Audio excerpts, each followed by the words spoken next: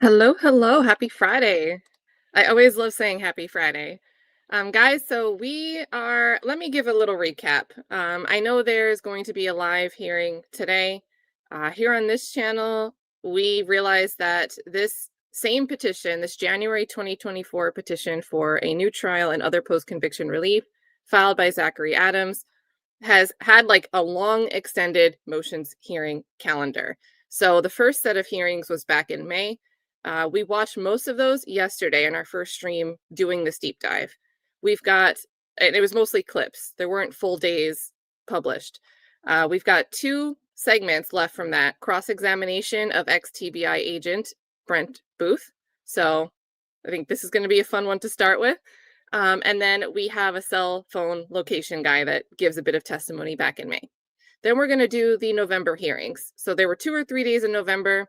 For one of those, we have the full day stream, and then we're going to be back to clips.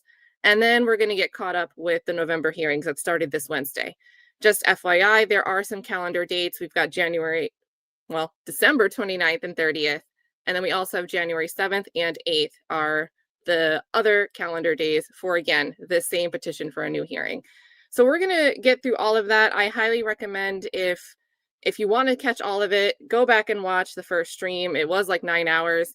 If you want to watch with us but don't know any of the case background, go at least watch the first 10 minutes of that stream or read the case background description in this video. That way you at least know a little bit about the case if you haven't followed it before. With that being said, you guys, I'm pretty excited to keep going into this. I mean, we were here for like 30 minutes yesterday and we're like, what's happening? We're going to keep going. There's more. So I'm really excited. I've been looking forward to this since we ended the stream yesterday. Good morning, everyone that's here already. We've got Slim Life in the building. We've got Martina Nem, who you were quite in the bushes yesterday, but every time you popped in, you had something great to say. We've got 6'9" Fun Size. Always good to see you. Slim Life starting with the super. Thank you so much. Says, good morning, Kat and everyone. Have a blessed day. In case no one told you, you're amazing, you're beautiful, and you're loved. Rest in peace, Holly Bobo. Yes, again, Holly Bobo is the victim in this case. Very young girl, nursing student.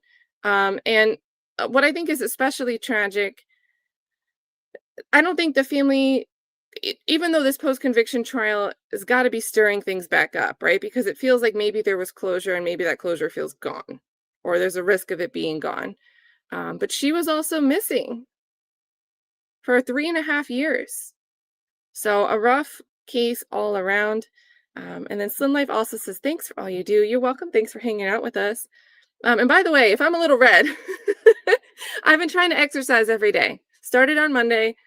Yesterday was the first day. It was so late I couldn't do it. So just got done with that and took a shower before I got live with you guys. So my face will stay red for like 30 minutes after I take a shower. So that's why I'm looking a little flushed. I didn't get any sunshine. Megan Santoro, good to see you. We've got Slim Life with the reminder to hit the like. Hey, created by EJF. Hope you had a great rest of your birthday. Was I late? I thought I was on time. Oh no, I'm sorry. Dizzy, good to see you. I feel like Dizzy knows all the ins and outs of this case. Mighty Mouse, good to see you. Good to see you. Trakisha in the building. Wishing everyone a good Friday. J Money, good to see you. The GOAT, J Money. Who else do we got in here? Scrolling through quick. We've got I Am Shout. Good to see you as always. Looking for other names here. You guys are chatting amongst yourselves. GV's in the building. We got Becca. Factual Lie. YP. And then Shaylee. I want to read the whole name. These @names are confusing me. And then C Mish, good to see ya. So here we go, you guys. This is only a 10-minute clip, but it does start at the beginning of cross-examination. So I don't know if it's going to cut off or if it's just a short cross, but we'll see. We'll see. Good afternoon. Does this case haunt you? Yeah. Tell the court why. Grueling hours.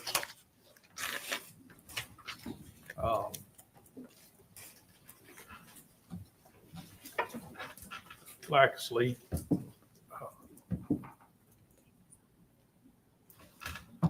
I've got a daughter. When this case started, she was a nurse. doing the same thing Holly was doing. Looks like Holly. Give me a second. It's not often in our job that you run across truly innocent victims. What?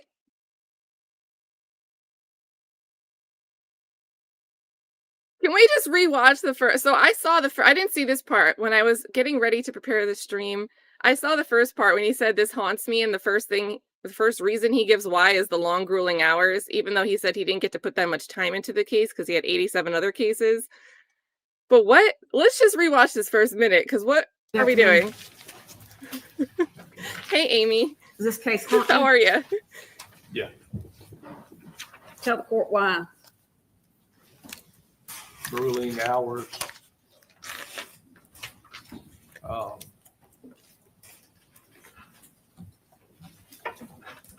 Lack of sleep.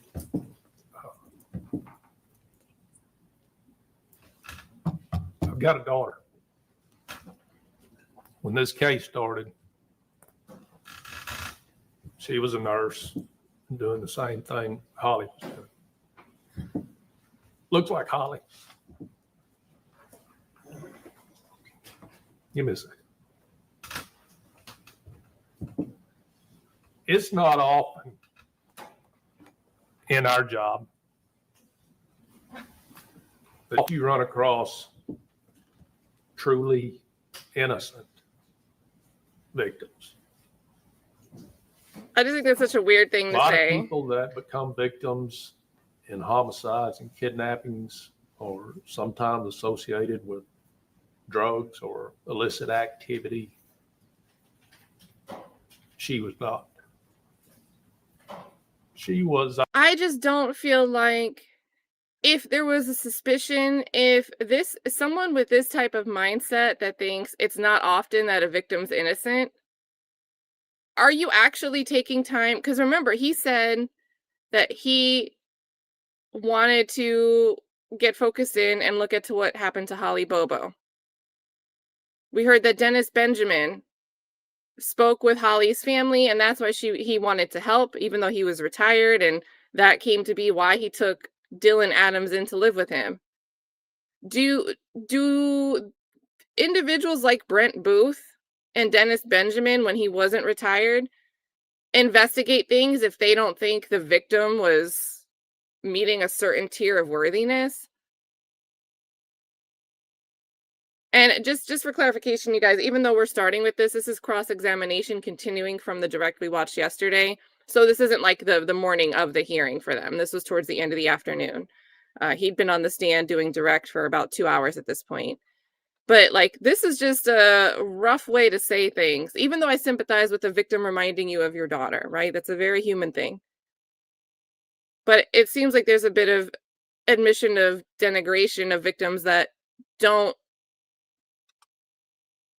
aren't relatable to you. I don't know. Good soul. True innocence.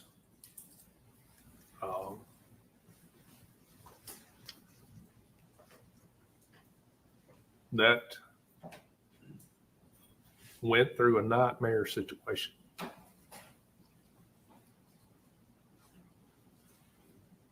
It was a horror when she walked out thinking she was going to school to take a test. When I saw the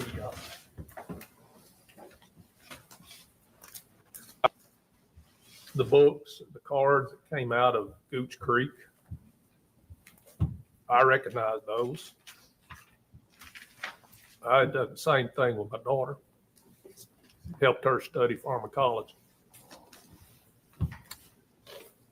That case reeled me in. Did it cause It was you close to home. I got the call at 8:19 that morning from Ricky Inman. God, won't ever forget it. And that started. I'd never seen an outpouring of people that were trying to find her, do anything they could in the early days of that. And what was your job on that scene? Day one, Terry and I called my supervisor. I told him what phone call I'd got from Ricky. I was on my way. I didn't live 20, 30 minutes away. I met him there. We pulled up. He was in front of me, pulled up right behind. I can tell you how many people all over the front yard of that place, all in the crime scene. Ricky was trying to secure the crime scene.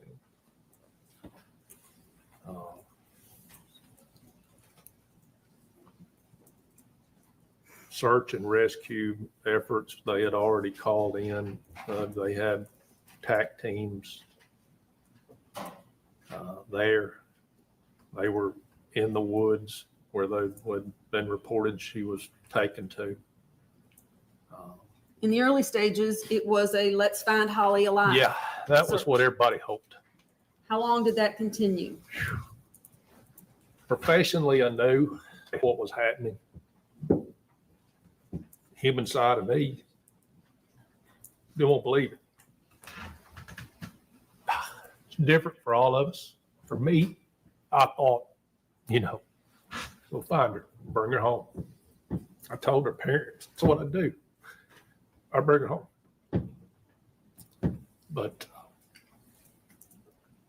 didn't work out that way. I'd hoped for the best. You always do. You always hope you'll find them alive. Why we do what we do now on Amber Alerts, endangered people, we've been doing it for years. They just attached the name Amber to it. Nobody really knew what we did and the veracity by which we go at it. But Amber's just a random name. yeah, I hope she was alive. And I went at that probably a lot longer than I should have, a lot longer than I knew professionally, statistically, what had happened. I knew she was probably dead in an hour and a half, hour and 50 minutes, statistically, according to the FBI. But you never give up hope. And you had a job to do. A job to do, and that job, day in, day out. On the side of the TBI building, probably all of them, some big words. Yep. What phrase is on the side of the TBI building? That guilt shall not escape, nor innocence suffer. That guilt shall not escape, nor innocence suffer. What does that mean to you? Relentless pursuit. That's on the TBI building. And I think for him, at least, he only applies that mantra to victims that he's endeared to, that he's personally endeared to. Guilt shall not escape, nor innocence suffer. Guilt shall not escape or innocence Guilt shall suffer. not escape, nor innocence suffer. What does that mean to you? Relentless pursuit of the truth. No matter where it leads you? No matter where it goes, what hellhole you go, you go. Did Zach Adams ever tell a church congregation, I couldn't have picked a prettier bitch? He didn't tell the church congregation. Did Zach Adams walk into church the day after Holly was abducted, raped, and murdered with scratches all over his arms and legs? No. Have you ever heard the phrase, you got to go to hell to catch the devil? Sure have. Been there. Does that apply to this case and this investigation? It does. For I don't know how many hours, you've heard recounting of IRs and evidence and facts and witnesses and things that were gathered in this investigation through the course of April 13th, 2011 until we stand here today was after we heard a lot yesterday about how there was evidence that the defense had to pursue after trial because it was never provided after a request from the trial attorneys in a usable file format, and then they found out it wasn't complete anyway, and they had to go through a whole long-winded process of trying to actually get the full ATM surveillance footage that, quite frankly, makes Dylan Adams' first storyline up that they said wasn't consistent because they only had a small clip of that video. And they didn't send an openable file to the defense anyway during trial. So then this same prosecutor, Amy Weirich, her team opens up another separate investigation, doesn't inform the defense about it, and uses an administrative subpoena to go and get that same footage. And the team that Zach Adams has now has to get the court to order them to turn it over. And lo and behold, now defense has to petition the court to, hey, can we amend our petition for a new trial to add all this stuff? Judge says yes. So all of this talk, all of this evidence from 2011 till today, but all day yesterday we heard about a critical piece of evidence something shady happened with, and all these weird steps to avoid getting it to the defense attorney, both at trial and this current defense team, played out. So what are we talking about here? All the evidence. Counting of IRs and evidence and facts and witnesses and things that were gathered in this investigation through the course of April 13th, 2011 until we stand here today. And he also, if I'm not mistaken, he also told us that they were ignoring reports. Part of it was because of the volume, but part of it was because they made judgments that some of them were nothing. And then eventually they go back later and go back to some report that mentioned Zach from the Kilsers. Everything that you did in this case made part of the record. Obviously so. Yes. And given to the prosecutors. Yes. Is it your job? Let me ask you this. Who's the ultimate judge of the truth of this case, of the guilt of anyone indicted? Who's the ultimate judge of that? Jury. A jury. 12 men and women from whatever community that the crime occurred in, correct? Sure. And you testified at trial. I did. Testified about much of what you've testified to here today. I did. From day one, you've been involved in this case, either out in the field, walking around on your own with fellow agents. Were there day-to-day planning sessions, day-to-day briefings, debriefings? Day and night. Morning briefings, afternoon briefings? Yep. And was the gist of those briefings everybody gathering in a room? What do we know? Who's been where? What do we know? Who's talked to whom?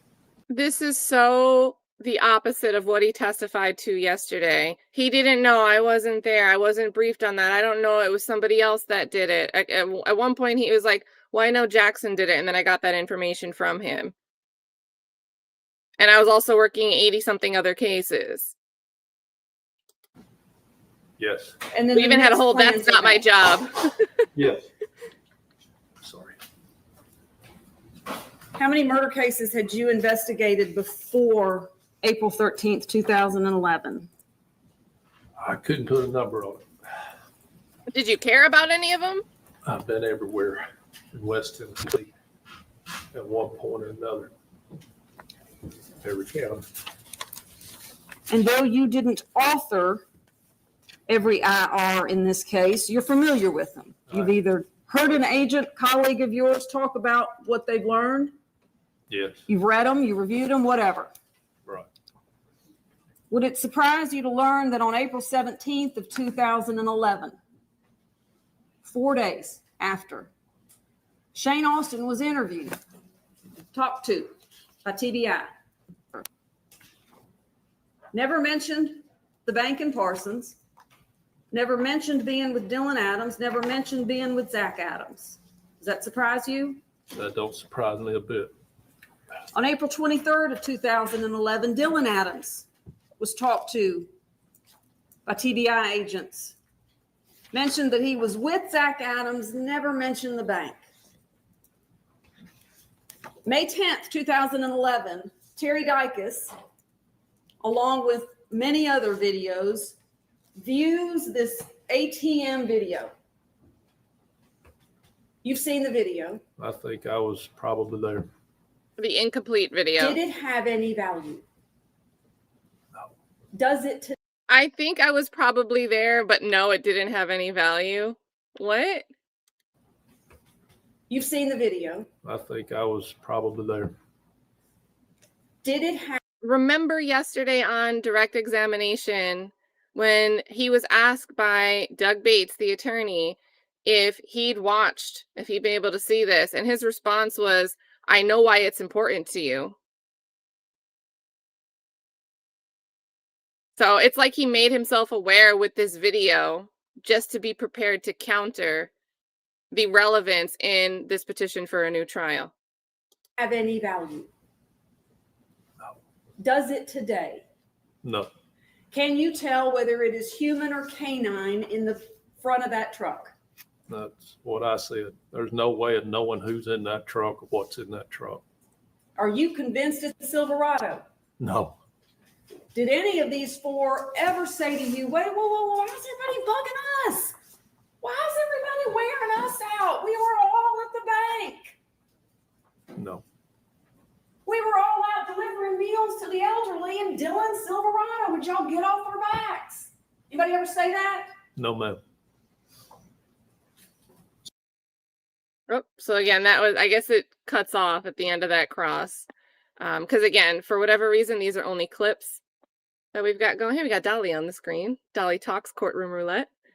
There was one more from the set of May hearings. We are on May 2023 now. It's a, oh, I think this is the video actually right here. Yeah, it's the same one. So we can just click it. So objections overruled. All right, get that one queued up. So unfortunately, I don't know if that cross continued. It's unfortunate that we can't watch a little bit more. But yeah, I don't know. I didn't see a clip for Redirect GV, unfortunately. If I find anything over the weekend, I went through like all of like the timeline of all videos and lives from Law and Crime and didn't see anything but those video clips. Even though for the November series, we start to see like 7-hour plus shorter clips. So it looks like they streamed a whole day, but then clipped it as well, like they do nowadays with their hearings. But yeah. And then Nem says, I've seen the coffee house cover of this case today. It was done a few years ago, and doubts at the end were massive even after the sentence. Next week, when we start rewatching the trial, the actual trial, like that's going to be a throwback. It's when Law and Crime was still Law News. Like we're going to have the old branding for Law and Crime, pre-Law and Crime. I think it'd be cool if we look at like the contemporaneous comments. I don't know if they had a chat. I don't think they had a chat feature back then, but maybe they did. But if we could look at some contemporaneous comments and see what the vibe was, because I'm honestly a bit surprised that people had questions before this series of motions hearings for this new trial. I think a lot of people I think my spiel criticizing Brent Booth for, as Aaron put in better words, doing like a comparative, like some victims are less than, that didn't sit right with me. But I also understand that it's human nature. I agree that Holly was innocent. Holly is a victim.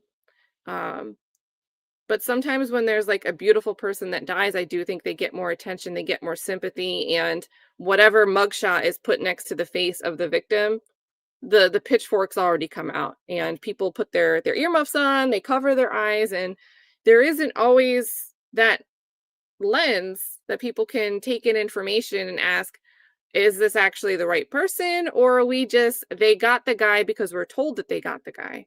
So I think as we go through those trial days, maybe at the end of each day, we can like look through some of the comments that came in during real time, like back then. So it's and just Shamrock, I forget what order the motions in limine were, but the orders yesterday, there was no clip of him coming back, but I went and looked at the orders that were filed. He granted the defense's petition to amend the petition, a motion to amend the petition to include, they can add all of the stuff about the ATM and surveillance footage. For the motions in limine, I think the second motion in limine was the reciprocal discovery. State wanted, I'll make sure they turn everything over. Defense was like, there's one matter we're still trying to get more information on, so we just don't have anything right now. And judge is like, well, I'll reserve ruling on that part, which I didn't see anything else. So I think the state was just pounding their fist, and there was no reciprocal discovery issue. So judge pretty much overruled that. There was the motion in limine about polygraph testing and voice stress testing results, that the state wants to exclude any testimony or evidence from testing like that. Judge granted that. And that's for this proceeding, right? This post-conviction, all of these hearings. And then what was the third motion in limine? What was the third? I forget what the third one was.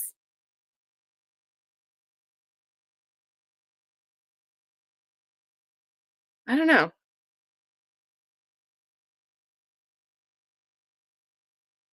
Yeah, I don't know what the third one was. Maybe it'll come up to me randomly and I'll blurt it out when I think of it.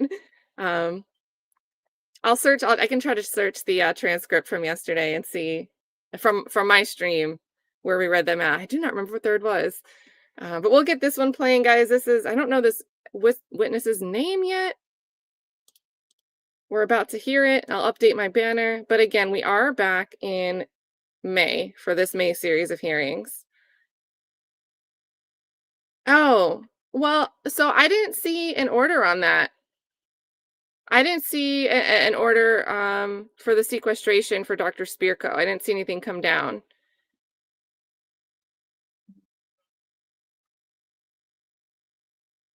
But I'll look. Give me a second and I'll end up looking. I'll just go find the order again. Duh. Do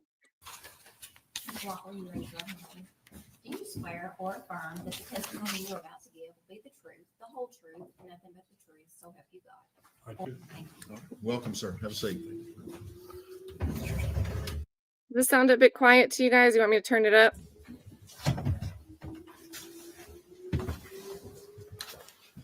All right, Mr. Bates, I should have done this while Marshal Walker was entering.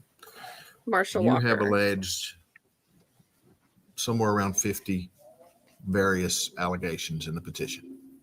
Oh. If you can give the court a general idea of where you're going to be focused on attacking this conviction, whether or not it's in the ineffective assistance of counsel realm, inappropriate conduct on the part of the state. Just give me a general idea as the witnesses come. Yes, Your Honor. This witness was in the original pro se filing of ineffective assistance of counsel.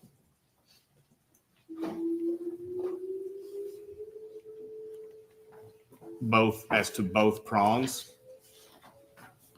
And because we have three attorneys, is it three defense attorneys that are alleged ineffective assistance of counsel? Is it just one or is it all three? This relates to both Jim Simmons and Jennifer Thompson.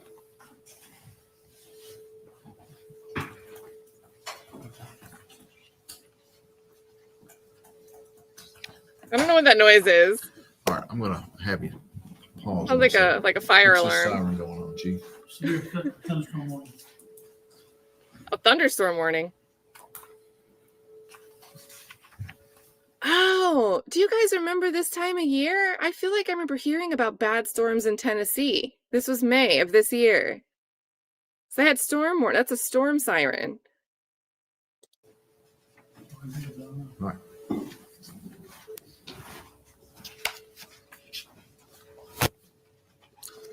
All right, when you're ready, Mr. Bates. State your name, please. And are you employed now? in the United States Marshal. Okay. How long were you a United States Marshal? 26 years, Is the proper way to address you Marshal Walker? just John. Okay, well, in court, Mr. Walker. That'd be great. All right. So, what is your education? I have an undergraduate degree in criminology, and I have a graduate degree in education. And Okay, so just Shamrock, it wasn't to exclude Dr. Spirko specifically, but it was to exclude the interview with Jason Autry, where he recants his statement that Spirko recorded. So it wasn't so you're right, but it wasn't, my brain was thinking, keeping her sequestered. I didn't see any type of ruling on that question, but it was about the Jason Autry recanting video. in one industrial technology. Okay. What did you do for work before you became a U.S. Marshal? I was a state investigator with the state of Texas for a couple of years. Prior to that, I was a law enforcement officer, about 35 years in law enforcement. Okay. What was your work experience as a U.S. Marshal? What did you do? I did a variety of things. My first few years, I worked a felony 1 murder trial in Washington, D.C. After that, I was the warrant coordinator in Eastern District of Texas from about 89 to 96. Means I managed the warrant files for the U.S. Eastern District. This covers 43 counties. Apprehending fugitives is what I did, ran a task force. And then after that, I worked in the Strategic National Stockpile Program, and I was liaison to the CDC, my last 15 years liaison to the CDC, Center for Disease Control, and the FBI's Joint Terrorism Task Force. Joint what task force? Joint Terrorism Task Force. Okay. The FBI's Joint Terrorism Task Force, my last 15 years. And did you spend time in your work tracking? Yes, I did that in Eastern Texas quite a bit. Okay. How many years work? 6. And We had a variety of ways to catch fugitives, and one was tracking cell phones. okay, was finding fugitives a part of your work? It was my main job. For how many years? 6. All right. How do you find a fugitive? What were the things that you did as your time finding fugitives? No, there's 100 ways to find fugitives, through interviews, through electronic surveillance, through just good old police work finding fugitives. We just got to find out where they're at. There's a number of tricks in the trade that we have in the Marshal Service. Some are unique to just our agency, and some are just common knowledge. Okay. At some point, were you called to come to Decatur County, Tennessee in 2011? I was sent over by the FBI's Terrorism Task Force And to work when the was- Holly Bobo abduction in Mississippi. Okay. How soon after the abduction date of April 13th? I was there the following week. I Okay. think the following Monday, I believe it was. At that time, how long had you worked in tracking fugitives? At that time, 6. I spent 6 prior years and helping other people at time to time, but at least 6 years. What was your knowledge of using 2G cell service networks at that time to help track fugitives? Excellent. That's Eastern District of Texas. Is rural counties. There's 43. It's very similar to Decatur County. Rolling hills, trees, lakes. That's the way we tracked fugitives in Eastern District of Texas with 2G, because we didn't have 3G. The towers were anywhere from 5 to 10 miles apart, and you use 2G technology. 3G overlaps. You have triangulation. You can get exact location. That's like in urban areas, but in rural areas, you don't have that. You have to rely on 2G towers, and that's what I'd done a number of high-profile cases. We call them major cases, and apprehending fugitives doing that. And what was to the extent you can say, what was your training and education on these issues?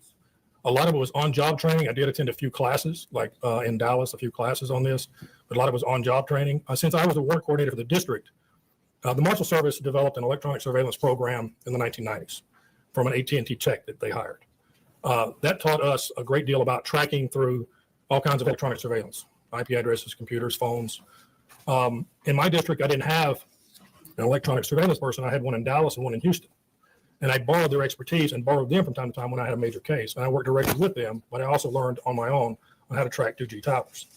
It's not that complicated. I can explain in detail how it's done. Do it Now, right now. Your Honor, is he offering him as an expert? I am, because one of the issues of error is that Miss Thompson, You don't have to explain why. Let's just get through. Are you tendering him as an expert witness, and in what field? tracking fugitives using 2G network. Has there been I don't even know. disclosure about this? No, he was not allowed to testify as an expert at trial. He was offered by Ms. Thompson as an expert. He was voir dired by the state, and he never was qualified in Judge McGinley's eyes as an expert because he's never been offered as an expert, tendered as an expert, or used as an expert in cell phone devices previously, prior to trial. And he just testified that he's had on-the-job training and he's attended some classes, and the state would submit that that doesn't. So this right now, if you haven't been following along, right now, this is the prosecutor. This is Amy Weirich saying that it's not enough for you to just take classes to be qualified as an expert witness. This is rich coming from a prosecutor. Holy moly. Expert in cell phone devices previously, prior to trial. And he just testified that he's had on-the-job training and he's attended some classes, and the state would submit that that's not enough to warrant expertise. So the issue, Same issue as we had at trial. the issue at trial was Ms. Thompson tried to certify this expert as a quote cell phone expert. That was a mislabeling of the expert. He is an expert. Under Rule 700 series, you can be an expert based on either your education, your training, or your experience. He was never tendered to be an expert as tracking with 2G network, which consumes a lot of different areas. Again, just want to remind the court, most of this trial, I am using the witnesses who testified to show what should have been presented by a constitutionally competent attorney. This is the first of such efforts. State would submit tomato. You can't come in and. Well, I'm going to allow the question as asked to explain what 2G tracking is, and I think that was the question. Mr. Bates, was that the question? Yes, Your Honor. I want to hear what his explanation is, and then I'll make a determination whether or not. it would be easy if I had a board to draw on and try to explain this. Is that Well, that's possible? between you and your attorney, sir. What do you have? A board to draw on, so I can explain it, something I can draw this out. I mean, I can try to explain it to you, but it's easier to follow along. Your Honor, can I have 2 minutes of indulgence? Yes, let's do that. Be seated, please. Oh, they cut it for us. You may, but hold on 1 second. One crime with let's the bring up editing. Laura. You can have seats just for this. All right, ladies and gentlemen, there is significant weather in the area. There's a thunderstorm that's going to push through here with estimated 40 to 50 mile an hour winds, but it shouldn't last but about 30 minutes. It's going to be a quick push through. So at about 10 till 10, wherever we get with this witness, I'm going to recess and ask that everyone just stay away from windows in the courthouse. That's the EMA director doesn't think we're going to get a tornado, but just for safety purposes, we're going to be away from these windows. Okay. Understood? Yes, sir. All right. You may approach, Mr. Bates.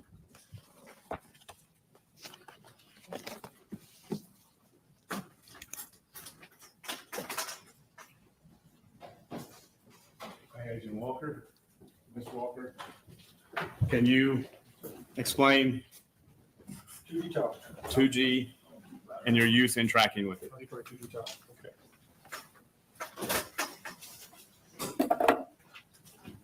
Let's see. First of all, 2G tower is not like a 3G tower. 3G, 4G, 5G, those are overlap. 2G is in rural areas. They're in rural areas, and what happens is you can't get triangulation, so you get a signal off of the tower. And that signal is a certain strength to tell you how far you're off the tower. Now, towers in eastern Texas and Decatur County, I'm going to talk about Decatur County towers. Decatur County towers are north-oriented towers. That means the top of the tower points this way. This is an aerial view looking down. You have 3 sections in a tower. You're going to have sections, and these are clockwise. Some do ABC, some do different rotations. The 3 towers are AT&T towers. They're north-oriented, and there are 1, a 2, and the 3 in the sections. And these towers are sometimes like in the shallow road over here is 7 miles away from the Cox Road Tower. They're 7 miles apart. So what you're going to get is when you have this tower that's like this section may Looks so cover up to confused. 5, 6, 7, even 10 miles out.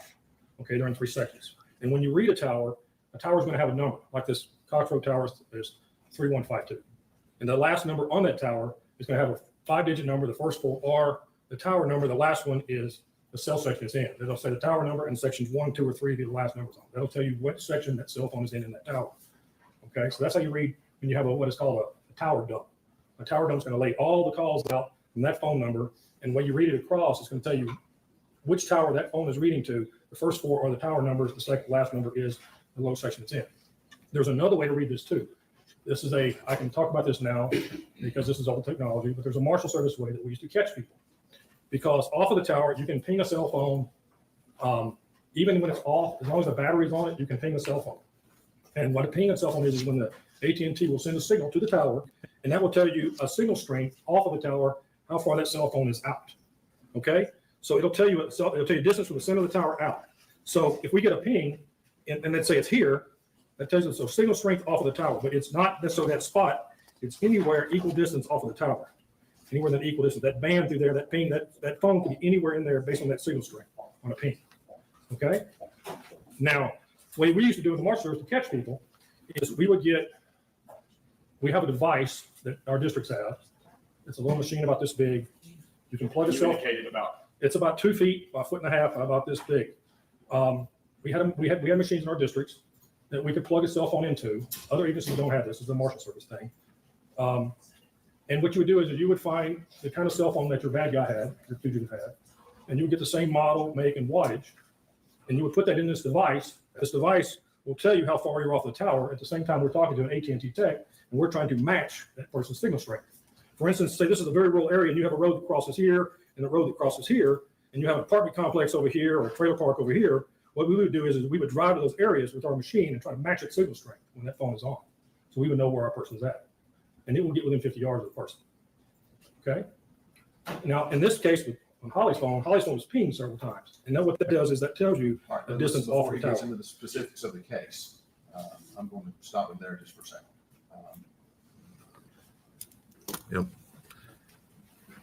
The rules of evidence do allow that if scientific knowledge could help, in this case, the court understand what his testimony is going to be about. He's had 6 years of tracking experience through the U.S. Marshal Service, clearly has an understanding, at least of the 2G towers. I'm going to allow him to testify as an expert witness in this. Sorry, Amy. Not Amy E. We love Amy When you E. were called to come up to Okay. Decatur Amy Weirich. County, did you come up as somebody to help lend your services with your knowledge? There was a Marshal Service person sent over to help out of Nashville that I know. The problem is the TBI was not sharing information, and the FBI was sharing information. So he got frustrated and left. John Mayer, the supervisor of the TBI, noticed that John Mayer. myself and then my partner were looking at the cell phone data pretty seriously about trying to figure out where her phone tracked, because where her phone tracked is probably where she was on. And he knows Is he done with this board? Did he sit back down? You sit back down, you're gonna use it. well, I'm going to use it. I can sit down for a moment. Yeah. But it's just, I want to draw out Holly's tracking if I can later. All right, whenever you get to that. Okay. He asked us to, if we could map Holly's cell phone. And I said, yes, I can map it. And for the first several months, I continued to ask TBI that I needed this AT&T device so I could figure out where the end of cell sections were. The device would tell you when you ship from one cell section to another cell section. And I didn't have that. I had a very vague area where the cell sections were. So for the first 6-7 months, I was trying to do it on just a basic idea about where the cell sections ended at. I didn't know exactly where they overlapped at. And finally, after about 8 months, Terry Dicus was able to get a AT&T tech there, and that AT&T tech showed up with that machine, and I rode in the back of the car for a better part of a day while the AT&T tech drove me around, and I mapped these cell sections where they broke at. And this machine that they had was more fancier than the ones we had, because it had 4 phones that were exactly like Holly's, same make, model, and wattage. AT&T phones like Holly's plugged in this machine. I rode in the back of the car, and I mapped the cell sections. And the way this machine works is it puts a little colored dot, about the size of a punch out on a notebook, little colored dot on the roadway as you drive around. And the colored dots are different colors compared to the sections. One's pink, one's blue, one's red, and all towers have different colored dots. So when you drive around, you can easily map where these spots break at. Because once you do that, you can take where Holly's phone's at, where it was at, and where it registers in certain cell sections, and you can map out where her phone travels. Now, this does not work in urban areas because there's too many possibilities for roadways. But in an urban area, the roadways are a rural area where the roadways are far apart, you can map this. And at some point, did you create a map? Yes, in 2012, I created a map. If I may, I have one for the A bench copy and one for the How, witness. that's of how Holly's phone traveled. Yes, Your Honor. It's how it traveled between 7:45, well, actually 8 a.m. and 9:30. You said one copy for me. One copy is for you. You hand one to the court, please. Yeah, this is an overlay of the map. This is what I was originally working with, the overlay. This is me driving around with AT&T, figuring out where cell sections break. Okay, so to be clear, the second page of this is a map with multiple colors. Yeah, that's just an overlay. That's the original overlay. It needs to be more accurate. You need to have roadways on that when you drive. When I drove around AT&T, I was able to map roadways. And I made my own map. And I did have one in the file, the TBI file. Okay. And the first page of this, That's me riding around AT&T, figuring out where cell sections break out. you created both of these documents. Yes. No, I didn't create the first one. AT&T did the first. The second one, AT&T created that. That's AT&T. That's one that was given to you. Given to me during the first month I was there. And is this, what was given to you, is this used in your tracking? It was a general idea, but it wasn't specific enough. I needed more specifics. Okay. Your Honor, I move to enter this as a collective exhibit next. Objections? No. Or without objections, we'll mark this as Exhibit 4. Were you able to use your experience and training and develop a route based on Ms. Holly's pings? Yes. No, well, not only her pings, but when somebody called her phone during that 8 a.m. to 9:30, it would register in a cell section. So I had cell sections and pings. So that's distance off of the tower and cell sections, a number of those. And it became real clear because the way the towers line up, it became real clear that her phone left at 8 a.m. and went straight to the freeway. Because at 8:11, if he would have ventured over to Bible Hill Road, it would have been on the Parsons Tower. And if at 8:11, it would have ventured over this way, there's a real powerful tower over in this other section of the human tower, it would have been on this. So it was real clear it went straight north. At some point, did you reduce your work to a memorandum of sorts? Yes. Well, I made the map first, and the map was there for quite some time. It's I did do a memorandum on it to TBI when her remains were found, and I have a reason why I did that. Ms. Franks, you got another exhibit, please. All right, let's pass that one to the court reporter for Exhibit 4. Judge, what was 3? 3 is a transcript that we're going to supply to you.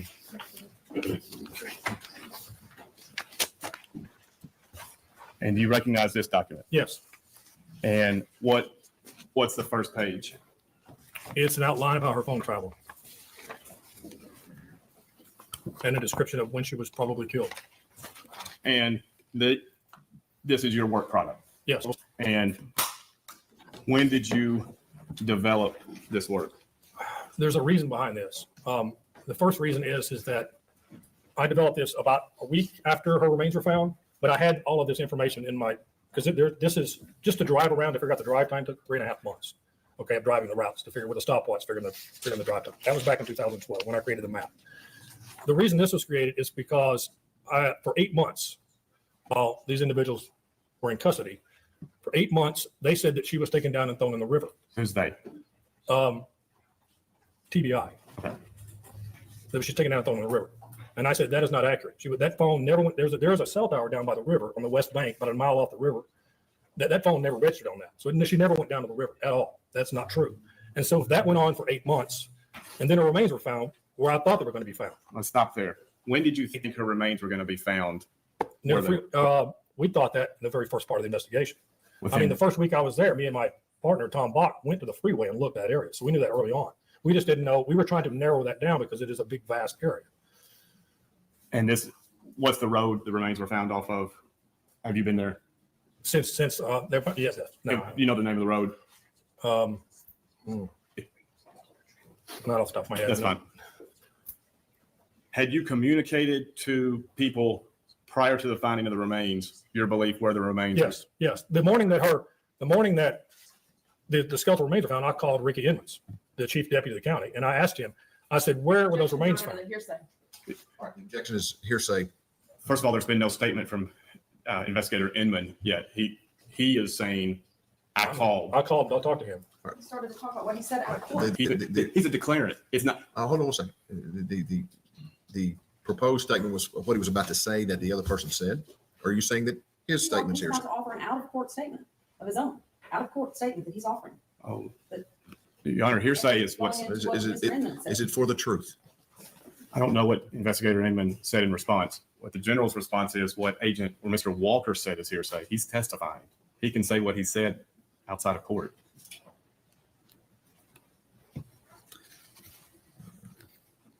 But it's being offered in court. The question is it for the truth of the matter? So the objection is sustained. It is hearsay. But I've got to hear what it is to find out if it's for the truth of the matter. We're talking about Inman. I'm talking about Mr. Walker's statement. Too. Respectfully, Your Honor, under 801, a declarant is a person who makes a statement. Hearsay is a statement other than one made by the declarant while testifying. While testifying. Yes. So it's not hearsay. He's testifying today. Hold on, Ms. Walker. I'm sorry. The statement that he made out of court is hearsay. If he's going to say, I said this 6 years ago, he is the declarant making that statement. Now, it's hearsay, Mr. Bates. Now, again, I'm going to hear it anyway because I've got to make a determination if it's being offered for the truth of the matter. Your Honor, if I can just briefly, this is a classic example of an argument we've had for years. So go ahead and put your position in, Mr. Bates. I understand he's the declarant and he's in court now. That's right. But him saying I said something out of court, if it's being offered for the truth of the matter, is hearsay. And respectfully, the reason it's not is because the witness is here to be cross-examined. That's not an exception to hearsay. We're getting in the weeds here on an well, issue. I'm going to hear what he has to say. Okay, Please proceed with the questioning, Mr. Bates. What did you tell? You called investigator. I called investigator that morning and asked him where the remains were found. And he said, up there near the freeway where you always wanted to look. And I said, oh, exactly where they? He described by the Verizon Tower. And I said to him, those are Holly's remains. And he said to me back, he says, well, that hasn't been determined yet. I said, well, they're Holly's. Because that's where I always wanted to look with him and Barry Dicus at the freeway. Because that's where this map led. That's where she should be. Okay?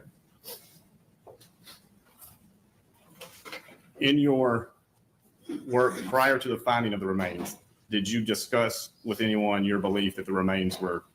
Yes, co-workers, friends, TBI agents. What made you say the remains would be where they? Because her phone tracks to the freeway, the shallow road tower. I think it's 109.6 of the tower, section 1. It tracks to there, and it spends about 25 minutes there. It's there around 8:30, and it departs that area around right before 9 o'clock toward the Cox Road Tower. Her phone goes straight there and spends about 25 minutes there, and that's where her remains were found in that cell section of the shallow road tower. You produced a map at some point. Yes, I did. And 2012. when did you produce the map? 2012. After I rode with AT&T to figure out where the cell sections broke out, it took me about 3 months because I had to drive the routes with a stopwatch to make sure that things match, because it doesn't take much that if you drive the wrong roadway, you end off the timeline. You have to make the timeline match to where you're in this cell section and this cell section, and the pings match also on top of it. You have to make it match. And when you match those things up, there's one route. Did you determine,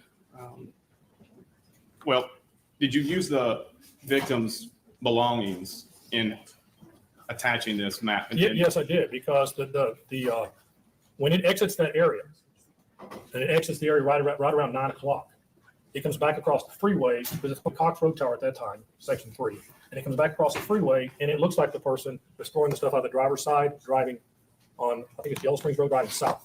And they threw it out for about a mile or maybe 3/4 mile, and they stopped as they went south. Got more editing.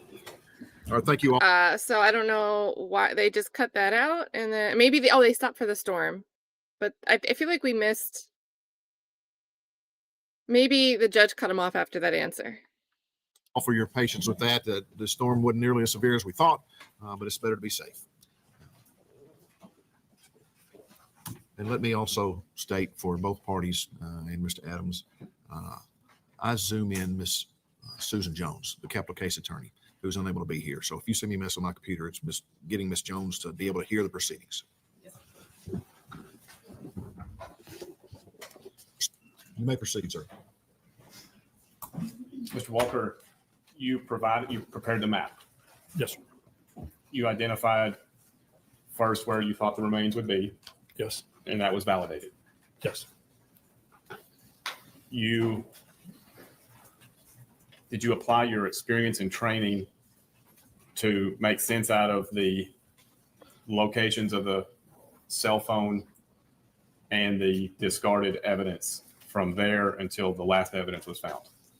Exactly. I always thought that the route ended at the Gooch Creek because her lunchbox was found at the creek on Gooch Creek Road, the creek there. And when I talked to the person that found the lunchbox, they said that it was, Objection, Your Honor. okay, I'll take What's the objection? Hearsay. He's about to testify to something somebody else said, so objection sustained, but you can rephrase your question.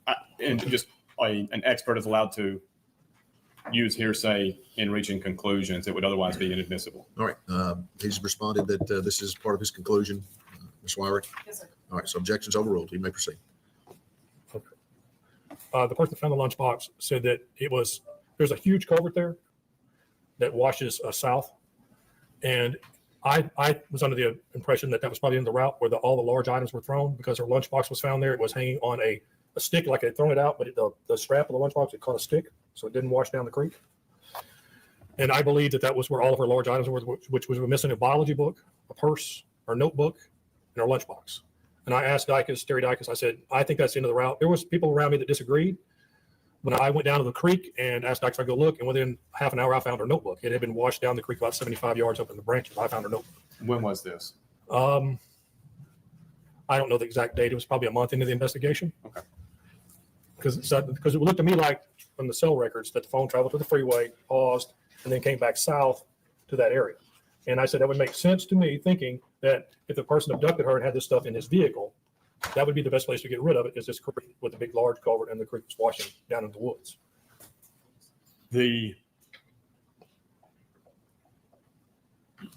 Have you been physically to the places along this route on your map? Many times, because I had to figure the map out by driving it, by overlapping, like I said, by overlapping cell sections, pings, drive times. You have to make the roadways match. You can't be out in the middle of nowhere. You have to make it all match. So, I've driven this route more than 50 times.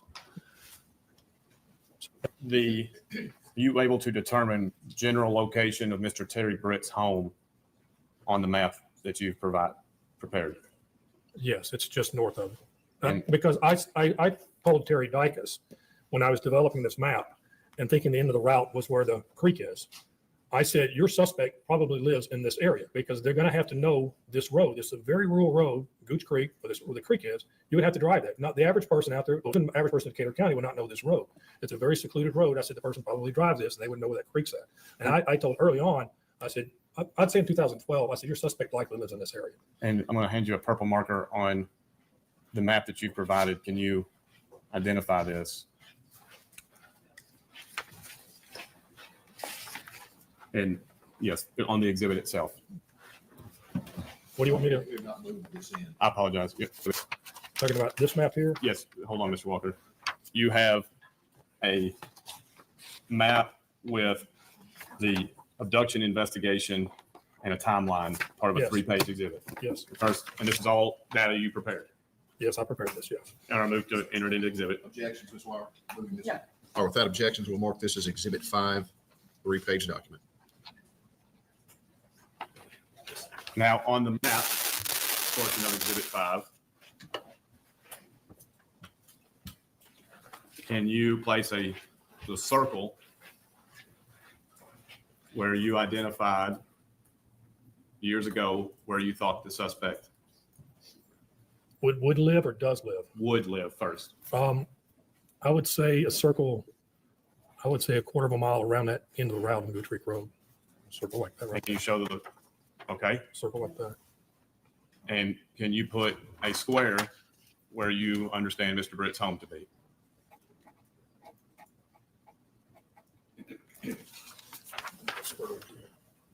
And show the general, please.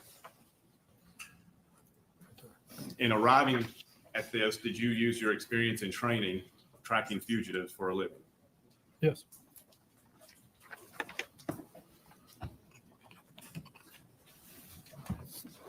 You sent Exhibit 5 to the TBI after the remains were found.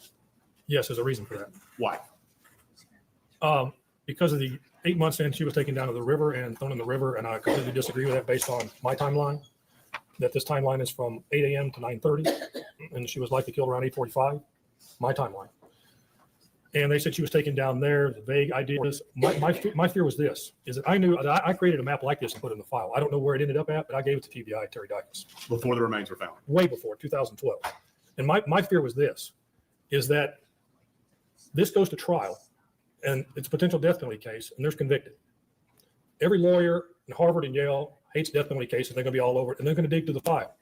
And I had a moral obligation to bring this up because not only that, but I was fearing Brady material that later on, they're going to dig through the file, comb through it, find my map in the file, and say, why did I not bring up Brady material?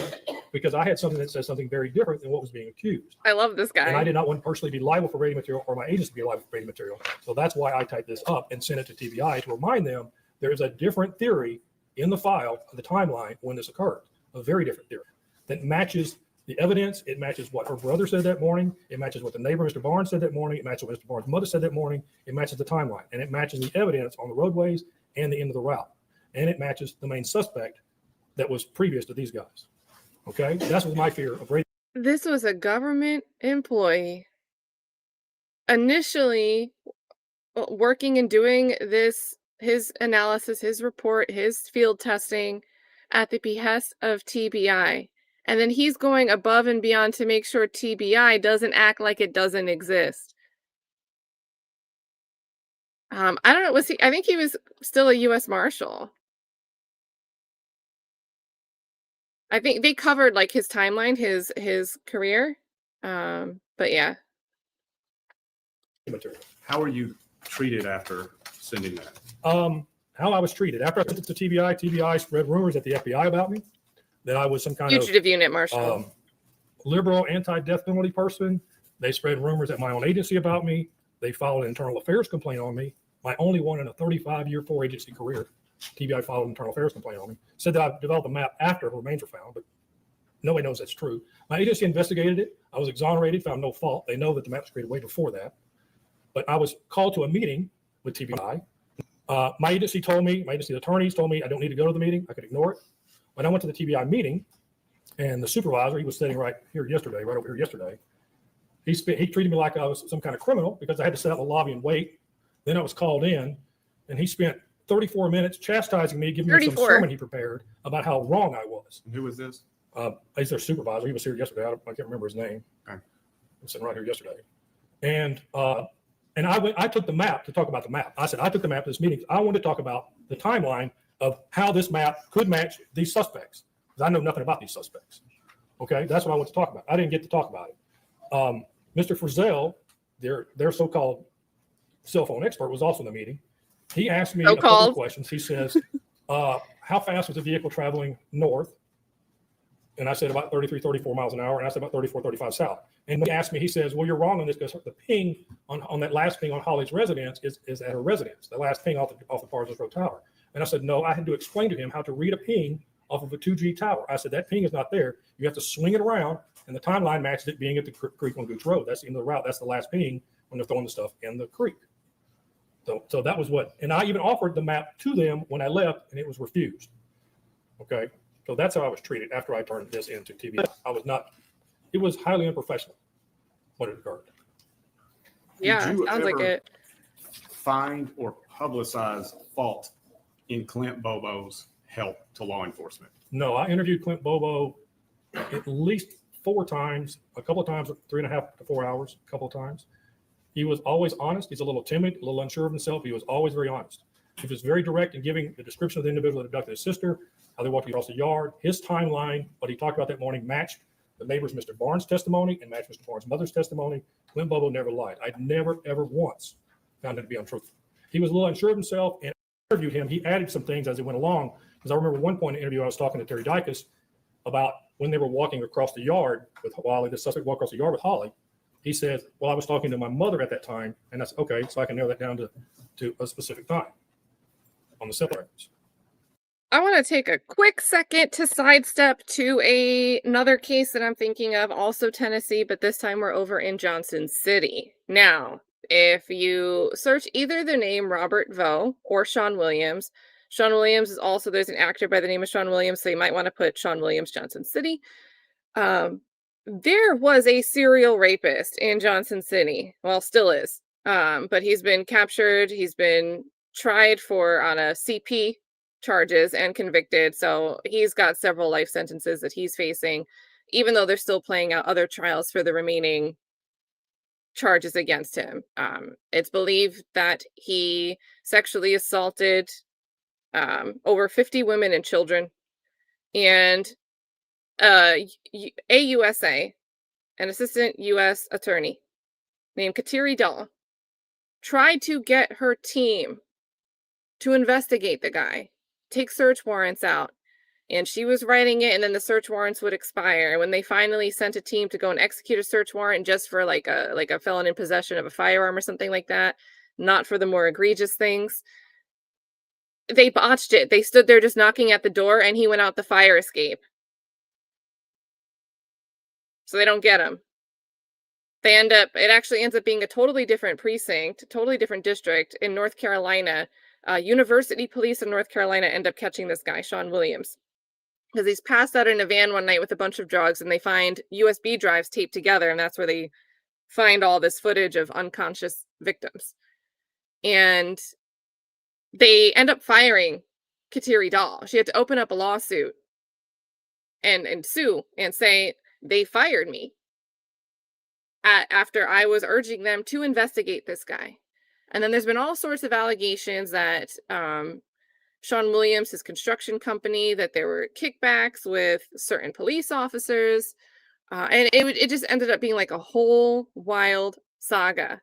And I know it's a different city, but it just seems like such a parallel. You have this guy sitting here saying, we did these examinations. TBI wanted me to go around and do the field work to test this out. But as soon as something points to a different killer, Terry Dicus doesn't like that theory. I have to remind TBI. Then I start getting like this retaliatory disciplinary finger wagging at me, which I'm totally exonerated from now.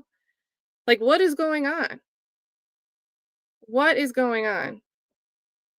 And again, this is all after we hear Terry Dicus only gets a limited portion of the ATM, the BP surveillance video. That's the same officer that didn't want to get the whole thing. Like, what are we doing? What are we doing? We're like 7:56. At some point, you understood there was a trial in this case. Yes. And did you ever see the TUI letter sent to Susan Gibson? I don't know what that is. Okay. Talk about your communications with Zach Adams' defense attorneys prior to trial. So how many months or years before trial did you sit down and? I met with the prosecution about a year before.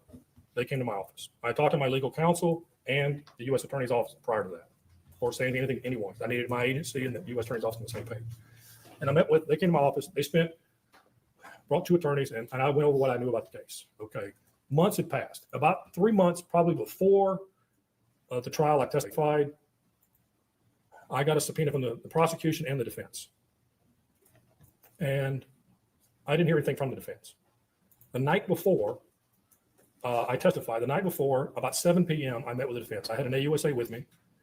Let's stop right here. Okay. Had you sent emails or had you received emails from Mr. Adams' attorneys? No, I had not communicated other than we met the night before. I mean, private investigators? No, nobody. I had not talked to the defense.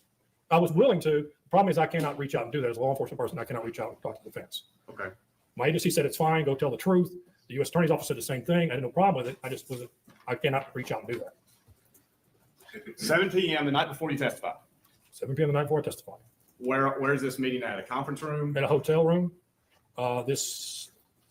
It's one just south of here. It's 8. I mean, Super 8 or something like that. Hotel room. All right. Who's in the meeting? The AUSA is with me. His defense counsel's there. Which one? I don't know her name. I just got to think of it. Well, it's female. Female. Okay. Female. I had a lot to talk about, a tremendous amount about how this all works. That I didn't want to be a cell phone expert because my agency, that's a very complicated, big thing. I knew certain areas. I want to talk about that. I talked about what I knew about the case, the history of it.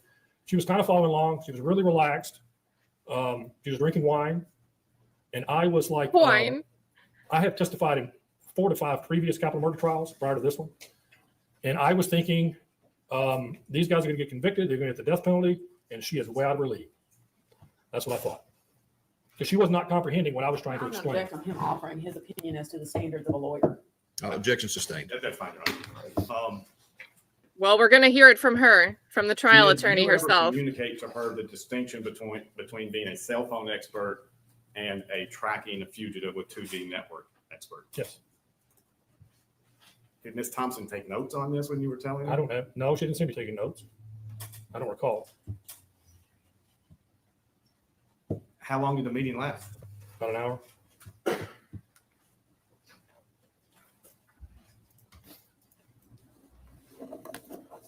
You then came to court and sat right where you're sitting the next day. Yes. And Ms. Thompson attempted to certify you as an expert in cell phone expert. Exactly.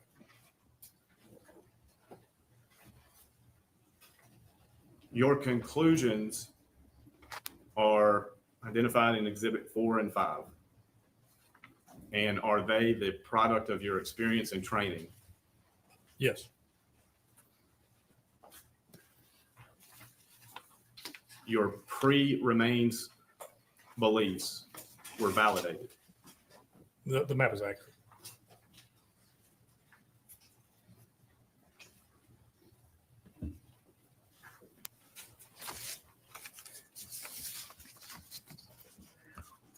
Were there other items of physical discovery that you discussed with TBI in this case? Was there any other physical evidence that you discussed with him? The prosecutor discussed the hair evidence. The state discussed with you hair. I discussed with them. When they met with me in my office here before the trial, Jennifer Thompson, the attorney. Jennifer Nichols said that's the first time she'd heard about the hair evidence.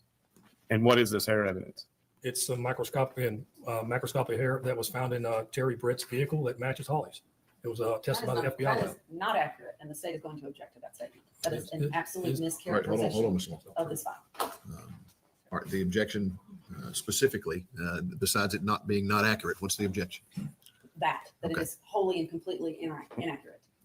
They can Response. That's for cross-examination. If something's not accurate, that's how you. All right, you can address it on cross-examination. Yes, sir. What did you tell General Nichols? That I was. Objection to the hearsay. It's not offered for the truth of the matter, Your All Honor. right, I'm going to hear what he has to say. I told her that the suspect was Terry Britt. He matched his description. I talked about the hair evidence. I talked about the map, the route that the phone traveled, how I mapped it. I think what else I talked about? Pretty much what I knew about the case. Did you mention this hair? Yes. And what did you tell her? I told her there was a microscopic hair that matched Holly's, same color that the FBI lab looked at. And you have understanding of what happened regarding distinctions between Holly's hair and the hair found on Mr. Britt's? Let's say that again. You have awareness of the distinctions between the hair and Holly's hair? Or do you have any awareness of that? Distinction between them? No, I just know I was on the conference call when the FBI called and talked to Barry Dicus and Art, the FBI. I was on the conference call with the FBI when they were talking about it. And when you're discussing this with General Nichols, what was the reaction? She said she never heard about it before.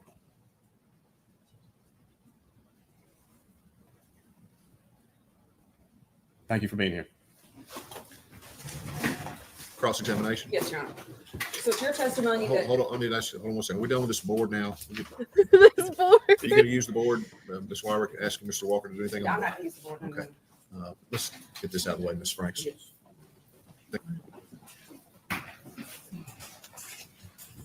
When were you last on the case in your official capacity as an employee of the United States Marshal Service? Because here today you're here as a citizen. Right. I got some concerns and I need the court to hear my concerns. There's no TUI letter allowing you to be here today, right? No. So when you retire from a federal agency, you don't still have to get a TUI letter to testify in court I was given permission to testify by the U.S. Marshal Service. in the original trial. But not today. Not today. Okay. I'm So- a private citizen. You're a private concerned citizen. When was your last? This is so rich when we have the retired officer, Benjamin Dennis. I'm getting confused because you guys are talking about Detective Dennis in the chat. retired police officer, but he's just going to have a person of interest come live with him as a condition of probation for a federal charge. Dylan Adams. As a good concerned private citizen. But now we're going to take issue with this. Involvement in this case as an employee of the United States Marshal Service. It was, I want to be accurate. How about 2013? I believe 2013. Okay, 2013 was the last time Yeah. that Mr. I Walker. don't know the month of 2013. Sometime. That's fine, but the year 2013. Yeah. All right. And is that when you retired? No. Retired in 21. You retired in 21. You were taken off of the case in 2013. No, I was just at other duties. I was not taken off of the case. Reassigned I- to other things. I participated in the case as an assistant, and I was busy doing other things. Other things happened. Okay. So in 2013, you're no longer involved in briefings on the Holly Bobo case. That's yes. Yes, you were not, or yes, you were. I was not. Okay. So it's in your rearview mirror and you're moving on and working on other cases until the trial came up in 2017. Yes. Right. Okay. Are you aware of the fact that new information came into the Tennessee Bureau of Investigation, the Federal Bureau of Investigation after 2013? Am I aware? No. I was called a couple of times and asked some questions along the way by the investigators about people I've interviewed, but I was not working actively on the case. No. But I know you weren't working on it, but are you aware that new information was made available, became known after 2013? I was hearing rumors. I'm sorry. Rumors. Okay. About like how she was taken down to the river. Rumors. Okay. Certain things But like you that. weren't involved in any of that. No. Right. Do you know who Anthony Phoenix is? No. Do you know who James Darnell is? No. Do you know who Carl Stigler is? No. Corey Rivers? No. Sean Cooper? No. Chris Swift? No. Jason Kirk? No. William Bell? You know any of these people are? No. Okay. And it's your testimony that you knew where Miss Bobo's body was going to be found. Is that what I'm understanding? I knew it was going to be in cell section 1 of the Shallow Road Tower. Well, I didn't know her body was going to be there. I know that was she was taken and probably killed at. You knew. Okay. But yeah, So you went looking for her. many times. With whom? Terry Dicus, the chief deputy of the county, with a neighbor that lived up there. One time I was up there looking and a neighbor was there. Did you find her? No, of course I didn't find her. Right. Because it is a huge area. It is wooded. It's vast. It's a massive, huge wooded area, Yes. right? Yes. And am I understanding your testimony that it is your expert opinion that her cell phone was with her when she was murdered? Yes. What do you base that on? I base that on, it was probably in her right back pocket when she was abducted. I'm not asking about when she was abducted. When the bullet was put to the back of her head by James Autry and Zach Adams, is it your testimony to this court that her phone was on her at that time? I'm not going to comment to that because I don't believe that. Okay, then in the world that you're functioning in, it's your belief that Terry Britt, let's just say it. Let's just bring it out. Terry Britt put that bullet at the back of her head. Is that your testimony? That's what you're gonna tell this judge? I believe. Answer my question. Yes. The witness is allowed. I do believe that. That Terry Britt put a bullet at the back of her head. Yes. Okay, so when he did that, for this hypothetical scenario of yours, was her phone on her? It was either on her or in his vehicle. Okay. On her, still back in her pants pocket? Well, since the phone traveled south, it was probably in the vehicle, In the vehicle. Okay, which vehicle? his small truck. Okay. Are you aware that the Tennessee Bureau of Investigation wired his home? I'm aware. All right. Cell phones, landlines, they were listening to everything. Yes. Are you aware? Where was Terry Britt's phone that day? Probably at home. But you don't know. It didn't register on the tower, so he didn't get any calls. Where was Zach Adams' phone that day? Do you know? I believe it is residence on the Cox Road Tower, from what I understand. Okay. Where was Shane Austin's phone that day? They were not near Holly's. Really? Yeah, I know that. Where was Jason Autry's phone that Not day? near Holly's. Sir? Not near Holly's. And where was Dylan Adams' phone that day? Not near Holly's. And what are you basing those answers on? Looking through the tower dumps, reading every single phone in the county. I mapped every phone on the AT&T and Verizon to match them to see if anybody's matched Holly's travel. And there was only one phone of a lady that lived up north near the freeway that semi-matched the route. You got information from AT&T? The tower dumps, I got them from Terry Dicus, You got it from TBI. TBI. When was Terry Dicus removed from this case because he lost objectivity? I do not know. Terry Dicus called you. Hold on. So we're gonna discredit this expert's work because TBI also sucked in a different way. I don't think that's very good for the state to argue, but okay. In, make sure I get my years right here.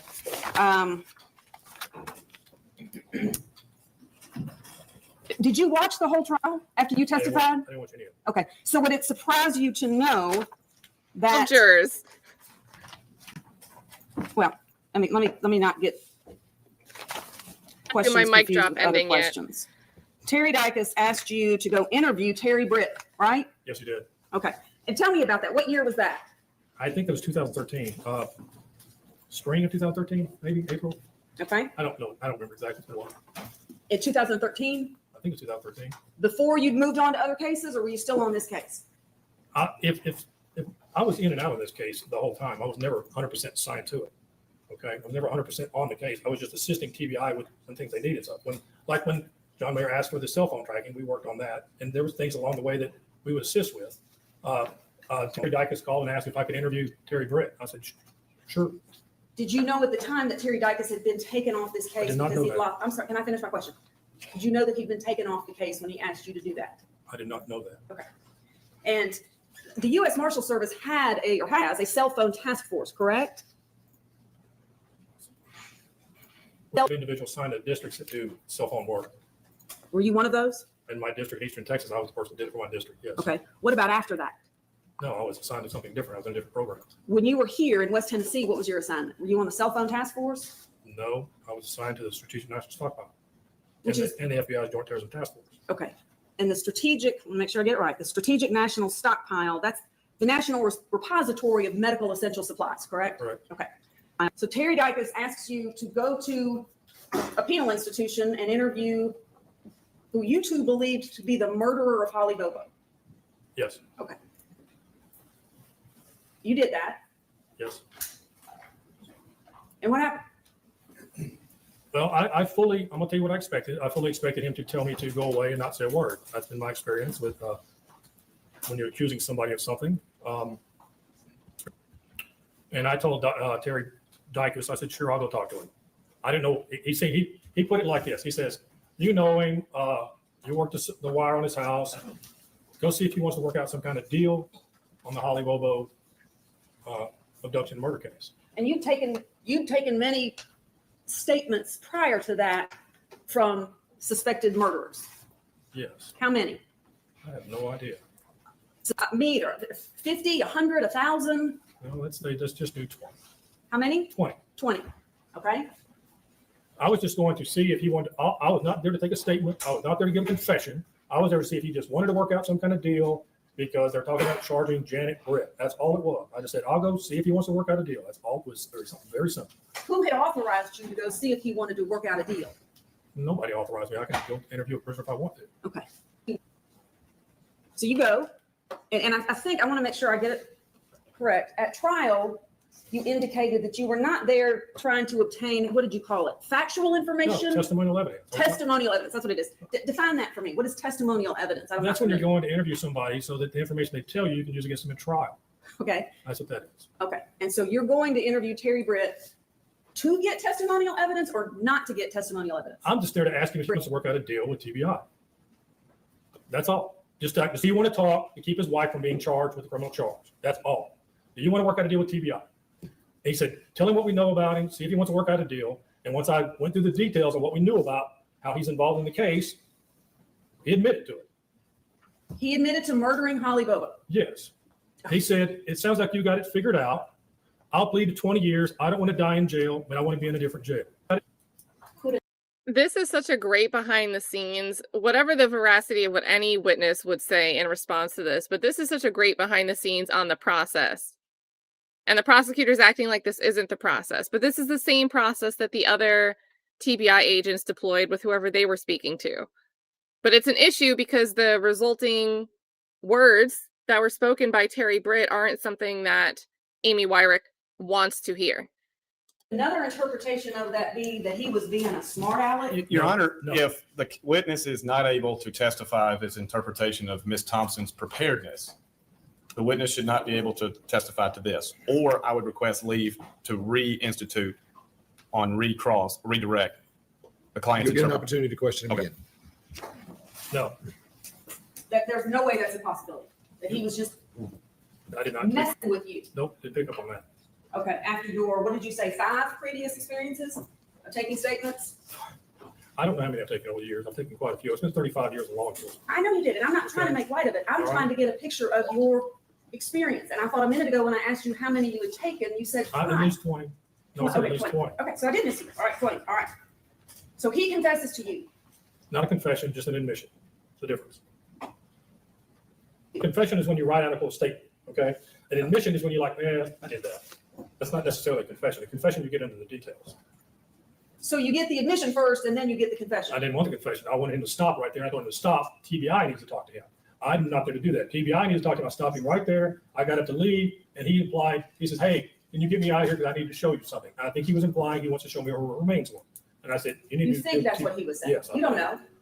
I'm pretty sure that's what he was saying. Okay. Oh my gosh. Did you Mirandize him? No. How was anybody going to use that in court? I wasn't there to get anything for court. I told y'all that.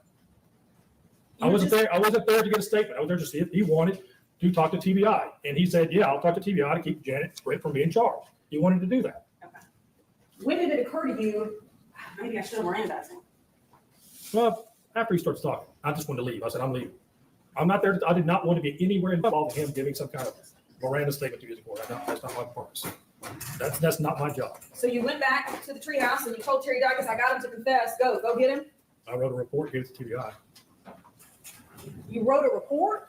You didn't call Terry Dicus and say, I just got Terry Britt to confess. I'm sorry, to admit, not confess, admit to killing Holly Bobo. I don't recall calling. I don't recall that. Did you call your supervisor and say, I just cracked the case? No, I didn't do that either. I just went and wrote a report on it. This is not the biggest event I've ever had in law enforcement. So, I mean, I'm not trying to It's not. imply that it is, but it is a really big deal. I know for the that. Bobo family. I understand that. But to me, it's there's many people get murdered and you investigate many different things. So I just did what I normally would do. I go write a report. I give a report to the agency. Oh no, the normal thing that I do is actually writing reports. He's being chastised for that by a prosecutor.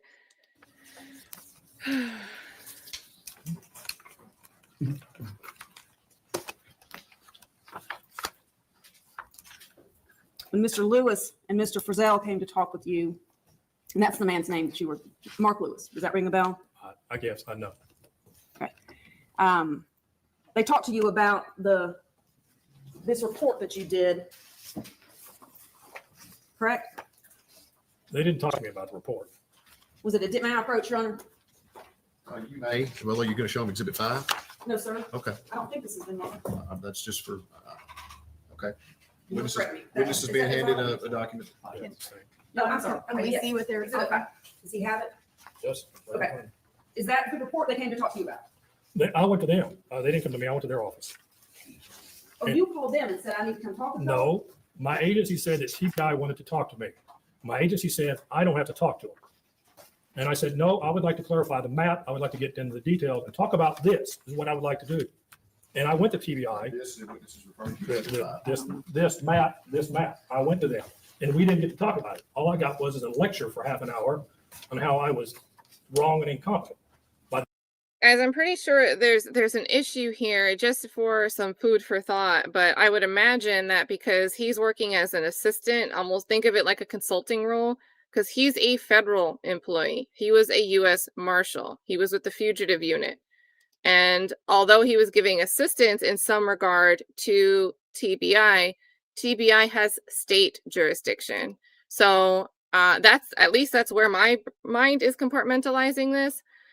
I don't think there's certain things that he could do as a marshal, but if he was the same jurisdiction, if he was state TBI, he would have been able to do.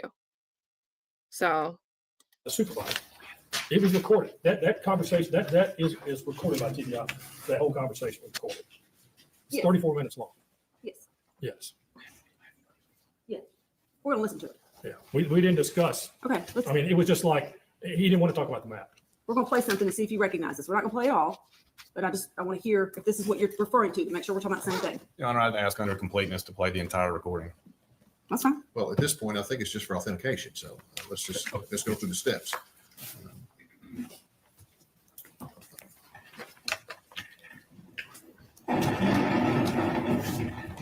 Oh boy.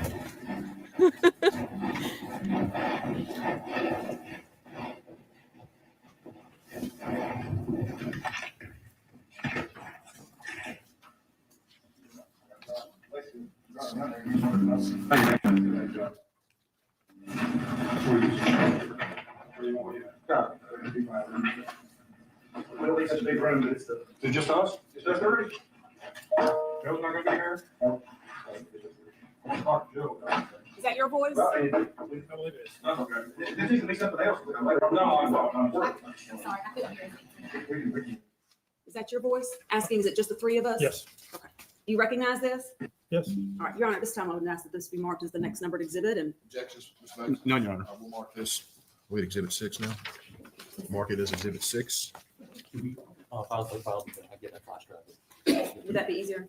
I'm sorry, say that once again. To this with a flash Try, drive later? file it with file with a flash drive of the audio. Yes, that's my preference throughout today. The proceeding is that we follow up with the court on digital evidence marked in a unique container, a thumb drive or external drive of some form. You suggesting we have one and then mark and label them in the inside on the files, exhibit 1, 2, 3, 4? If possible, the size might exceed the scope and it has to be multiple ones. You're satisfied with that, Mr. Boyan? Ms. Weirich, you good Yes, with that? that's fine. C2. All right. But we will designate this audio recording as exhibit 6. All right. You're going to play this. Yes, sir. If it becomes to a point where I can't understand it, Yes, sir. then I'm going to just let you know. I'll review it again later. Yes, sir. Okay. Thank you. Okay.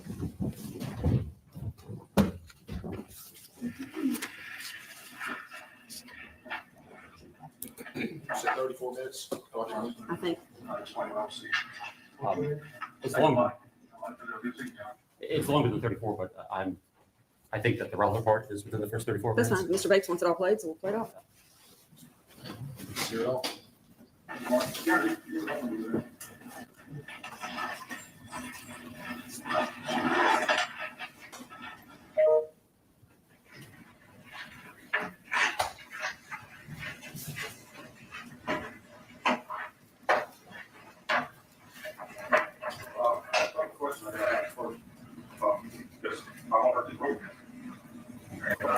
That's the reason I'm also allegedly helped. Well, we can't get into specifics of what we know right now. Oh, okay. That's, you're on. Let me start off here, just, I don't know if this being more comfortable than it is. Okay, I mean, the goal of this. All right. At some point, explain to the court who's in this room and who's talking. Yes, Your Honor. The witness is talking. Mark Lewis with TBI and Mike Frizzell with TBI are the three people in the room. Mr. Lewis is the one talking now, kind of setting the stage. You said Mike Frizzell. Frizzell, Frizzell, and he will testify later. Your Honor, can we get a date and time that this recording took place? October 23rd, 2014. Does that sound right? October 23rd, 2014? Thank you, Mr. Walker, for answering out loud.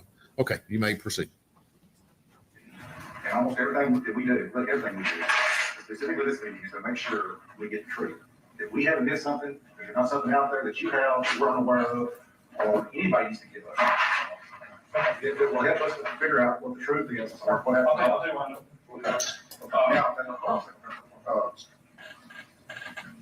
And it kind of comes from the email. The email you sent us is sort of what got the ball rolling on that. I wish you said it. I wish you called, talked to us about it before you said it. But it is what it is. And if you feel that way, we're not here to talk to anybody about what they believe. We do know that the Marshal Service has already talked to you about some stuff, and that's their business. That's between you and them. They did. I feel fairness to you. Questions that they have already asked you, or that we've been told they asked you. They're really good questions. I would like to go down. I would like to go down that list ourselves with you because we don't have answers to these. They did give us the list, but for whatever reason, they did not give us the answers. But now let me back up. You Mike is about technical services. Yeah, I'm he's our He is one of our phone experts. He is the phone expert case agent on this case. 615-521. Yeah. 081. That's it. And you know me from back in the day, I was a field agent back then, working on the cab. I don't know this way to say, I talked to Kira, she said email to you, that's what I said. Okay. Well, the problem is when you send an email, it's in an email, it's kind of not really work product, you kind of official. But that's okay. We'll get around that. Yeah, exactly. That's all we want. And my role has changed somewhat since we last saw each other. Well, maybe it hasn't. It's sometime during my first stages, I got promoted. I'm the assistant special agent in charge for the field. Got promoted again? No, maybe you already did. We got promoted when it was also never investigation. Hello? That's showing us. Hello? Somebody watching it? No, I'm not. It was showed us out anyway. I don't ever use that. I'll let you kind of, I'll let people know that, but I hope you get the. it might be over there before you still say they were coming home. But Can I just let you know, I wasn't even about to say anything, that was the phone thing, and I heard about, you always got rumors and stuff, but once it's done, it remains from, we both of you, okay, that's what I said. I probably should speak up. yeah, that's fine. That's And I called Rick Evans on Friday, and he gave me a general location for the remains found. I said, that's gonna be Holly Skull, we're gonna do where our house is, that's where we're going. But no, actually, of course, I'm not going to promote it again. We just didn't want to send a whole bunch of people down here. I think we can get this resolved. Okay. There's not one person who knows everything about the case. The closest thing to that is the phone stuff, which would probably be mine. I was there day one. I've always been involved in the case in some form or fashion, but we didn't need to send, we have like a whole team working on this now. Things have changed dramatically or drastically since you were probably last involved in this. It's like a totally different investigation from 2 years ago. Completely, we didn't recognize it. We wish a prosecutor could have come with us. Since then, a new district attorney has been elected. Not only did we lose our DA, we also lost the lead prosecutor, she went to the district. The new guy, prosecutor. But yeah, we don't really know yet. Yeah, he's gonna be involved. He's the district attorney, but we don't know. We don't know who the lead team is gonna be. I would tell you if I knew, but we don't know for sure how that's gonna be. Again, I say this. I wish the prosecutor could have been here for whatever reason. We don't have one here. Normally, what I want this to be is more like a trial for clarification purposes. We don't want to be surprised on the stand, and we don't want you surprised on the stand. I don't, that's not good.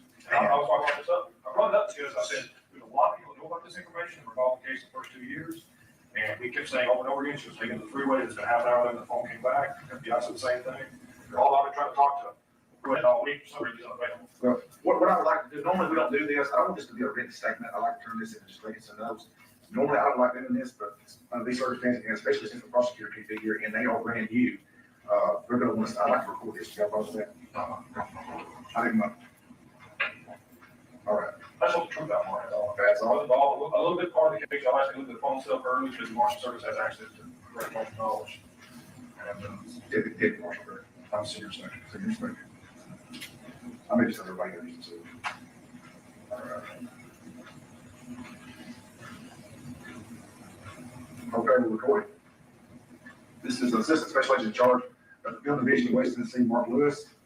We are at the Memphis Field Office in Memphis, Tennessee. Today's date is Thursday, October 23rd, 2014. The time is approximately 10:07. Two other law enforcement officials in the room now. I'll let them introduce themselves. Senior Inspector John Walker, United States Marshal. Special Agent Mike Frizzell, Technical Services, TBI. Okay. Okay, I'm gonna sort of guide this, but you feel free to jump in if I'm wrong or I say something in error. Again, I want to reiterate, the goal of this meeting and the goal of this investigation is to be sure that we get the truth about what happened to Holly Bobo. One way. There's no other way to say it. So if we miss something or we need something that will help the case, that will help get justice for Holly Bobo, we're going to do what we need to do that. And if we're wrong about something, we need to know it. If you're wrong about something, we need to know that too. Right? And I said before we turn the recording on, I think you're aware of this.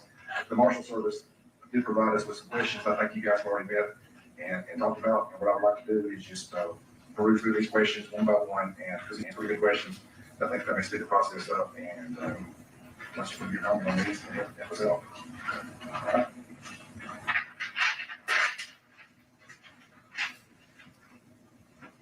Okay, the document in question is going to be the email. That means I think that's the way it's working. So why did Walker create this document? The document in question will be the email. I created it because when I heard the location of her remains, from the news media. Well, Ricky, I called Ricky on Friday when the skull was found and identified, and I said, well, that's located. Ricky told me it's located 400 yards from woods, close to the Verizon Tower, near the sawmill, or side of the freeway between the shower road and the tower. I said, well, that's predicted to be on loan 2.5 years ago. The map that I made 2.5 years ago, and TBI is a copy of that map. Probably 5 by 5 foot map. Because that's where I consistently said we need to focus on searching this map. This map was that map's been 2.5 years ago. And I sent the email because the location remains in front of where we all live. And that she was probably killed the first hour, and the FBI and everyone else said the same thing. That's why I heard it talk. Because I didn't want to get to trial, somebody bring this up, and I'm ended up going to trial, say, I explain this. That report was new to us, I think that's what, about 3 weeks ago, 4 weeks ago. So do you have any, does the board have any additional information, case files, reports, et cetera, associated with this information? Is there anything The else? only thing I have is I have some notes, that when we interviewed, a lot of Clint and Holly's friends in the beginning, because the behavior analysis said that the person was 20 years of age. Of course, after we interviewed everybody 20 years of age, they said that was mentally 20 years of age, so we couldn't figure that out. But I interviewed a lot of Clint and Holly's classmates, those didn't believe me. Cell phone stuff, I just have very few things that remain. Most of the things y'all email to me, or I've worked on for hours in your office. Anything we don't have? No, you have everything. What materials did Walker use to generate this document? Again, like referring to the email. Well, the email was generated off of the map I created 2.5 years ago. And the map was created off of working close with AT&T, the FBI, and my own agency on people's cell phones. And does Walker still have those materials? Right, yeah, I still have just a few things. I'll give you copies. And I can go figure, but I have the phone still. I'm not going to do that now. But does Walker have any additional information that he thinks would be discovered? No. Why did Walker send this document? What was his purpose behind it?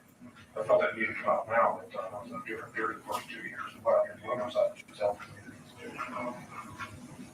Well, if that's the case, it's just that everybody will offer community saying she's over it and videotape on that. I see something different. Why did Walker make it a point in his email to mention an issue of discovery program? Because I think the defense attorney should already have this. If they've got the discovery, they've already got this information.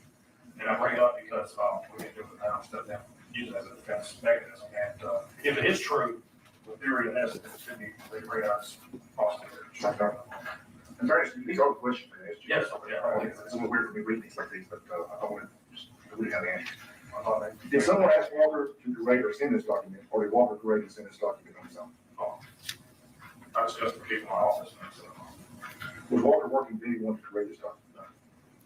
Well, I was back when I created the map, which is AT&T, the FBI, and my own agency. So- But as far as the email, I talked to the people I work with, they said it's going to create a statement. I said, well, my conscience got to be clear afterwards. So, as far a year and a half, 2 years ago, the answer is yes, recently, no. I don't know about the case now. Was this so? My coworker also wanted to do all work at stores. But I like the truth together, that's all. And if I'm wrong, I'm bring it on board. Again, we're not going to get you. Oh, no, go ahead. That's all. Was this socialized? It's kind of social media. This is a big topic. You also work on your others.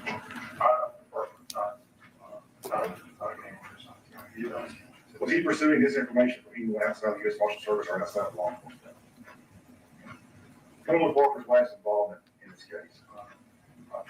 2 years ago?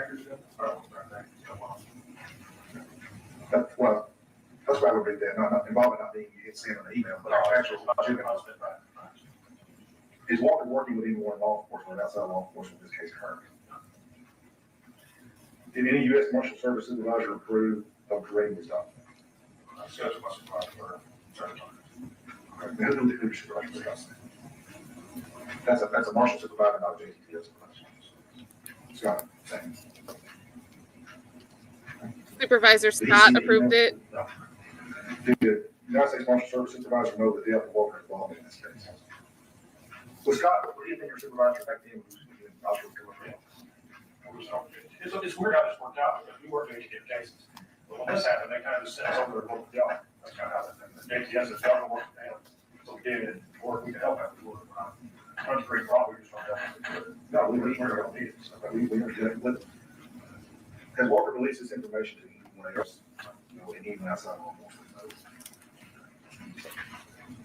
Did anyone ask Walker to perform Still training. If so, who?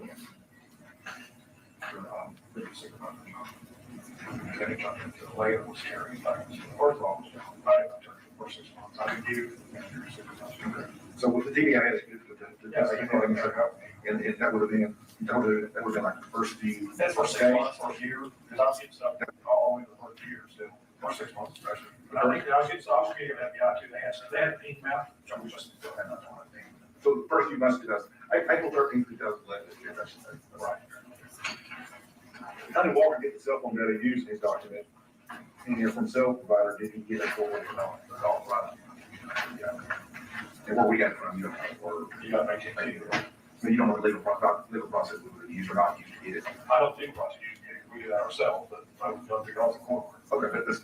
But I didn't see the court order, all I was providing was the information. That's it. All right. What did Walker use to link the conclusions he made about the time of the murder and abduction to his cell phone tracking data? Because the phone goes into a geographic location for about 30 minutes. Then it comes out of that geographic location, and from what I understand is that's where the remains were found. You have the other behavioral analysis also essentially spinal kills are the first hour of abduction. That's all. And that's what that's been our theory, of course, 2 years investigation, she was like, I'm going to probably kill him there. Probably over, or something could have happened, but Probably, yes, that's not. my recollection is we really didn't know what happened here. So that's not, that fair, especially on the license. That's right. So so the 30 minutes or so of inactivity in the parking location where you heard the body and the remains were discovered, and what the FBI and everyone else started on. Do you remember when we met with the behavioral analysis? She stood in front of the room about the first or second week and talked to us on a few occasions. She was about 5'6" white female with shoulder length dark hair. And came to the FBI, and she was talking to her. Was this in 2011? Yes, it was the very first few weeks of that. No, you had no access to the behavioral analysis opinion during that. No, just that first few weeks she was talking. Because I thought it was strange. It didn't fit my brain that you would go up to a blonde-headed girl and kill her the first hour. So, Okay. the phone, mine, and I was about to agree. That's kind of the first part of this. Getting the rest of these so quickly, I mean, you did see these already, and I would be. No, they told me to go answers. We didn't go through the, but I didn't have access to that. Can you tell us a little bit about your background with the service about cell phone tracking? Sure.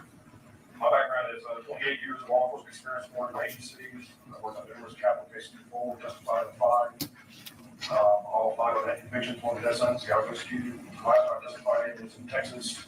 I brought here 8 years ago when I walked out the state and played life. Cell phone experience, I've worked many investigations, in excess of 50 fusion investigations using cell phone tracking, working with the guys, arrested any people. Using cell phone tracking all over Texas, Arkansas, Louisiana. And I'm very familiar with our agencies, pretty good at it. If I have a question, I have anything like to call it, I'll fill in specific details about 2G, 3G, 3-sided towers, 8-sided towers, things of that nature. So I have a lot of resources to understand something. But I'm also from studies. I have a college degree and 2 graduate degrees. So I'll learn quickly. But if you see an error, I have one spot, if you see an error, Well, the error I see is your first sentence here. This kind of states it for fact. The tracking data, Holly Bobo, cell phone notification, she was killed during the first hour of her first abduction. That statement alone is an actual statement in my mind. And I had trouble reconciling saying just by purely looking at cell phone tracking data that she was killed in the first hour. that's the first thing. That's a sticking point. I would never say that. So to speak. So let's go over your analysis. And just brief, let's figure out how we can. Where did you get this prosecution? AT&T. No, I'm not, TBI, agent, Anybody specific? No. And that's not.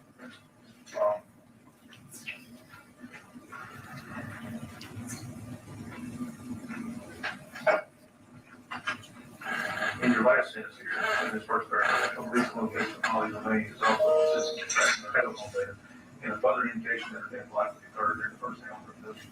That's something else I would never say just based on, part that. What do you think? Let me explain what I have. and show you the map that I created 2.5 years ago. And, y'all can your own conclusion. I think that's the best way.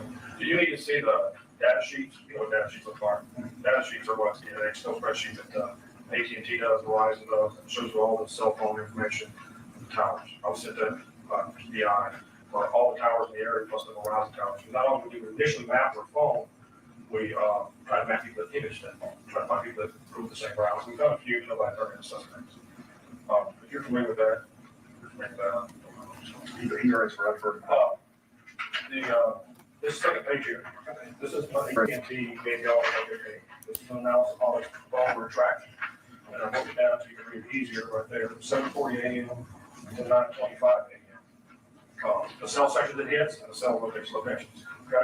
This is all this, what this does is this takes the Excel spreadsheets that are voluminous and breaks down just Holly's phone were traveling that day, from early in the morning on the 13th until 9:06 a.m., okay?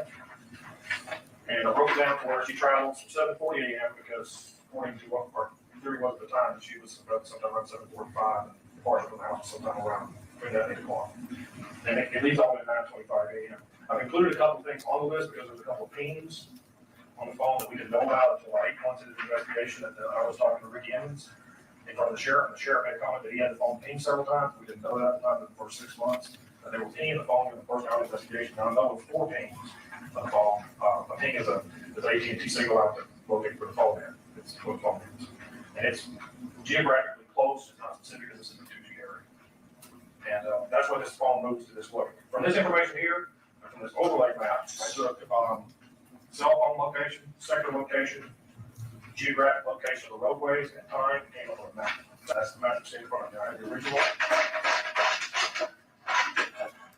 This is the map I came up with, that I gave you all a copy of 2.5 years ago. And the map, what was on this map is the tallest residence, the typical coverage area of the cell zone that I had to cross, okay? Because I know that when she leaves her house, if she goes this way, she's going to stand guard of a tower tomorrow. There's a real strong tower over here, called the Unit Tower. You get over, because I wrote AT&T and wrote this, and they did a dot matrix map about where you were at compared to location. I mean, what happened was they put little dots on the map, and if you got off a certain way, it changed tower sections. And I wrote AT&T. We had a copy of Holly's phone, 4 copies of Holly's phone.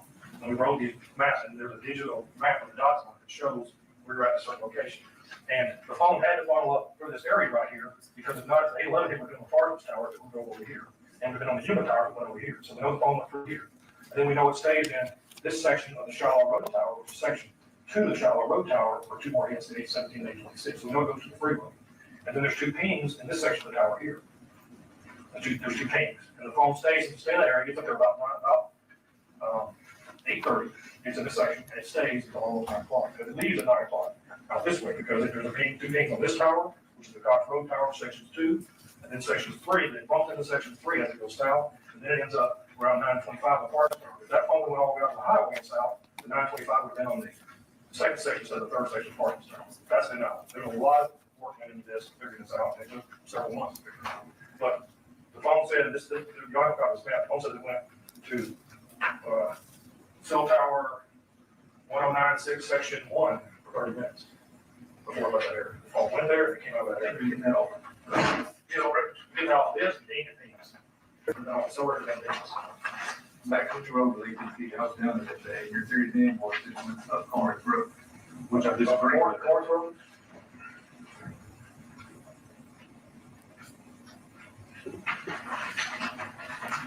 Went up Prospect Road, went up TJ Evans Road, Corners Road is west to west. what changed. Originally, we thought it went more to the west because there was some data that was in the file that later we found out wasn't correct data. But after I told AT&T, I said it had to go up this avenue up the center, because if you get over in this area, even just a little bit over here on Brown or Prospect over here, you end up on this real powerful east-sided tower of the Unit Tower over here. You can get over there just a little bit, you're on that tower. So I know I had to go up to the middle. Because if you swing over this way, the Parsons Tower leads way up into this area, too, the Parsons Tower. If you use any other equipment of your own, like RF, Now, on some other towns, we're out of town. About 18. That's our phone, 18 towns. well, so you agree to maybe the first sentence here, will get matter of fact, it shouldn't be. that section right there, our body's on that section, that phone's not there for 30 minutes. Okay. Well, my analysis is that's probably what I'm trying to do. So what you're gonna say, Dre, tell me what you're saying. That's a tough question. Well, do I believe it 100%? I'm at 90%. Can I answer it on the witness stand? I don't know what type of occurred. But according to self data, when it tracks to that section, it occurred in 30 minutes. I'm a reasonable person. I'm not stupid. Well, I'm not here to try. Common sense says you went into that section. I'll look at it in reverse. Look at it in reverse. The phone says, and this map was like 2.5 years ago. The phone says she went in this area. I put the little red dots on this map because I thought that's where you should focus the searches at. And I was asked at least 3 times where you should search at. And I said, you should focus at the freeway. Ricky Inman's, Dicus and Viveros can verify it. Instead of going over and searching at the freeway, they would have some idea of somebody else, and they'd go over and search here, go over and search there. And I said, she's up here. And I talked to her, she's over here. I said, she's going to be up here in this area. And that's what the phone went and spent half an hour and left. If she was killed, she should be in that area. And she was found in that area. The reason I believe that now is because I heard the theory that she was taken, I don't even know where the guy lives, somebody's house a few miles away. And the chances that we're going to take that house, over 3 days, killed and brought back and put in that cell section, which is a very small cell section, is, I would believe, very remote. What are the chances of that? What are the chances of the phone going to there, spending 30 minutes, and then she's taken away for 3 days and brought back to the same location? I would say. Are you aware that you have it? No. I just don't remember. And all I know is that cell section, I'm going to point that out. Mark, you need to understand that. That cell section is that little light blue spot right here. It's a little bit area right here. It's a very small cell section. It's section 1096, section 1, a very small section. If it was huge, I could probably buy more of that, but it's a very small section. This Cox Road Tower overwhelmed. I was gonna ask a phone question, but I gotta ask this one. Okay. How do you know she was still with her phone post-production? Because most of it was on it. How her mom know? I believe the phone was with her until she was killed. Do you ever ask her? Other than her mom said it was probably her purse. Later. Well, her property was in her house, and her property such as a lunchbox, or notebook that I found in the creek. And her phone was with her when she left the house. That was our understanding. Her phone was with her. Do I know her phone was on her? No, but her mother said it was with her travel. I know that's on a normal day. This is not a normal day. This she's been kidnapped. Right. So she But she also took all of her property with her. or someone did. Or her brother just dropped her there. Right. Are you aware of any subsequent interviews or information we could take about them? No, I've talked to Clint since the beginning of the So investigation. is it possible he provided additional or different information? Yeah, I don't know. You said something about where that. Okay. No, that's, well, you know, in your email, you mentioned specifically the scope, obviously, this is, but you mentioned Brady material. On Brady material. Because the theory that she's held for 3 days, this shows she was killed in the first hour. Well, what it showed is her phone was stationary over that area. What does that mean she's killed? We can say that based, but I was just brought up where Romantic from that area, so you believe it's too big of a coincidence. you believe we have wrong. I don't know about the case, but yeah, wrong. We you think it? I think that, Yes. I think they're written up there. And why? Because everything fits with him. After being in jail, Dr. And he said, "Look, I can be Britt in jail. Where I'm going to be Britt, okay? Well, there's one side of the phone stuff in this one. You want me to say hi? I'm going to Britt. Let's, you know, let's, over here. You want to hear it? No. Britt, here's why I'm Britt. I get to jail every week. I was about 50% on Britt when Art, the FBI agent, and Dicus and Ricky Adams and all them were heavy hollering. Even when y'all bumped into Buddy's house, okay? I was like, damn, maybe not. Because I was giving him there could be just a coincidence. But I spoke to Clint Bobo in the parking lot of the Armory. It's like weekly investigation. Ricky Inman was talking to Jared Bobo in the car. And I got Clint off on something. And I was hearing all kinds of descriptions of this guy and camouflage this and that. And I wanted to know who was it for. I'm with Marshal Service, I do descriptions. I'm good at it. You can take it's going to sound racist, but you can give me a picture of a white guy, I can pick out a title of house, which is hard for typical white guys to do. What? I'll do the description. And I walked back, when I got on the side, I walked back about 15, 20 feet. And I said, I want you to look at me, and I want you to go head to toe, what the guy looked like in the dumpster city. I said, I want you to go top to bottom. First of all, was the elephant. I said, second of all, white or black? He said, white. I said, white. He said, I remember the size of his face, I remember saying, I said, look at my height and judge how tall the guy was. He said, he's about an inch short. I said, so he's about 6 foot. He's got 5'11", 6 foot. I said, how much do you weigh? He said, he weighed probably a little bit less than you. He was big barrel chested. He used to work out and stuff, but he had thin legs. Okay? And I said, what do you remember about his clothing? He said, he had a ball cap on. He said, I remember his black hair. He came over the top of his collar. He said, I remember his black hair. He was walking away over the top of his collar. He said, he had a camouflage, I think he had a camouflage jacket on and blue jeans and some type of boots. That was the description I got from Clint Bobo way before Terry Britt ever came to the picture. Now, is it an exact description of Terry Britt? Yes, it is an exact description of Terry Britt. Terry Britt knows these roads very well. The person that did this knows these roads very, very well. They know how to drive these roads and get from point A to point B. And this map, when this map worked out on the cell phone, the person drove the least, with fewest houses on it, the fewest people live. Not only the phone goes up, but Terry Britt used to hang out right underneath this bridge right here on the weekends to get drunk all the time. That's the bridge right underneath. And now right there got drunk all the time. He's known to abduct girls, rape girls. He's a sociopath. You can't believe him. Not only that, the phone leaks back. It comes back toward his residence. There's stuff thrown out along here. He stops throwing stuff out, drives past his residence, and the best place to throw stuff away is this creek down here, because there's no other place to throw stuff away. They do all the large items in the creek. And I had the FBI disagree at the beginning about the large items, because they said that the lunchbox was planted by the side of the road. I said, no, it wasn't. I said, they do all the large items, and they're about to put it home. Are you aware that we have found, or not found any more large items? There's a little floats. No, I mean, did you? No, I don't know. I'm trying to, no, I didn't know. I'm not saying we are, I'm just saying, are you aware or not aware that we have found? I have no idea.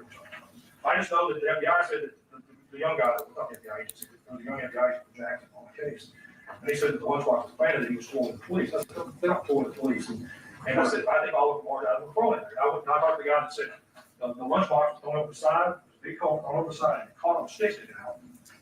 And that's why I didn't have a creek. And I said, I talked to the guy, the team that found it. And I said, well, I think other stuff is down there. And I went down there, and half an hour we found it. And I think we took the large items out right before we went home. I caught all this before. Hold on, what? So he's also there, and he's there when they find the notebook? The police. And I said, I think all of them large items were thrown in there. I talked to the guy that said the lunchbox was thrown over the side, big hole thrown over the side, and caught on sticks sticking out. And that's why I didn't have a creek. And I said, I talked to the guy, the team that found it. And I said, well, I think other stuff is down there. And I went down there, and half an hour we found it. Wow. So they have this whole theory, and you hear the guy that's speaking to him in this recording try to say, are you aware that we only found the lunchbox? We didn't find any other items, large items. And he responds to that prompting from the guy that's speaking to him by saying, yeah, well, when I was speaking to the other guys that were down there, I found that they only found the lunchbox. I figured it hadn't gone down into the creek because it got stuck. Lunchboxes typically have a handle. I don't know. He said, I figured it got stuck on a branch. So I went down there myself after they told me that that's all that they found. He goes down and finds other stuff. And remember, Doug Bates has been saying that there's been this .380 shell casing that was found near where they end up recovering Holly's remains. And I think we took the large items out right before we went home. I caught all this before Terry was there. Hey, Aaron. And I go a little map back to Terry's house, and he would have got home about 9:34 a.m. Yeah, Terry fits very, very well. He knows the roads, the phone circles around his house. He takes up where he knows where to take out after drinking beer. He gets this description exactly. And then when I interviewed him in jail, went to jail, I was asking to go talk to him. I don't know what was going on. I was in this interview. Yeah, why couldn't yeah, yeah, and in the very beginning, he tried to say, oh, I don't know nothing about Holly Bobo. And I said, wait a minute. I just thought right there. I said, wait a minute, Terry. We know you're rape women. We know you're a sociopath. I said, right out. And then when they had kind of calmed down, he kind of went, all right. And he talked. And I talked to him about a little bit about this map, about how much we got home. And he says, okay. He said, he's all right. He said, I'll plead to it. Going to close the case. And I mentioned we need more than that. We need where her body is. And he didn't say, I don't know where her body is. He didn't say. And so, Max, I don't know if you are real time with us, but if you're speaking about the audio that we're listening to right now, that's been playing for, I think, like 30 minutes at this point. I thought it was supposed to be like 34 minutes long. But this is, I think there was a hearing. There was like a TBI hearing that related to Walker, who's on the stand right now. And he didn't have to be there, but he went anyway. And I think he's just answering questions during that conversation because he mentioned that there was a 34-minute recording from that event. So this isn't like an interrogation. This is TBI or someone from this TBI meeting that they had speaking with Walker, who's on the stand right now. I don't know, he said, I can't give you something I don't have, which I thought was a strange answer. Do you know what it means when he said that? No, can't give you something I don't have. I'd have to be a psychologist. I don't know what that means. Would you describe that statement as confession?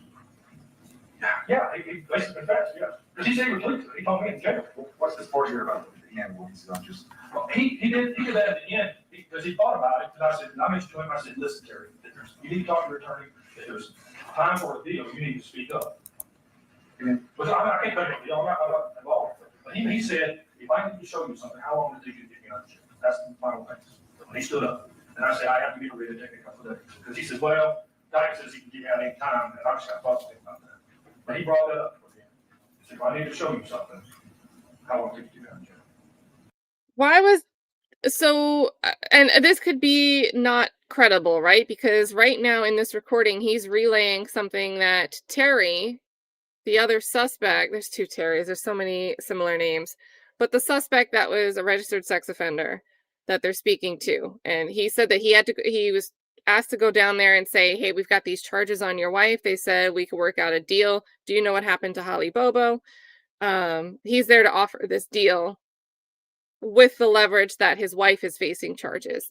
And sidebar, but that's an effective technique. That's actually how they ultimately ended up solving the Myrtle Beach Brittany Drexel case. Even though they originally had their eyes on a couple, they ignored it for years, framed it on some random black guy who was facing like a robbery charge, had him confess to plea down the time, which didn't make sense to me. And then a few years after parading around that they had solved the case, they're like, oops, no, we didn't. And then they go back to this initial couple that they were pointed to and some people had suspicions of, found out that they did it, and they got the husband to confess, not necessarily to just go easy on the wife, but they also included some terms where they're not going to go after his estate and take away what his grandchildren would inherit.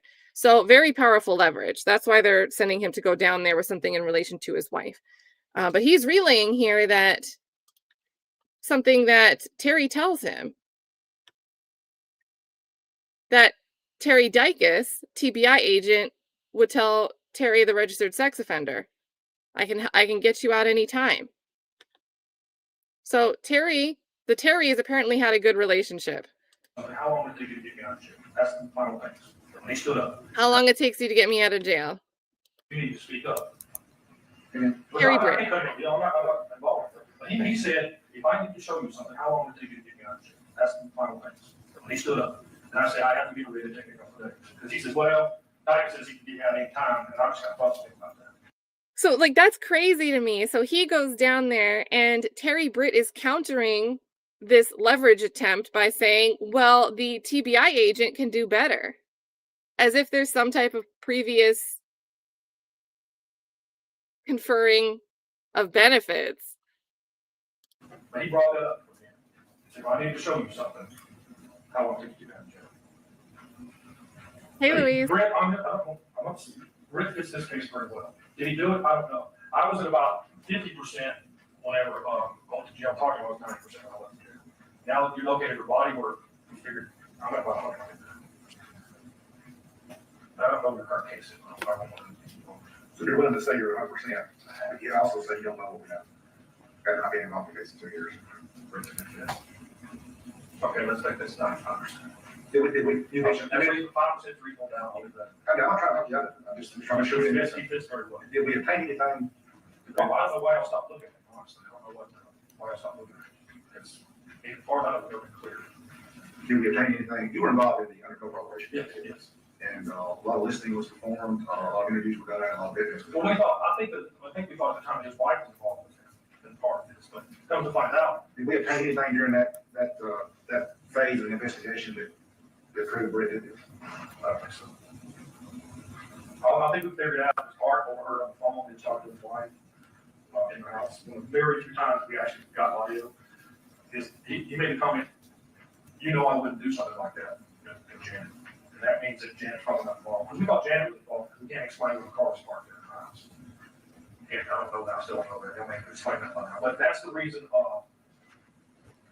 We thought Janet was involved. Come to find out, Janet is the kind of, she wakes up with dogs barking and gets home by 9. Well, the dogs barking outside. I think he gets home by 9:35.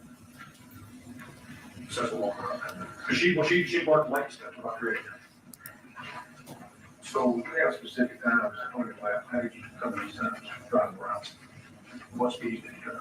32, 33 miles an hour. Well, it's- because it's not too slow, we didn't notice, but it's not fast enough to be dangerous. It's a little bit, probably, a little bit quicker than the average speed drive. Because that's just, You're not from there, are you? yeah, well, no, I'm from the country, but I'm not from there. But I drove that speed just because I didn't want to, you don't want to be sliding off the road. You don't want to drive slow enough for somebody to know that I think. But that's the speed of about 32, 34. I did it enough time, with Ricky Evans and Dicus, just trying to figure out where it was when. And it took a long time to plug stuff into this map. This is not made up over. It changed and worked a little bit until everything had to fit where you're not alongside of one tire, one time. So this map was created before, I think you just said before you considered Britt as part of the map. Okay. So which times, This map's created, or you saw it. okay, with these times on your map, are you considered them definite times? I would say you gotta give it about a half mile through 30 seconds, very quick. And if you want to prove me wrong, well, please. Okay, would you agree that, so this is not, that you consider this a definite route? It's as accurate as I can. Could it be very a little different? Very little, because this road right here, you get very little right here, but very much, you end up in the wrong section a long time. It's very little. Like you would come out, like that, the outlet came out of the highway, the highway 906 is a period of time to get on. So if you get off the map too much, you end up in the wrong area, it's a long time, your time to get on. So it very little. Like I noticed driving south right here, that the phone turns, I originally thought the phone was, I originally thought it went around this way, on this road over here, this far east, I thought it was about this way, but when you do that, your time gets off. You end up, you're 9/10 too far over here. So I had to adjust it back this way. That's assuming that somebody's kidnapped somebody, they're going to act that calmly.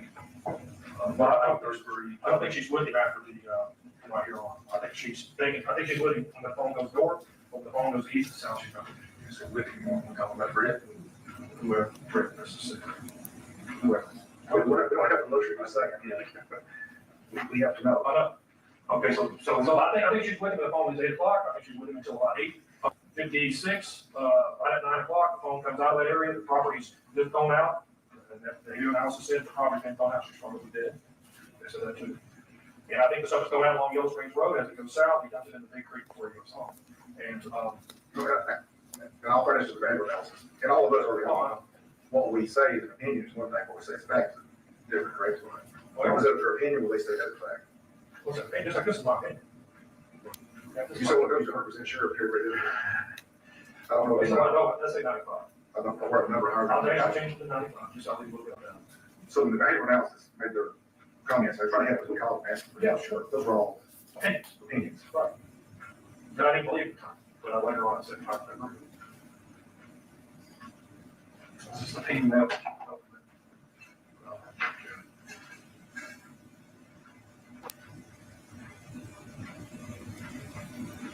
No, I didn't see this. The judge hasn't stopped this yet, so. Yeah, should be read that. Yeah, on a map of the names on the paper. I know it was on speaker. Like I was. Because we looked at how far they were from the tower, and he was describing, actually, the thing, how far from the body was that. He was describing it on part, that you have to speak right along, but that's the difference, the distance from the tower, but it's not the exact spot. Right, because you're trying to look down, so 20 years. So this one said you have to swing them around and figure out, because we were trying to put the thing on roadways and try to determine times. So we're trying at that time. So this last number is 925. You think that it came off the Parsons Town? Yes. And it lines up three things. Not only lines up the house, but it lines up the creek. And it lines up the road. So that you swing out the roadway. The roadway kind of be off because you can put the south, you can put the south, and you turn off Parsons Town. You gotta remember that thing off Parsons Town, the third side of Parsons Town. Don't worry about the house. I remember that, it was Parsons Town. It was Parsons Town, and there was 2 off the Cox Road and there was 2 off the You're talking Shaw. about 2573. Let's see.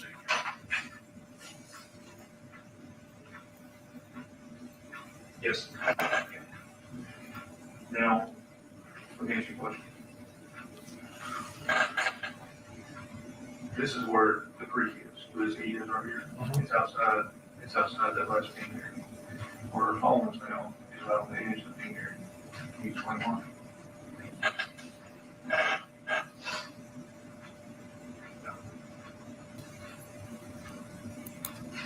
I had a thing like this, we look at it with, Do you have an opinion? like the dog, I look at it all the time. Is your wire certified as to when, how it come from? But, roadways like this is Marshal too, this is the town. The FBI had a painting that was out about here, and when we did the arc on it, it lighted up the highway, the creek, and her residence. What's this thing? This last one.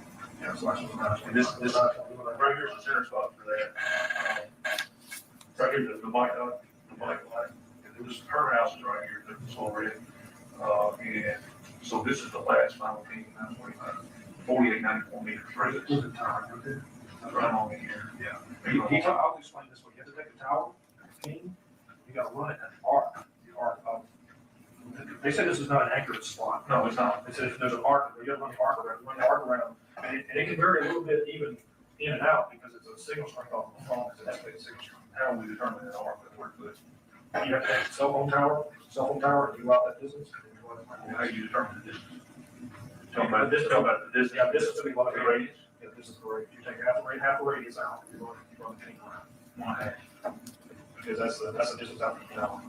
It's not the full distance from the tower, but that's the main mark, you take the tower, you run half the distance, put the main mark is, and you run the radius. Just like I did right there. Because there's some up north on the Shadow Road that do the same thing, they're in that section. There was a paint out here, and I asked Jamie about that, he said, well, you probably don't want to run, but you run it around to where the location comes from.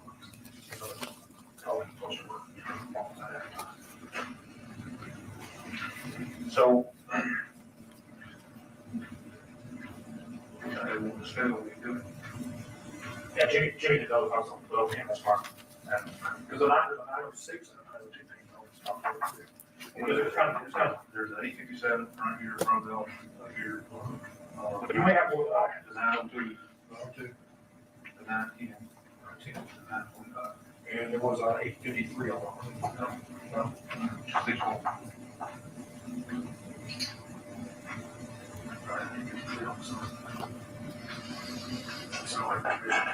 So here's my concerns with that. This first sentence here, you believe that to be a fact. Is that a fact? You believe more than anything. I said indicates this.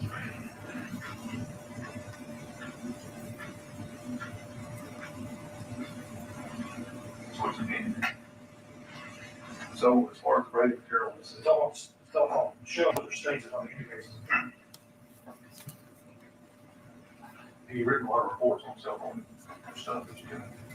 I read a lot of reports on cell phone stuff. This is the first report you've written on cell phone, right? Probably not. I've read a lot of reports.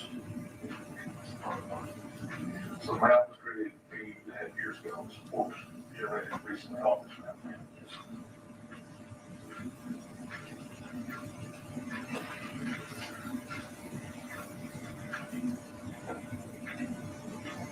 Rick got a reason why something. So, the reason I brought this up is it begins the trial. There's some stuff brought up about shows about timeline. I don't know the timeline. I've heard rumors, and I said the timeline can be a little. But that's not going to make a big deal, especially if you want to get 6, not number 6 in custody. But it's not my first big case to be involved in that. I was going to bring it up, and I found a thing, so I probably should say something. But the first one reason is, if you have great suspects that fit in here, plug it in. But so this, you don't know for a fact that her phone stayed with her post-production. I was good at it. Okay, so now I'm I was told our mother phone was with her when he went forward. no, I'm happy this mother doesn't know. You know, post-production, the mother's the phone was still. No, I don't know. Are you an expert for phone tracking with the Marshal? Do you consider, you been deemed an expert? Clint, you mentioned Clint gave a description.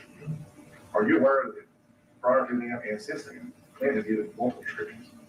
I just thought third week, second or third week, So you give a very detailed description that Clint gave you a few minutes ago about Britt.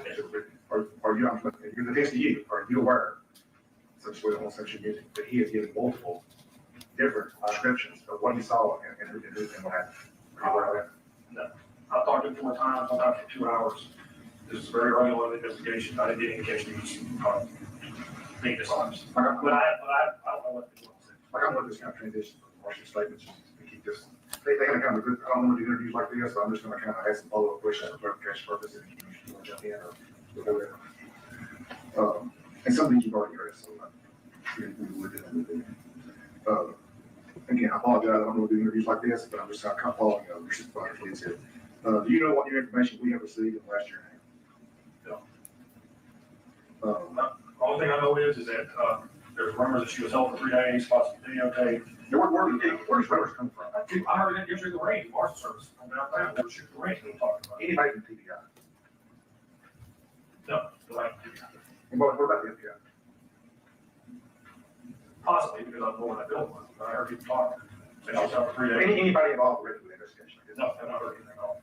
That's why I'm asking you, that you don't know, you can't say. Do you know what proof we have currently, whether it be interviews, eyewitnesses, physical evidence, or confessions? Are you aware of? I have no idea.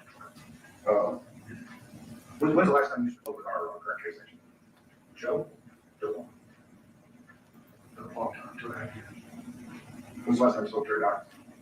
About 3 weeks ago. Have you ever seen this? No. Yeah, one of Oh, those. There is input in mine.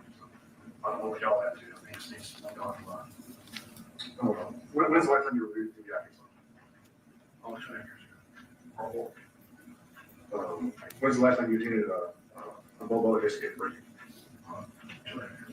Did you get any involvement in 2014? No. When would you say was the last official involvement you had with us, either on your own or we asked you to do something? Britt. We are investigating Britt. That they, That's I right. mean, in 2013? That's the last. And I'm referring to the interview you did. Yeah, that's the last thing. That's the last thing. Marshal.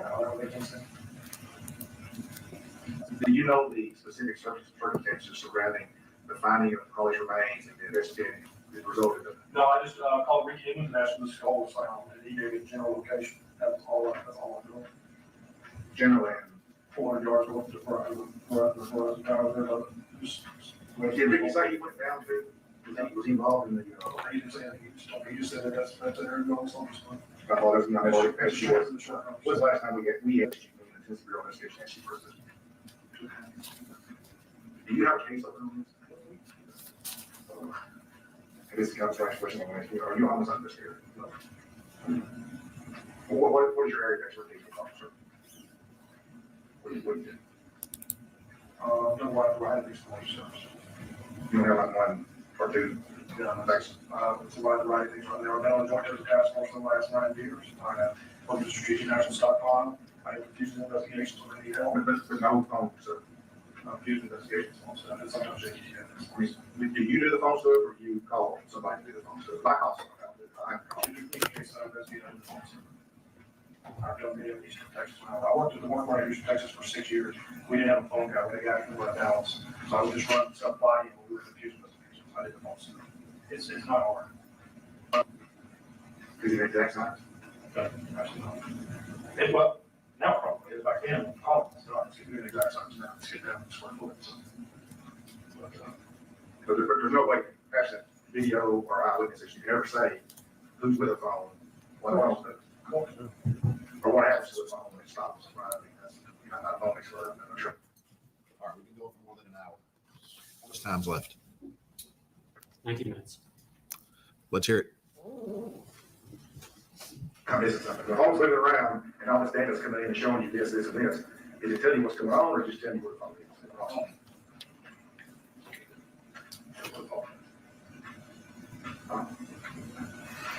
So in the first sentence here, your mind that we're talking about. Yes. That's what I mean. Well, we're ready to start. It indicates, I would say. It indicates because, I mean, this all indicates this probably happened this morning. It's all the information together indicates. Again, we're not trying to talk you out of anything. We just want to be sure we didn't miss something. And please, if you have anything else that we need to know, I'm under the opinion that the phone track in the freeway, so 30 minutes there, she was killed, that she was self-aware of the way. please, today, That's my opinion. do I haven't seen anything sway it yet, that's my opinion. you have anything else we need to know about it? No, that's good. That's my opinion. My opinion is that she was, that's probably where she was killed at, based on what I said. If y'all have something that negates that, great, that's what. I don't know anything else outside the current investigation. I don't know what confession you have. I know one person that you'll have to judge, that's all I name on TV. That's it. Okay, exactly. I already know that. First, you guys have involved in litigation last year. It just makes sense. I just, for my comfort and integrity, I would like to know, I'd like you to explain this away. That's what I want.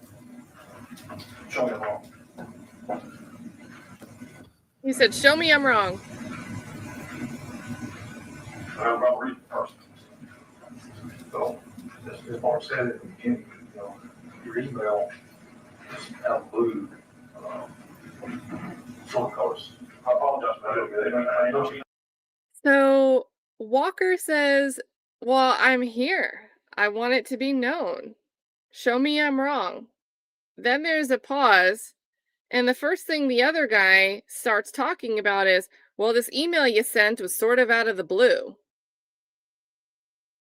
Because remember, we heard that Walker sent an email to say, hey, I'm concerned about, I don't want this ending up being Brady. I don't want to be called during a trial to be asked about where this report came from and why nobody knew about it. So I'm reminding you guys, I'm reminding TBI that we have all this field work about the locations of Holly Bobo's cell phone.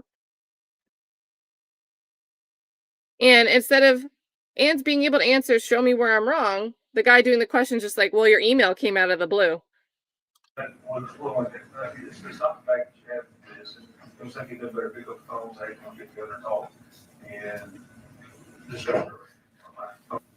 What if, not saying this is the case, but what if, If I do over again, I would try to call you. So everybody has theories, and some people don't stick to the theories because of new information developed, or that's my opinion. We all have opinions. It's because Britt's not the only person that you thought did this. You don't want to have about 40%. Now it's 30%. Good luck, Wednesday. I don't know if you're after my first couple weeks, we get a lot of coincidences like that, but I just haven't. There's a lot of strange coincidences like that. And that's true with a lot of different leads that we have, correct? Yeah, there's a lot of And then we work these leads, and we're like, we move on to we try to rule somebody out or prove that they did it, or we didn't. That's what we do, of course. And then we move on to another lead. Until sometimes we have the proof and evidence that we don't do it, of course.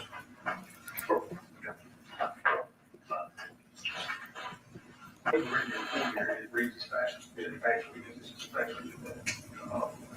I think we can say this is a possibility. Because that's what that is, right? But it's not what it's reads. So then at 10-4 speed, that's my thing. That indicates things. This is what this shows. Doesn't mean it's not. Just like her phone, I think her phone was with her, but I don't think it was.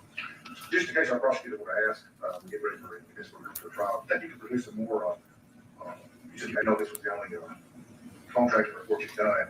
Might be helpful if we could look at another one that you can provide. There's none of that stuff, say, yes, years ago. I had worked on stuff as far as cases, legal investigations, 9 years. Those cases, if it's a case like that, we're doing a story. I don't know if this has it or not. So there are some reports out there. Here's the thing about phone tracking fusion cases, okay, is that we don't tell our secrets in the courts, okay? So, we put down phone information in reports, and we typically don't do that. None of this is a secret. This is what we do now. Back then we did, and then people don't have to track it. No, it's the word is, in the last 5 years, the word is out. Back then, we didn't talk about confidential informants, phone tracking, we didn't put that. So I'm probably not going to talk before when I have talked about previous phone stuff, but I have done lots of phone stuff. Primarily to catch people or to determine what happened? Catch people. There was one previous phone investigation we did where we were done more one time.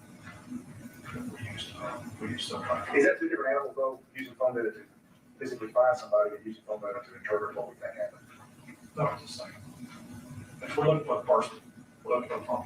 We're finding the phone, find the person. Just like this, we thought, we find the phone, find Holly. It's like you can find the phone, find the future. We have found Holly guys, yet we're still looking for phone records. That's all the whole story. And if you ever worked a case where you used to open up the door. Yeah. As a Future investment, I was under those Walmart top Texas back in 2000. who's the agency on that one? I was police department. Did you open a case on that? He was assistant officer. Did you testify in court? We don't try. No, she played. She was working that way. Were you prepared to testify this morning? Are you prepared today to testify this morning first? That's my agency. But they lie. I can't comment. I don't get the choice. Anything else we need to know about, you give us the tell us. I prefer not to testify. Serious? Well, That's my choice, but my agency says it. we don't have that luxury. Kind of put yourself out. Well, there's a whole lot of stuff I did in my first 2 years as an investigation, so she documented this, is we can bring this, kind of push you out there. I felt that I needed to bring it up. That, you know, I don't have a lot of heartburn about that, I think it's what he brought it up. But this is your opinion. It's your opinion, this is not fact, you're saying this is not factual, because I just.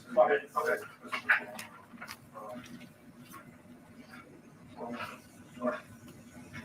I'll give you my phone number back in the overall. And when I say you call, well, anything. We have a regular. I lost track. Problem. That's my biggest mistake. I lost track.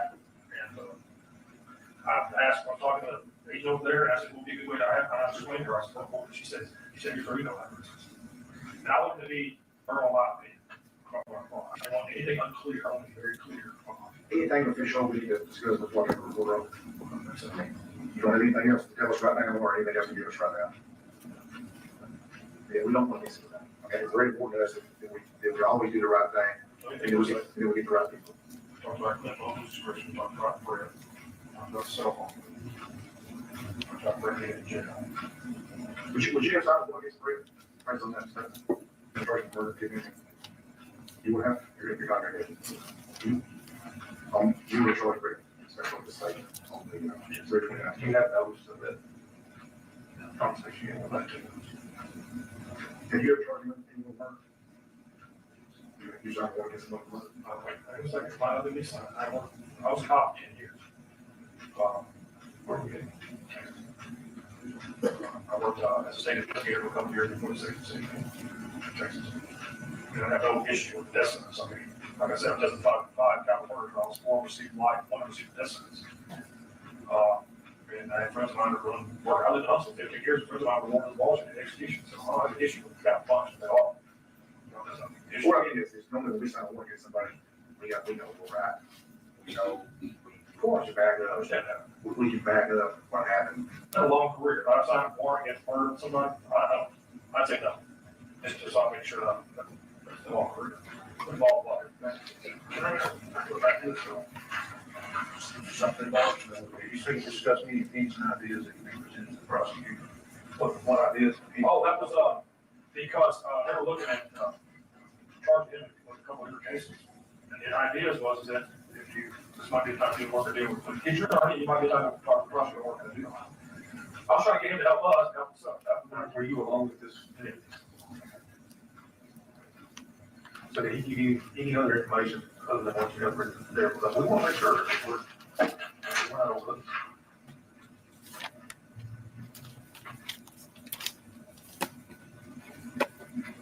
But he might have after that.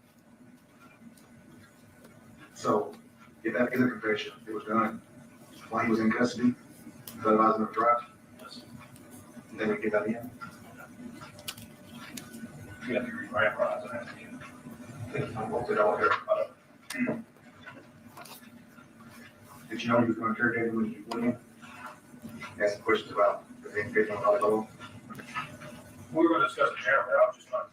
My purpose was to see if you was wanting to work some stuff out. And to see if you want to talk about how. So did you intentionally not run out or just figure out run out? I didn't expect him to confess to anything. I guess I intentionally didn't run out.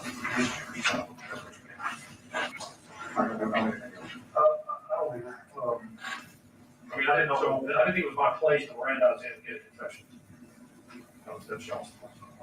Well, I disagree with this confession, that's neither here nor there, but it had this in a confession. And it was not Mirandized, Well, if you start confessing, I'll stop. Okay, so I'll stop the meeting at TBI. but you're calling this a confession, did you stop it? No, I didn't say confession. I said he admits to, he said he completed. Well, this is not a confession. And I said it, because some of the other marshals. That's kind of greater. Well, I mean, it's not, if you didn't Mirandize him, it's a black and white. But it's not Mirandized. But it wasn't because he has questions about the vote. But he was, in your mind, considered a suspect. Yes.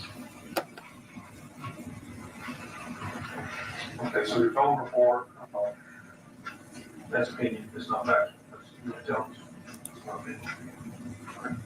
That's a statement I first read it. That's what guys, when you, tell them what it was, it's previous one. We all got on the first sentence. It's our opinion. It's a pretty dumb statement. Those statements have to be backed up. You know, that's our problem. So, Part of back up, it didn't go. Okay. Is that your only copy? I haven't seen that. I can't say that we don't have it, that it doesn't look familiar to me, but that's. Can you get us a copy of that, please? Let your original work product, wants to step in. I'll get your copy. Okay, that would be helpful. All right, so, the team map that I showed you, that's created, or, you know, the reason I know that I created it, I get it all built down there on the wall. Very, very early. You think there's anything out there that's not on this map? You said 853. I thought it was 853. There's not. For some reason I have 853, so somewhere else. Well, I don't have to tell them. 853 is a home. I thought it was a me. That's what I put. I thought it was 853 in that section. That's 857.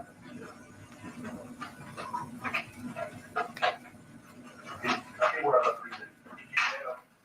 Research it. I want to know about myself. I'm going by what I'm trying to give you a red hat. I'm trying to talk to you. So I'm cautious. Call Jimmy and ask him. If he doesn't have it, I don't worry about it. You can mark out the order. And plus 826 and 906 are phone stars. You bring that. Minus the things I thought about, income calls, minus the things, so we've got 40 minute time period that we're going to start with no activity. Meaning income calls, people trying to find their degree right, so then spring. So the next thing we see that I'm aware of is 857, 902, 906, and excuse me, 857, 902 are two teams. 906 gets income call, 910 we get another team on calls, 925 we get another watches first time.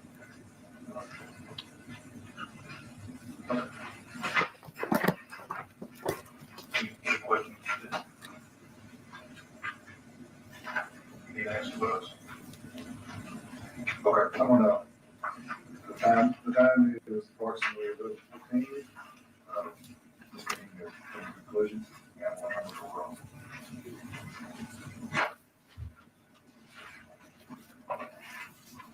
Okay. Kind of weird situation, sorry about you on that, but this had to be done, I can tell you, respect all that, we can do that. You get sand because you felt the need to, we had to do this, because we expecting this, we miss something, we want to fix it.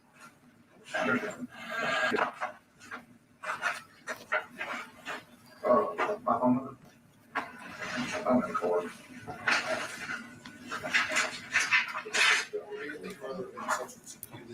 No, just a few follow-up questions and I'm done.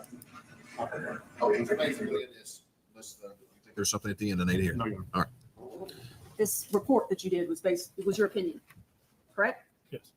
Based upon information that you gathered between 2011 and 2013, correct? Yes. And you told Mark Lewis and Mike Frizzell you were not a cell phone expert. I can do 2G towers. I'm not a cell phone expert. That is a very, in my agency, that is a very complicated thing. Right. He's You told already them when they explained asked you this. directly, are you a cell phone expert? You said no. Right. When Judge McGinley asked you, if you were a cell phone expert, you said no. Like I said, that is in my agency, that is a very vast. I don't consider the people testifying the trial cell phone experts. Okay. But the judge did. I'm asking you, When Judge McGinley asked you if you were a cell phone expert, your answer to Judge McGinley was no. Correct. Okay. I've answered that. And your report that you gathered, that you put together and that you sent out, it consists of Holly Bobo's cell phone information, correct? Yes. Where it was. Okay. Mhm. Would it surprise you to learn that Zach Adams' cell phone and Jason Autry's cell phone and Holly Bobo's cell phone were all pinging off the truck stop tower at the same time that morning? Disagree. Okay. I don't have anything else. Briefly, Your Honor, did Terry Britt appear to you to be a humorous person? No, he's a black and white. He's a sociopath. He's black and white. Did he laugh when he? No, he was calculating how to work out a situation. Now, in your tracking of fugitives, is it important to determine location of death? In what? In tracking this information, you're In tracking the tracking fugitives? Yes. We need to find them, the person. And if you don't, are you able to reach the conclusions that you did in this case? I'm not following your question. Okay, let me ask it this way. You put emphasis and importance on personal effects being thrown out beyond where you believe the remains would be found. Yes, it's part of the evidence, part of the trail. What importance did you place on the personal effects being thrown out? That the person was getting rid of the things out of their vehicle before they went home. They didn't need evidence in their vehicle. That's the importance. Now, are you aware that there was personal effects found at the remains? I don't recall exactly. Okay.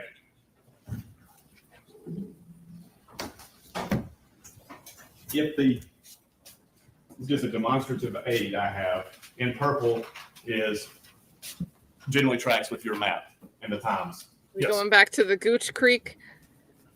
The remains up here from 8:26 to 8:56, there was no significant movement. It's about 25 minutes, maybe a little more, All right. 28 minutes. That's in section 1 of the Shallow Road Tower. And if the remains had various personal effects with it, would that be consistent with that being the location of death? Yes, yes.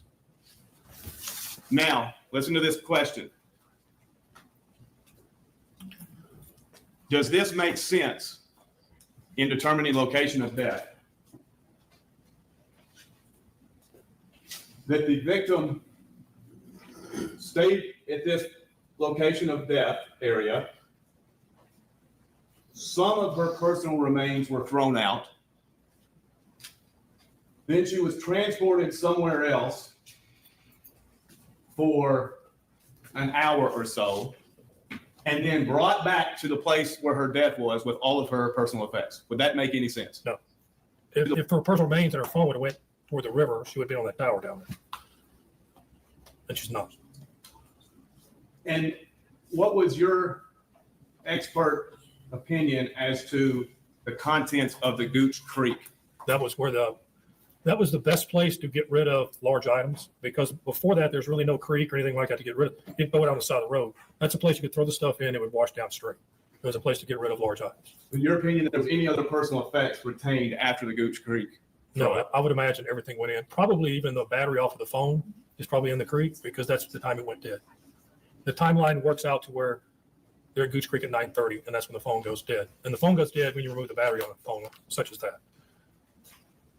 And if you don't know, that's fine. If a bullet was right by the remains at the site you said the remains will be found, its diameter is consistent with the size of defect, would that be consistent with your findings of the location of death? Yes. No further questions. Hold on there, Mr. Bates. You've used this demonstrative aid in opening statements, and now you've used it with a witness. So we need to take some sort of photograph or something to reference for the record of this. So I'm going to ask that the parties at lunch agree on some sort of form that we can put that as a demonstrative aid into the record. All right. Any follow-up questions, Ms. Warren? Let me make sure I understand this. If I'm shot right here, and somebody takes my purse that has my phone in it, and they hightail it to Nevada, and they throw my phone out of a car in Nevada, and that's where it's found in my purse, is it your testimony that that's where I must have been killed? No. Just Right, not all address that. the shell casing. Mr. Walker, thank you for your testimony, sir. You can step down. You're not allowed to discuss your testimony with anybody outside the courtroom until this is concluded. Yeah, let's pass up.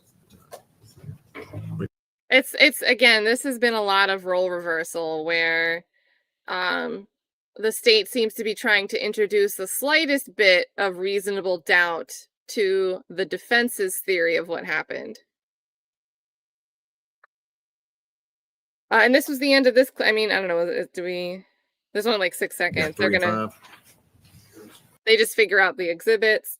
So that is the end of the footage that's available from the hearings from May of this year. Next, we're going to get into August of this year. That's going to be a little wonky because there's a full stream, 7 hours from day one. And we'll skip the breaks and everything. But then day 2 was only like 24 minutes long. So I looked at that yesterday, and as soon as somebody starts speaking, the feed cuts. And then there's a bunch of clips. But I don't know if all of the clips are for day 2. We'll figure out if any of it seems to be what we just watched with day 1. But it seems like we're going to have a full day and then piecemeal. We're going to have to patch it together again for the August stuff. And if we can get through that today, we can start with, I think, Zachary Adams might have been the first one to take the stand yesterday for the hearings that are happening this week. Maybe we'll get to that today. I don't know. We'll get back together tomorrow to finish out whatever we got to do. Before we jump into that, though, I do want to say big thank you here, both to Slim Life NJ and to Idiot Wind. They gifted a bunch of memberships, you guys. So if you haven't been looking at your screen and you come back and you're suddenly green, make sure you say thank you because it came from either Slim Life or Idiot Wind. And they've been having an awesome conversation in the chat. So every once in a while, peek into the chat. Tons of stuff that you can learn from what's going on behind the stream scenes. A big thank you guys for sending in the gifted subs. Much, much appreciated. We also have Sheriff Chuck, and I'm going to have to read it because it's over in Discord, and I don't really even know how to try to share it. So I'm just going to read it out loud. But I think this is super cool. Sheriff Chuck says I'm going to read it how he wrote it.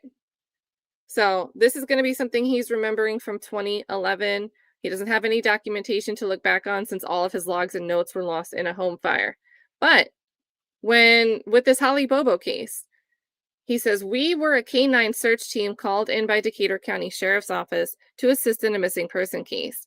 It was like 1 or 2 weeks after the initial missing person report. Our team consisted of 4 dogs, 3 handlers, plus myself running base. All the dogs were proven and certified with multiple nationally recognized organizations. We went to a location in northern Decatur County.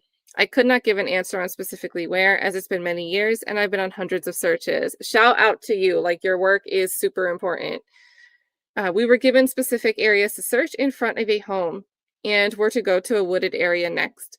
We were searching 2 areas in an open field in front of a house with 2 dogs working simultaneously. We only had them searching for about 15 minutes when one of the dogs went out to search the area up towards the house. The dog gave its final trained response on a shovel that was by the house. I was the lead/base manager that did not have a dog of my own to work. I called all the handlers back to our vehicles. As per our team's protocol, I went to a handler/dog team that had not been in the field and took them to search the area the shovel was in. Without giving them any information other than an area to search, the second dog gave its final trained response to the shovel.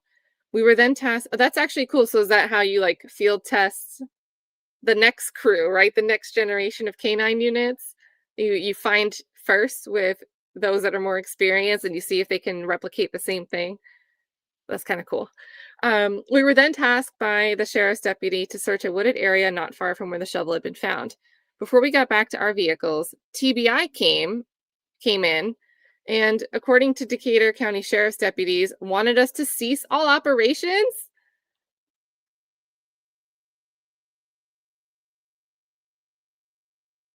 A TBI trooper came to our location and terminated our involvement in the search. We were never called back. I later found out that Holly Bobo's remains were found in the wooded area we were tasked to search next on that day. Oh. Dang. Well, incredible story. Thank you for taking the time to write that out and share it with us. Not just because of the relevance to the case, but it's cool to think about how the process works. That was awesome, Sheriff Chuck. W's in the chat for Sheriff Chuck. The sheriff came and told Sheriff Chuck, gotta go. The TBI said, gotta go. Oh, man. That is interesting. And then I'm just thinking about yesterday, we heard from ex-TBI agent Brent Booth. He doesn't trust the dogs. He doesn't trust the dogs because of this case. So where did that all come from? Why does Brent Booth feel like that? And I got the impression that, you know, today Amy Weirich was trying to get the U.S. Marshal, Mr. Walker, Scott Walker, I think his first name's Scott, to like say, hey, well, I changed my opinion now of my 2G field analysis because of other information. And he wouldn't budge on that. He just kept saying, well, show me where the cell phone stuff, the 2G stuff is wrong. Forget anything else on the outside. Forget you got a new tip, you got a new lead. Just like look at the data and show me how that's wrong. And then on the flip side, we have Brent Booth saying the dogs find something and he just knew the dogs were wrong and he doesn't trust dogs since that day. It was just really weird, just really weird. So, but in any case, awesome that they were able to find the remains. It seems like even though there's a hiccup in the middle of it and TBI wants to take it over, it seems like you and your team got them there. Even though it ended up being like kind of like a mystery bucket after the fact. So that is so awesome, Sheriff Chuck. I wish I could like, I'm just like sitting in the screen reading it. There's like no fanfare, but it is really, really awesome. Guys, we are going to do this first day. Let me pull up November. I mean, I keep calling it November. November is like now. This August hearing. I'm going to forget what year we're in eventually with the rate I'm going with my dates and times. All right, so now that we're moving months ahead, let's see how the volume situation is. I think their volume's going to be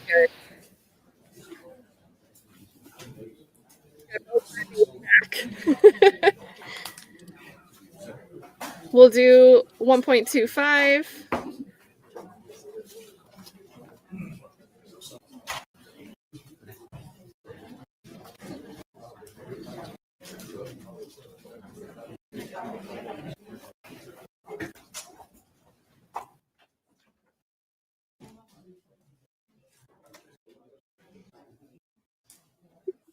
When do we start? All right, looks like the judge takes the bench here. Honorable Brent Bradbury, God bless you, United States, State of Tennessee, County of Hardin. Thank you.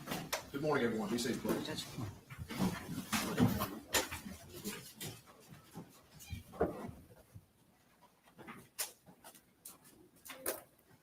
Hey, Derek, by the way.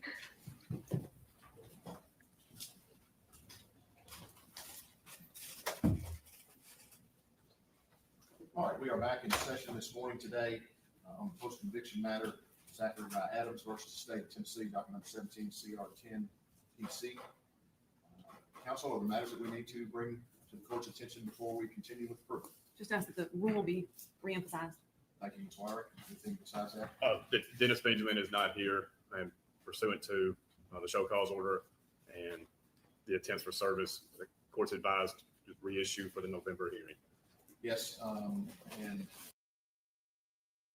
So they've tried to get him, because if there's already an order to show cause, unless they requested it off the record this morning or something, which I feel like we would have put on the record, they've been trying to get Dennis Benjamin to come here, the retired police officer that Dylan Adams had to go live with as a probationary term after he took a plea to his Fed charges, doesn't want to show up. That's not very police officer-like, retired or not. But okay, here we go. August hearings might be great. that's in the record that I did issue a show cause order for Mr. Benjamin.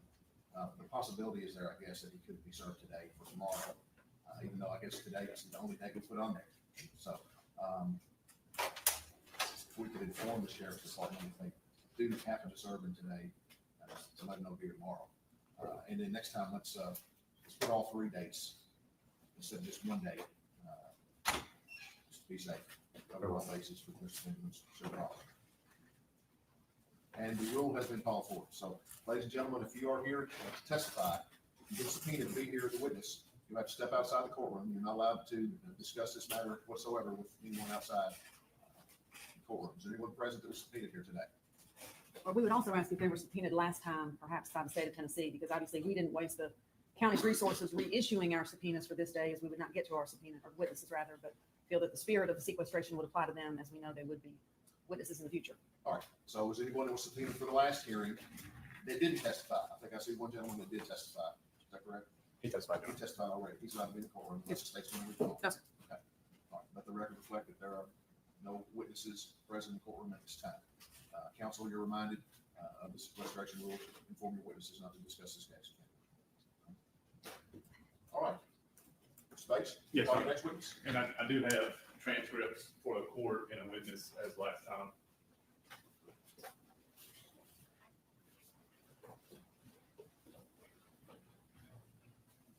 Just to, yeah, let's see if the volume's good when the witness is on the It's stand. going to be entered as an exhibit, just for the court to review while she's testifying. Correct. At any time, if we refer to the transcripts are already part of the record in this case. I see. Thank you. Oh, it's Diamante Kendrick's birthday. Happy birthday, Yak. Oh, we're losing a binder.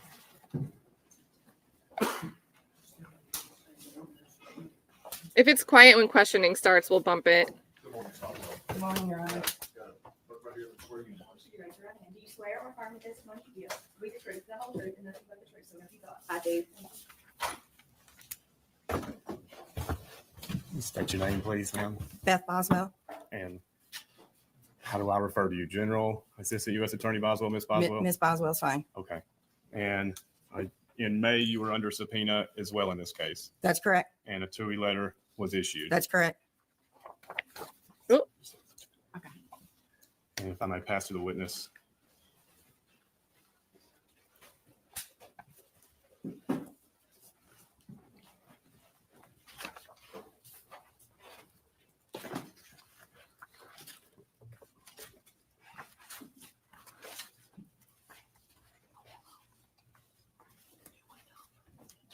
Do you recognize that TUI letter? I do, but this is actually the letter to you, so I have my own authorization for Okay. today. And is anything changed from the initial authorization for your testimony? No, sir. Okay. Your Honor, I'd mark the copy I received as the next numbered exhibit. Objection, counsel. No, that's his letter, correct? Mr. This Bates' is letter Mr. Bates' to letter. the federal government? Yes, that's, All right, without objections, I think we're at exhibit 65. Is that correct? yes, sir. All right, just because we saw a little bit of fussing from the state about Mr. Marshall, do you know anything about a TUI letter? And he was like, no, but then the question was probed further, like, did you have permission to testify? And he's like, yeah, during the first trial. And then he specified that he was a private citizen. But here, the only proof they're offering for her having permission was she says, well, that's the initial letter, but I also have one for today. And they say it's fine anyway. So, and again, this is a U.S. attorney. Ms. Boswell, just so I'm going to ask you a lot of questions about your time as the assistant district attorney, which you agree is subject used to to be. the rules of evidence, fair game today. Yes, sir. And on your federal side, just the prosecution of John Dylan Adams. That's correct. Want to All right, Mr. Bates, let's clarify that a little bit more, to be back clear for the record. If we can, or maybe you'll do it in your questioning. At what stage Ms. Boswell was brought into this case, and what stage she departed the case and took another role? I will, Your Honor. Okay, I will. thank you. All right, we're going to travel back in time to April 13th, 2011. I'm going to ask you questions about your professional capacities during this time frame. What would you say your primary job was? In April of 2011, my only job was principal deputy assistant attorney general for the 24th Judicial District. Okay. And what county were you in charge of all 5 counties? That's correct. I tried all the murders, rapes, robberies, anything super violent. I was a trial attorney only at that time. How long had you served in that capacity? As an ADA, Yes. I came to Tennessee to prosecute in 1998. Okay. I now have 33 years in as prosecuting. And when did you leave being an assistant district attorney in this 24th Judicial District? There was some overlap, but I started full-time as an assistant United States attorney in August of 2014.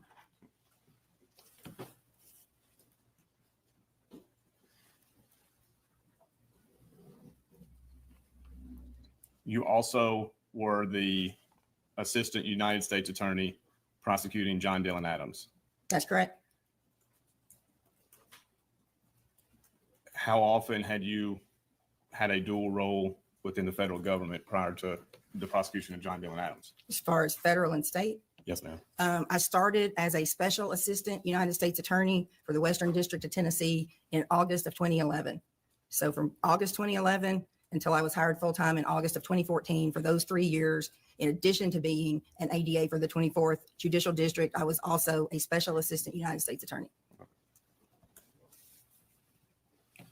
Now, in your role as assistant district attorney, were you typically involved in pre-indictment consultation with TBI and local law enforcement? Absolutely. Were you kept apprised of how the investigations were going in your cases? Yes. Did you consult and advise TBI? Yes. How would you summarize the Holly Bobo case? Was it a bigger case in your career? Was it what? A bigger case? Yes, it was a bigger case. Stands out. Yes. You still have a good memory of that work? It was a long time ago. I remember some things really well, and there are probably a lot of things I don't remember. Okay. When were you brought in with work on this Holly Bobo case? I was in another trial on April 13th of 2011. Otherwise, I would have been in Decatur County on that day. That was on a Wednesday. What I did do when I was alerted, I could not come to the scene, but I had a list and started calling law enforcement people to go help out. So I did do that while I was in trial. And then I first went to Decatur County on Friday, April 15th of 2011. And from that time until August of 2011, were you involved in this case?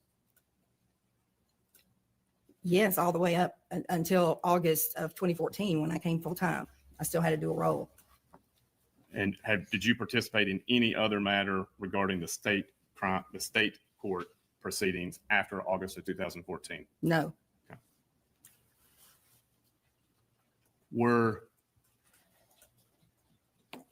Were you present after coming to Decatur County for the attempt to recreate the cell phone journey of Holly Bobo on April 13th, 2011? Can you ask that again? Sure. Did you work with law enforcement and other people to recreate where Holly Bobo's cell phone was on April 13th, 2011? No. Did you ever work with anyone regarding trying to recreate her route that day? No. Other than them advising me of certain things about the phone evidence, but no recreations. And when you say them, who?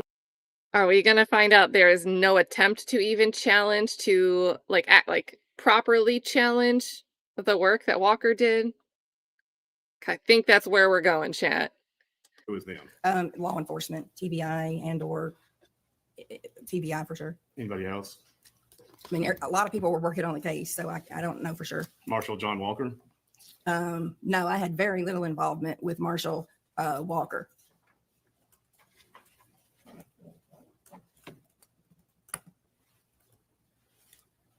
At some point, were you part of a discussion regarding installing a wiretap in the home and on the phone of Terry Britt? Yes. And when did that start? I think the first mention of Terry Britt in the case was somewhere the middle of 2011, maybe July or August, somewhere in there. So there were a lot of things going on. There were numerous suspects. So as to Britt, we did begin working on him, and January of 2012 was when we were doing the wires and search warrants and things like that. Why did it take so long to begin the wiretap? It's hard to get wiretaps. I mean, that's the whole point. There's certain levels of authorization. You can't just swear to something with nothing there. Did you review the application for the wiretap? I did. And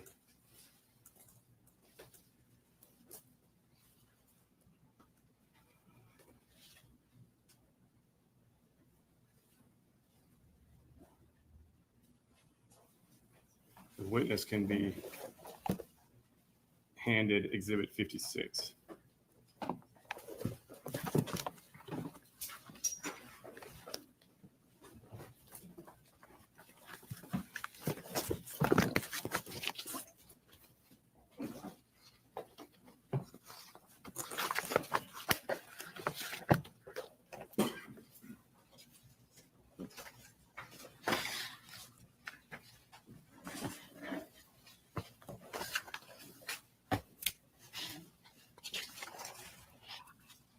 And you have it, Exhibit 56 in front of you? I do. And can you go through trying to find, let's go through it. Exhibit on page 9, identification of Terry Lee Britt as a suspect.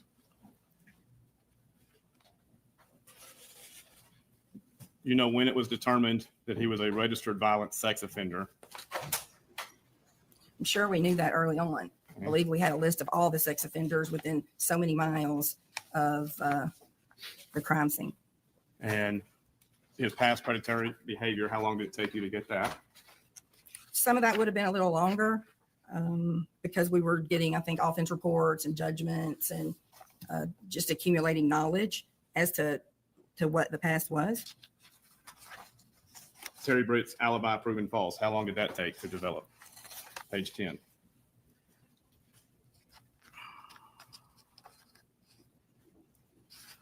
I think there's some discrepancy as to that, but I do believe that there's a time period during April 13th of 2011 where there were some phone calls between he and his wife, as I remember, and he had indicated he had been with her the whole day. It was a very short time period where there were phone calls.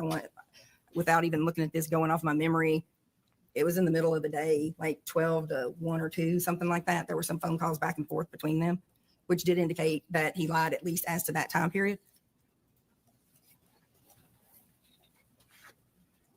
Well, you reviewed this prior to it going to Judge McGinley.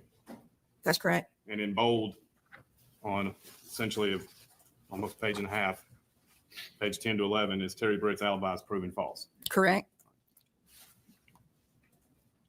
Then I would like to say, though, these are very fluid. So the probable cause that's listed in here, of course, is as we know it at the time. So I'm noting on page 10 where you asked me to look that it says they did not purchase a bathtub on the day of April 13th of 2011. That was because Terry Dicus went to All Good Salvage to ask if a bathtub had been purchased, and they did not have a record of it. I let Terry Dicus know that as a state ADA in the 24th, I was very familiar with Slim Allgood and All Good Salvage, and that they did not keep good records by anybody's standards.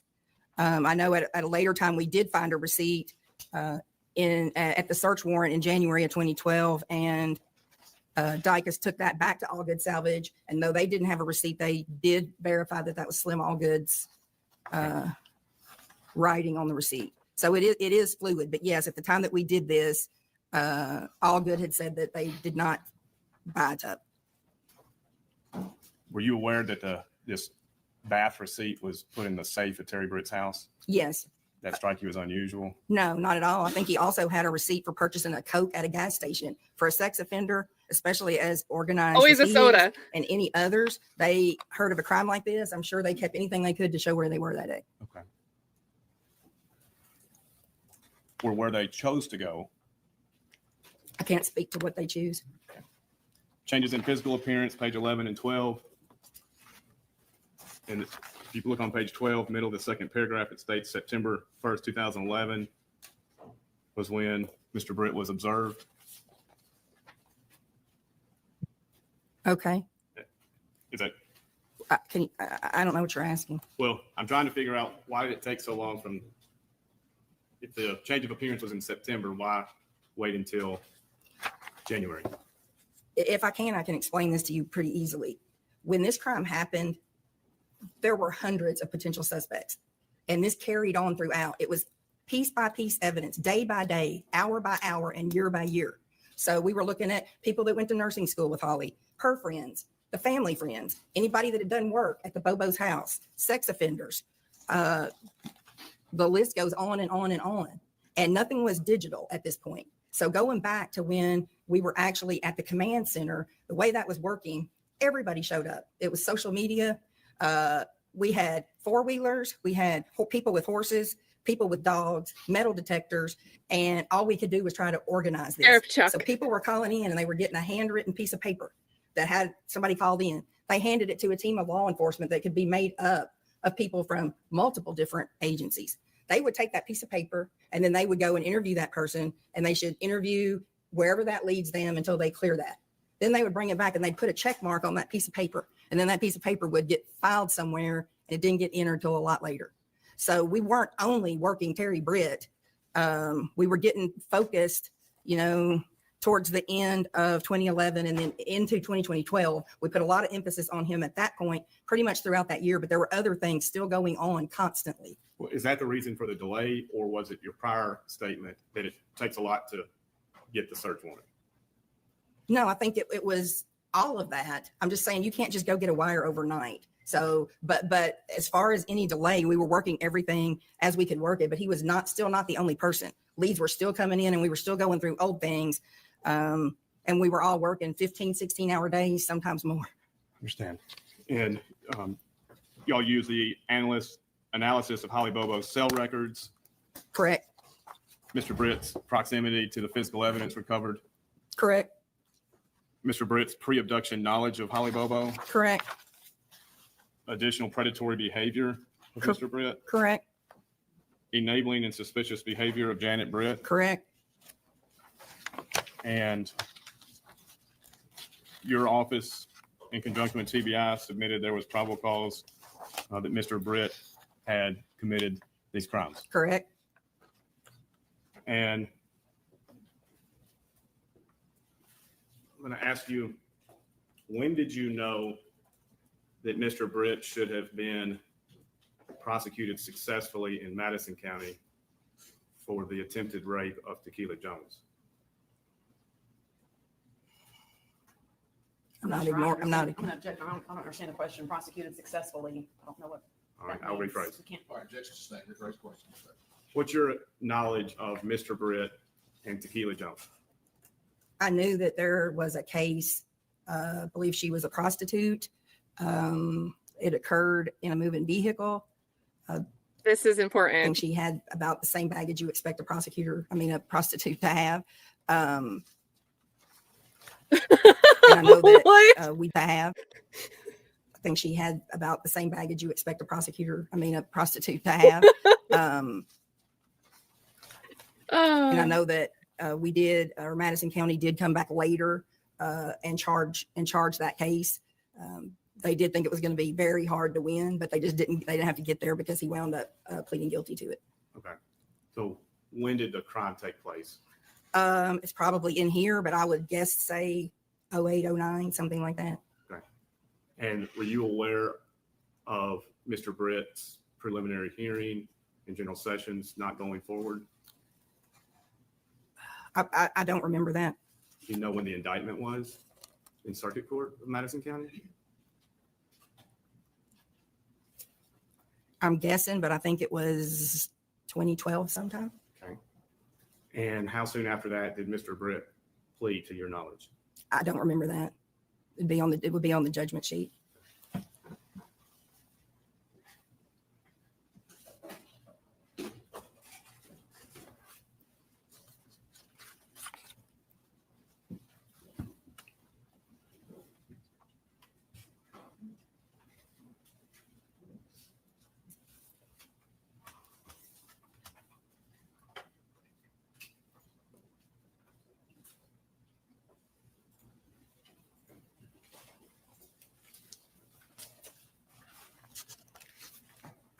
Just copy one for the court. For the witness. Have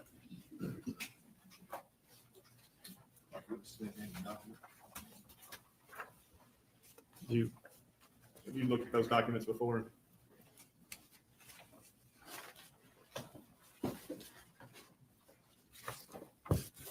I'm sure that I did, and I'm familiar with what a state judgment looks like. Does that look like a state judgment? Yes, sir. And what's the date of the conviction?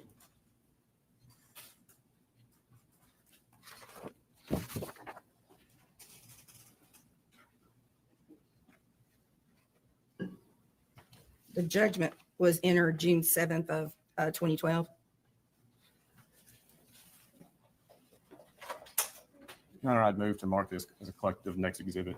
Objections? Yes, yes. Without objections, we'll mark the judgments of Terry Brett from June 7th, 2012.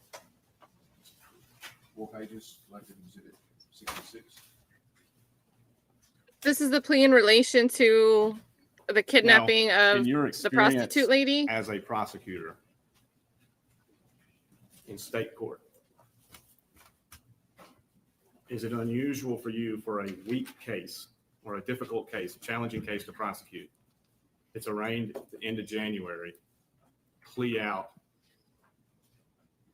5 months later, less than 5 months later.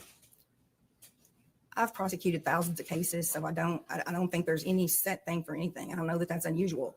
When I was prosecuting in Houston, people came in and pled to felonies the morning they got arrested. They waived indictment, pled to an information, and went to the Texas Department of Corrections. So I don't know that there's a time period. That doesn't mean much to me, the 5 months in there. All right.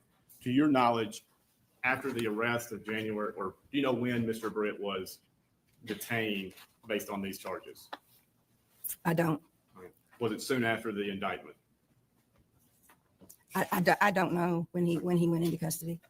Well, within a couple of weeks of the indictment, an application to Judge McGinley had went based on probable cause that he committed these crimes, correct? We had probable. It is in this wire about that crime, if that's what you're asking. No. You and General McAdams, let me ask this, General McAdams further corroborated to the Judge McGinley, we feel there's probable cause that Mr. Britt committed these Holly Bobo crimes. I don't know. I don't know what you're referring to. He really didn't handle day-to-day matters, but I'm assuming because under statute in Tennessee, the elected DA has to approve a wiretap, that may be what you're referring to. Okay. I don't know if it is. Were you aware if he did or not? Not verbally, but he would have to do the letter to authorize the wiretap. Okay. So 18 days after the application, an indictment comes in Madison County for this individual, Terry Britt, for charges that took place, I believe, in 2009. If I don't have that paperwork anymore, but if that's what the judgment shows or the indictment shows, then yes. And my question is, did you have any involvement in Mr. Britt's case in this Madison County arrest conviction for attempted rape of Tequila Jones? Your Honor, I want to object to the relevance of this lengthy line of questioning as it relates to what happened in, I believe this is Madison County, relative to Terry Britt, a witness that the jury heard from at trial. This is a post-conviction. Yes, Your Honor. I think it's relevance as to the story of how the state changed from believing Terry Britt committed this crime.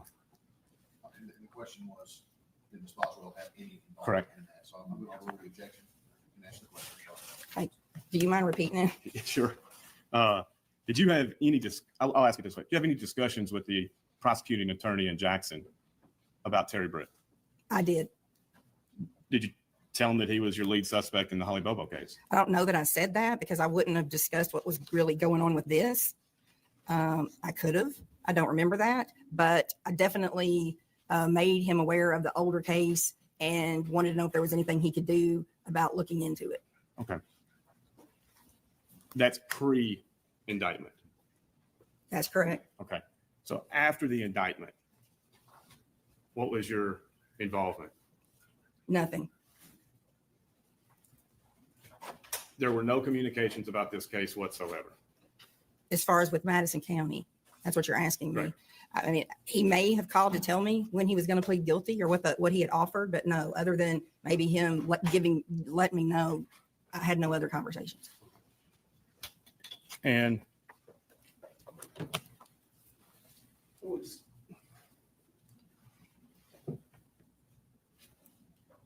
at some point, did you listen to the wiretaps of Mr. Britt? Usually I would just look at the synopsis or go by what law enforcement provided me. Because had I been the trial attorney on anything where I needed to do that, then I might do that. But I don't recall listening to the wiretap. I would have been involved in the 10 or 15 day report back to Judge McGinley about whatever was going on with it. But I don't recall, at least as to the phone. I remember a few calls at the beginning, but other than that, no. Anything jump out at you as significant on the phone portion of the wiretap? No, I mean, just that he was super controlling of his wife, but other than that, no. Okay. Nothing jumped out at you as the state prosecuting attorney about Mr. Britt during the phone calls? I'll make sure I understand. No. And Not that there I was also an audio component of I guess, a microphone in the home. It was an oral communication. There was a separate wire for that. Yes. And were you part of the reviewing the end of progress report of the audio intercept? I'm sure I was. Do you remember what was submitted to the judge as to why the audio intercept did not produce evidence against Mr. Britt?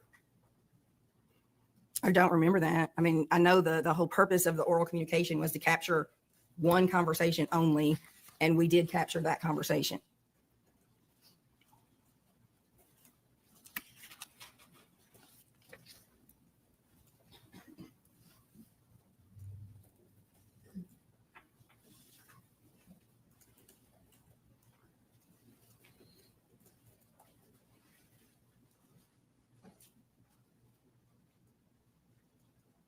Do you remember reviewing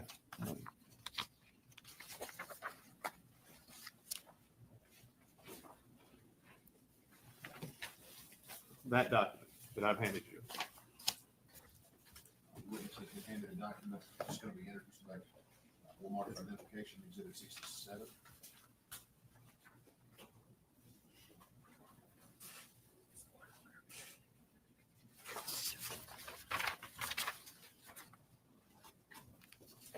Do you remember reviewing this application on behalf of the state of Tennessee to Judge McGinley? I don't have an independent recollection, but as I said, I'm sure that I did. Okay. And do you see where it says why evidence was not obtained?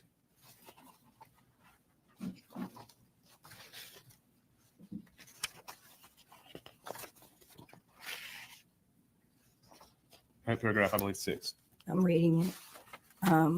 The stimulation failed to produce the evidence. As I said, we captured the one conversation that we were trying to capture.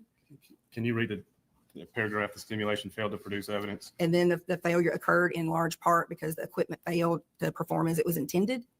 It was hard to hear. This says unable to hear or understandable conversation. Correct? And can you, to your knowledge, was this submitted to the judge? He signed it. Recognized his handwriting. All right. Your Honor, I move to mark this as the next number exhibit. Yes. Without objection, we'll move it in. It's exhibit 67. I forgot you. How do you describe this document? End of. Report signed by Judge McGinley for It's the special equipment installed in the home of Terry Janet Britt. it's the final report. Wait, Now, at some point, Terry Britt stopped to be, let me ask this, was Terry Britt the lead suspect for a while in this case? Yes. And at some point, he stopped to be the lead suspect. Correct. And is it true that the failure to obtain evidence from the wiretap is the main reason? No, What was? we didn't get anything. We did On what?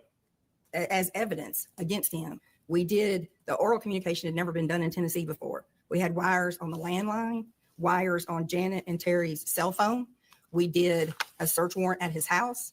We had a poll camera where we surveilled the house. We did DNA testing on items. We did fingerprinting. We took all the tools. We searched his cars. We searched his house.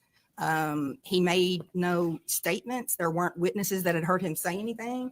It was all of those reasons. We focused a large amount on him, mostly based off of his prior criminal history and a propensity to be somebody who could do a crime like this. But when we went through A to Z, including things that had not been done before, and tore everything apart, there was nothing there. Well, it was there in mid-January for probable cause. January of 2012. Right. How soon after that did Mr. Britt go to jail pending his charges in Madison County? Whatever that judgment shows. You said it was, I don't know, 5 months or 6 months. I don't know. Did he bond out? Not that I'm aware of. Okay. So he was in jail for 2012 prior to pleading in June. Correct. Right. Fair to say that the wiretap was the big effort in this case versus Terry Britt. I don't know that it was a big effort. I mean, wiretaps are part of an investigation. I mean, there were a lot of other things that everybody was doing, as I just listed out. But all of it established probable cause in January of 2012, and then he goes to jail on charges in Madison County several weeks after that. The only thing that took place in between that was the wiretap, right? No, we did the search warrant was done in January of 2012, all those things that I listed, and then we waited for results from that to come back. Why did the search warrant take so long to get? For the home. This has been asked and answered. For the home. I don't know that it took that long, sir. I mean, the first investigative report, as I said, that came out on Britt was June or July of 2011. That was like one report of somebody calling, in addition to the hundreds of other calls that were coming in and that we were still working. So this was a process, as I said, piece by piece, day by day, and then we developed, the probable cause to further the investigation, at the end of which he was excluded as a suspect. You can. One for the witness, one for the court. And you remember looking at this type of document? He's on the stand for quite a while. I really don't know that I ever reviewed these line sheets. Do you know what it is? I do know what this is, but I don't know that I reviewed this. Okay. And then can you look at I would have been party to anything that anybody thought was relevant would have been told to me by TBI. All right. And then look at line 45.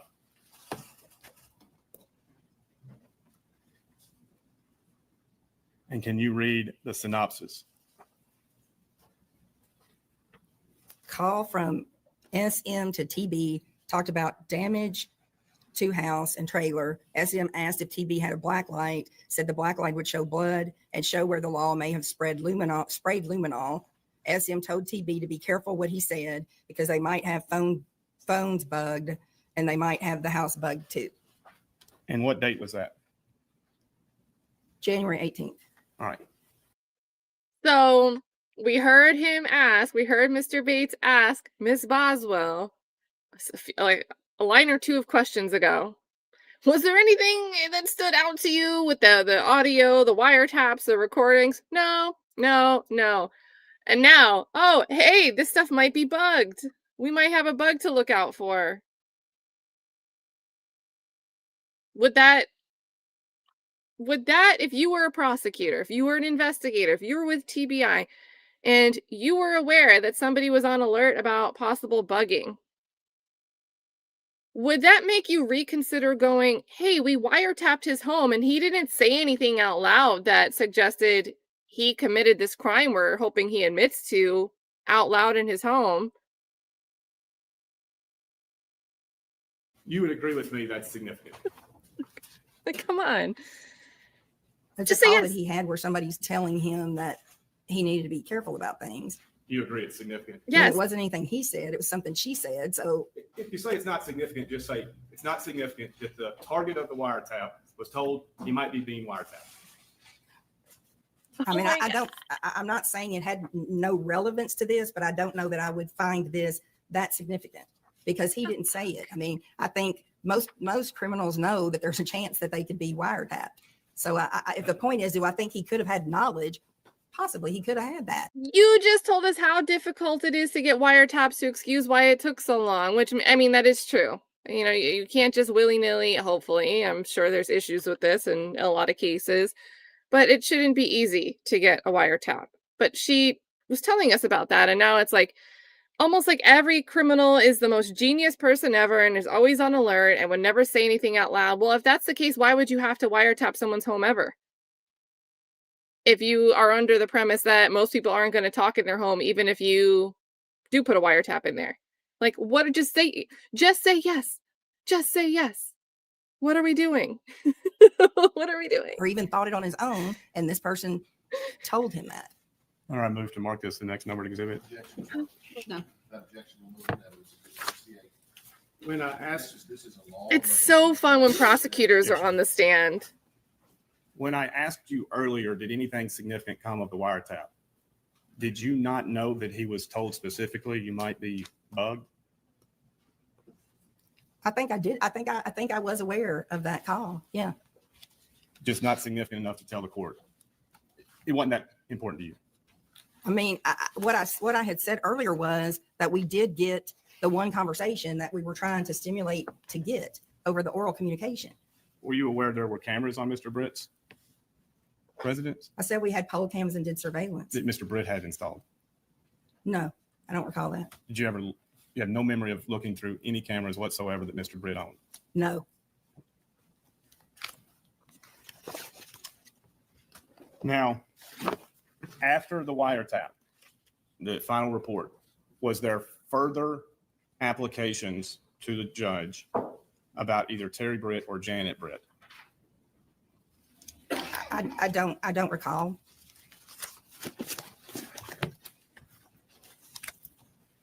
I don't know the dates of when we gathered things. Like I said, I know we had GPS tracking devices. So there were other applications, but I don't know when in time that would be.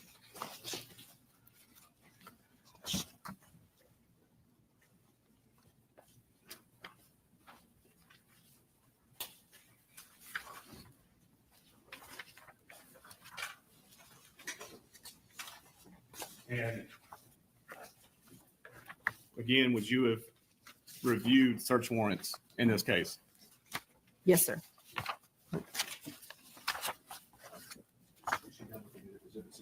Yes, Your Honor. For clarification, explain SM and TB on that case. Oh, man, so witness. Do you remember listening to a Sherry Manis?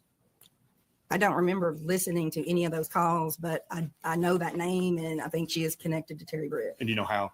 I don't know if it was a sister, maybe. And TB, what was that shorthand for? Terry Britt. All right.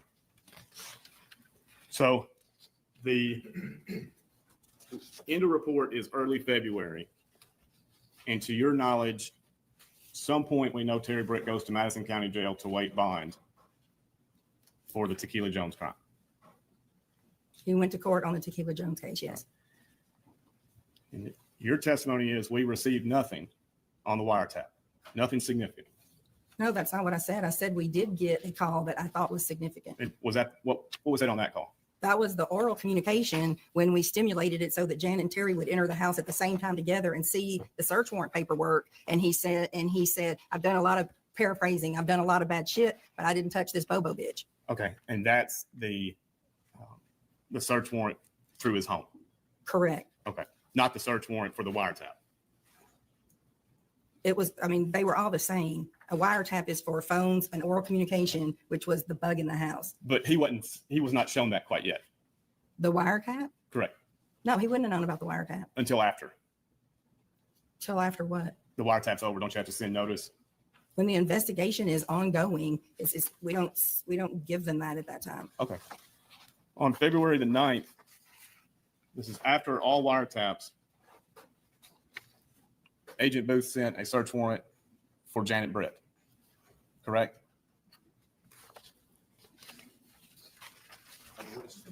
search warrant was marked up for identification of 69.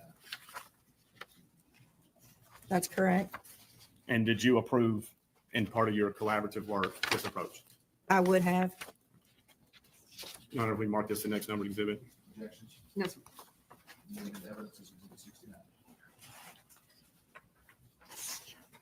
Tell us about Mr. Booth. This is for DNA of Britt. Yes, Your Honor. Do you remember what vehicles of Mr. Britt's were searched? I think anything that was there. Okay, do you remember a Dodge Dakota? I don't remember the kinds of vehicles they were. We searched all the vehicles.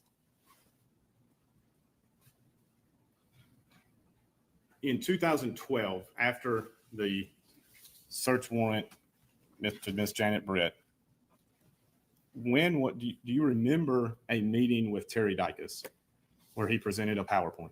I do. All right. Do you remember when that was? I do. When was it? February of 2013. Okay. So now let's talk this 12-month period from February 2012 to February 2013. Who was the lead case agent on this case? Terry Dicus. How long had you worked with Terry Dicus? I really don't know the answer to that, but I did work cases with him. I don't know when he came on at TBI or. Okay. Who called for the TBI PowerPoint meeting? The way the PowerPoint came about was Terry Dicus took a copy of his PowerPoint to Hansel McAdams and handed it to him, saying he wanted Hansel to review it and he wanted to come to present charges as to Terry Britt to Hansel, which he had no authority to do. Nobody from TBI authorized it. At the time that he did that, all of the TBI agents were no longer, everyone believed that Terry Britt had been excluded as a suspect without the knowledge of anybody with TBI or his superiors, which he should have had to try to present an actual case for charges. He gave it to Hansel McAdams asking for a meeting between just he and Hansel and nobody else. Hansel McAdams said he was not going to do that, that it was his understanding that he had been excluded, that we would have the meeting, but he wanted me there and all of the agents and supervisors from TBI, Western District of Tennessee. Then I called everybody to set the meeting up. All right. Was Marshal John Walker there? I don't remember that. FBI agent Art Viveros. Art retired in December of 2012. I don't recall him being present. Could he have been there? He could have been. Anybody invite him to your knowledge? I wouldn't have because he was retired. I would not have invited him. At this meeting, was it discussed? On January 17th, Terry Britt said he might be being bugged. I don't remember that. Did anybody say, the audio failed? That's the big reason it didn't get evidence. The audio equipment failed. It just wasn't clear hearing, sir. Like you couldn't hear it clear. Understand what's in the document. The document says that it did. But again, we were trying to capture that very first conversation, which we were able to hear. Well, it's important when TBI reports to a judge, to be honest. That's right. So is there any reason to believe in February of 2012, Agent Booth was being dishonest to Judge McGinley when he said the main reason we didn't obtain evidence is equipment failure? No, and he also said that the stimulation, he referenced as to the stimulation. It didn't work great. It did not work great. You could hear things, but you couldn't hear clear conversations. You had to really listen hard. I mean, it wasn't what we expected to have after getting it in there, for sure. Now, the PowerPoint presentation, do you remember, what do you remember from the meeting? I remember that everybody in the room, I do believe Ricky Inman may have been there, who also still believed that Terry Britt had done the crime. He was with Decatur County Sheriff's Office maybe at the time. But as far as the TBI investigators, the supervisors, and myself, we had excluded Terry Britt. I remember specific things, and it was a very long PowerPoint. We all listened. We made remarks. We asked him questions. The majority of the PowerPoint were other people that Terry Britt had stalked, which since we had cleared him, this was not going to be there anyway. But had you gone to trial on Terry Britt, if he had committed this crime and went to trial, all of those other stalkings would have been 404B, if anything. Oh, so this, okay. Welcome to the Dolly raid. Hello, everybody that came in here. I'm preparing in my head to give you guys a quick summary. I'm about to blurt out that we have a prosecutor on the stand. She's currently an AUSA, but during the time of the Holly Bobo investigation, she worked with the district attorney's office. She was like an AG for a district. And she's telling us about infighting within TBI over who was actually supposed to be the prime suspect. So this has been gold. We've been watching. It's always great to have a prosecutor on the stand. Currently direct examination by Zachary Adams, attorney. So pretty contentious there.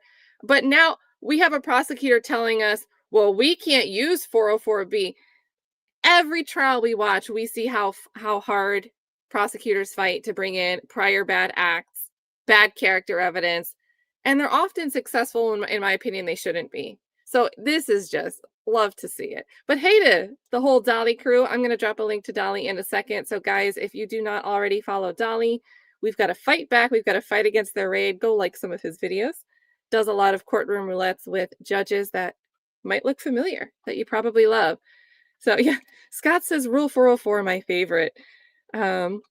And then I also want to give a big thank you. We also got 10 gifted memberships. I'm going to update my banner. Sheriff Chuck, who also shared an awesome, detailed of his experience working with the cadaver team for the Holly Bobo investigation and some stuff that happened with that. Just incredible stuff that you shared. Thank you also for gifting 10. Appreciate that. And guys, make sure you're saying thank you if you got a membership. But yeah, yes, Shayna, I'm glad you're live with us. But yeah, so we are in the middle of Prosecutor Boswell freaking out about the infighting in TBI, thinking, hey, girl is kidnapped, goes missing, ultimately dead. And half the office seems to want to go like this when one or two others are like, hey, based on cell data and based on this PowerPoint and based on everything that we put together that we want to be able to present to you, we think it's this registered sex offender. And everybody else just seems like la la la la la la la. Don't want to hear it. So let's see where this goes. Those would have never come in. And also, shout out to Rule 404 in the I chat. don't know that you could have used them for impeachment as well. But as I said earlier, Terry Britt, could have been good for this crime based off that history alone and based off his stalking and the prior rapes. I remember a few specific things that still stick out to me now. One was based off phone evidence. There was a period of time where there was a gap or there was nothing. I don't know how to explain it, but I remember that Terry Dicus said, here's where the rape occurred. The rape occurred right now. And we said, what rape? Do you have a rape kit? Has Terry admitted to rape? Do you have a witness to rape? Like at the time that we did that, you would assume that a predator, whoever that person is, that might be the motivation for the crime. But he specifically had in there that this is where the rape happened. And you use some words. You got rape kit, and that's a kit you use on a victim if they've been raped. Right. Witnesses to a crime. Right.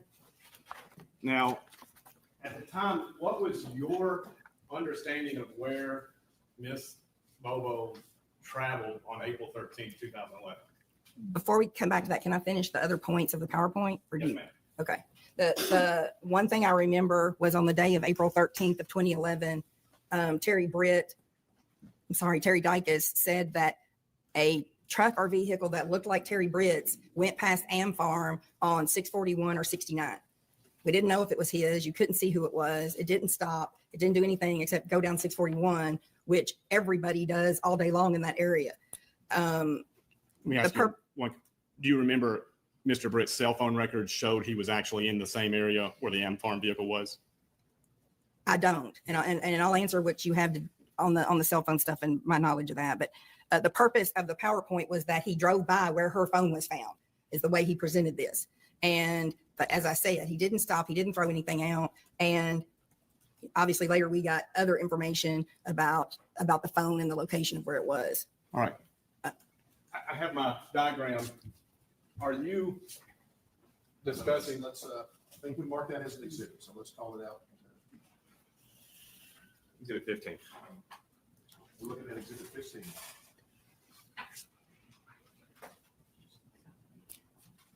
Go ahead.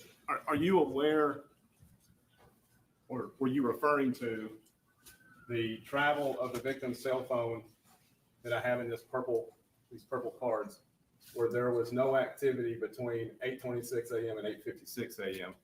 I think that's correct. And did anybody say at the time her remains might be found in this area as well? I don't recall that. Have you learned after you left the case that her remains were found in the same area? There was no activity for 30 minutes. I don't know that. Were you aware there was a .380 spent round found next to her remains? I do not know anything that happened with the investigation once I came off the case. Okay. Did you have a theory at the PowerPoint meeting as to where Ms. Bobo traveled that day? No, and what I can tell you is I'm not very mathematical at all. Phone evidence in that area, if I recall right, was 2G at the time. On any of my cases that I had worked in the 24th, particularly in the more wooded or rural areas, mostly what we were looking for was who talked to who to be able to corroborate if people were together or not. And it got very dicey with the cell towers and the sectors and what you could actually prove about any kind of location. And Someone puts together a cell phone, like where Holly Bobo's cell phone is moving around, and she's like, well, it got dicey. It just got too dicey. So we didn't care. It's too dicey for us. Like, what are we doing? What are we doing? And we have the same guy who put the cell phone. If you guys missed earlier, we watched a former U.S. Marshal, Mr. Walker, detail how he drove around with the specific device that matched Holly Bobo's, the same device she had, make and model. And they drove around and they made sure that where they thought things lined up, they went and remapped it. And they found like the whole path that matched exactly what the theory was. You know, she was abducted early in the morning. And then around 9:30 that day, I think she was already, at least her belongings were dumped over in a certain area. And he has all that mapped out. And a couple years later, he sends an email to TBI saying like, hey, I don't want this trial to come up and it becomes a Brady issue. I'm just reminding you guys that this report's all here. And after he reminds them with this email, he says he faced like some type of disciplinary action. And he's been completely exonerated of that, but they started accusing him of like misconduct and wrongdoing the second he spoke up and reminded them about the cell phone data stuff for Holly Bobo. And there was a hearing for it, and he didn't have to go. He wasn't really invited to be there, but he went. And during that hearing, while being questioned, he's like, well, show me how I'm wrong. And then the guy doing the questions just moves on. They don't ever address his data from this 2G cell phone tracking. And then now it's too dicey. The cell phone stuff, too dicey. This is the prosecutor. This is now an AUSA. To a certainty. And I recall that there were pings or things with his phone as well as with Zach's and Autry's. So, I mean, there were things going on with the phone evidence, but what was most important to most of our cases was more who was talking to who and when were they talking, because I think it was mile radiuses at that time. I mean, it was a very wide radius. You could not say somebody was right here at this spot. And I'm sorry, you just said Zach and Autry were pinging. That wasn't a PowerPoint meeting, was it? No, but I'm saying later as well. I mean, I just don't know how the science at that time was not very good. Okay. All right. At what point did you participate in an investigation of without warning? I don't know. I feel like the only thing I just got from that blather since I unpaused was cell phone data sucks, but we had pings for this guy that we want to not have a new trial for, and Autry. And if you missed the backstory, Shane Autry was one of the 4 that became the persons of interest. It's the group of Zachary Adams, who's bringing this petition for a new trial. His brother with cognitive abilities, who ends up as a probation term, takes a plea and as a term of probation has to go live with a retired cop who didn't show up for his subpoena for the hearing that we're watching right now. His name's Dylan Adams. And then there's a Justin, can't remember his last name, Justin Austin, James Austin, and then Shane Autry. Shane Autry they told him they were going to give him immunity. And I didn't see it until yesterday, but I read a different article yesterday that they rescinded the immunity offer, and Shane Autry ends up killing himself in February of 2015. It's a crazy case. So all of this is dicey, but she blurts out that, but there's pings for the two of the names that we want to make sure that we don't have to be wrong about. Everything else is dicey. No, Do you have any memory of who that was? I don't know what you're asking me. No.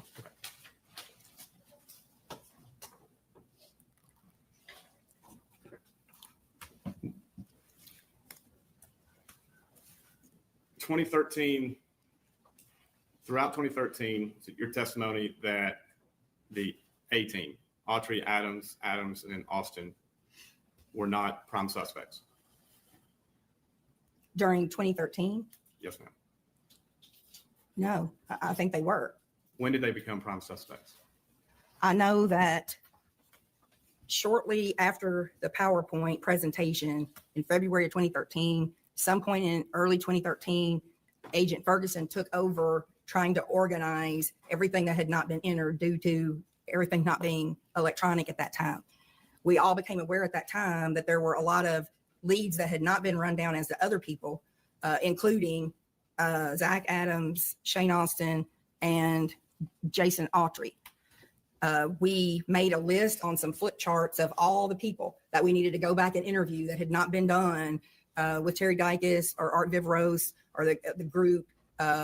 People had not been excluded that we thought had been excluded. And so we were making a list of people and we were working on that. Meanwhile, we were continuing to get tips regarding Jason Autry, Zach Adams, and Shane Austin from all law enforcement, people that had informants, defendants that were getting arrested on cases, victims or witnesses from other cases were continuing to come back to these guys, and that was getting reported to us.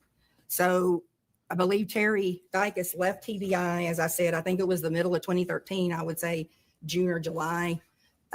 Sometime before he left, I went to him, as I had done numerous times during the investigation, to say, how did these guys, what about these guys? Everybody is talking about Autry, Adams, and Austin. And he would say, they're alibied. We got alibis for them. That there's nothing else to do.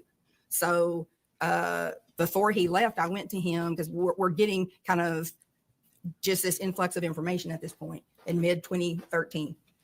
And I said, how are these alibis? How are you excluding them? He said, well, two of them were together, which he was saying was Shane and Zach, and the other one was at work.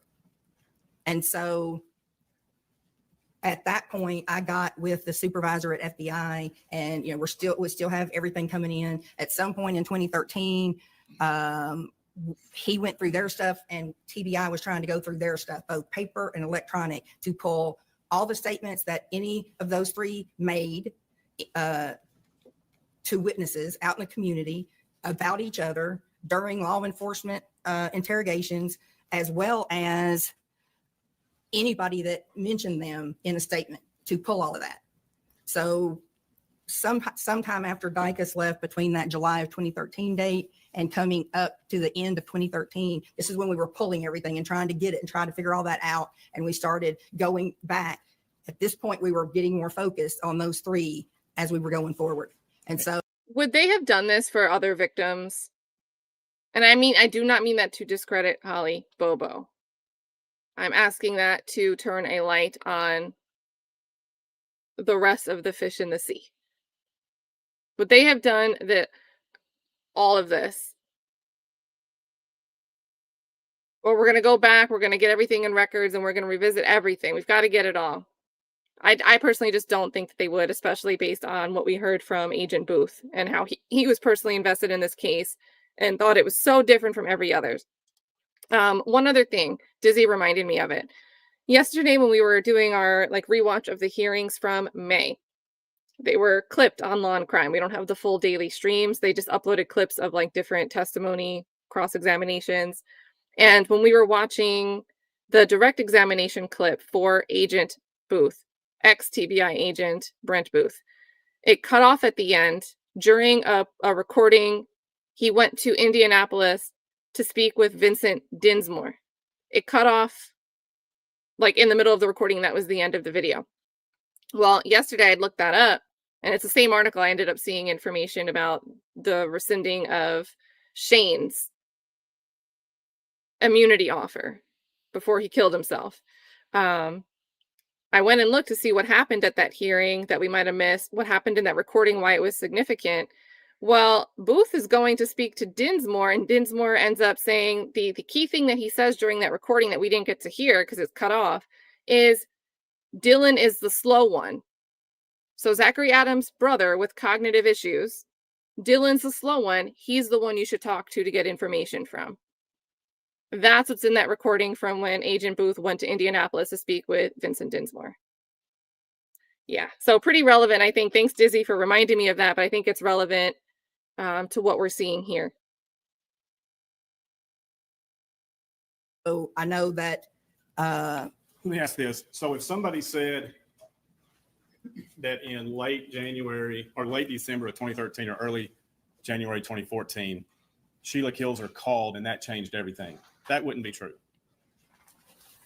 Oh, yeah, that is different. What it changed was, I think was it exclusive? No, we were getting on these guys at that point. So what had happened, we were able to, they came forward, I think in January of 2014. So we were accumulating these items and going through statements and trying to re-interview people and do all of that. So the piece that they brought, I think, accelerated our process, but we were getting focused on these guys, and we were going back and interviewing people. We're trying to get all that together. So I think it certainly by January, it was testimony that we didn't have. We did not have anybody that had seen her alive at any point. So for that alone, let us know that we were getting on the right track with what we were doing. And you said testimony. You know what's so crazy about that?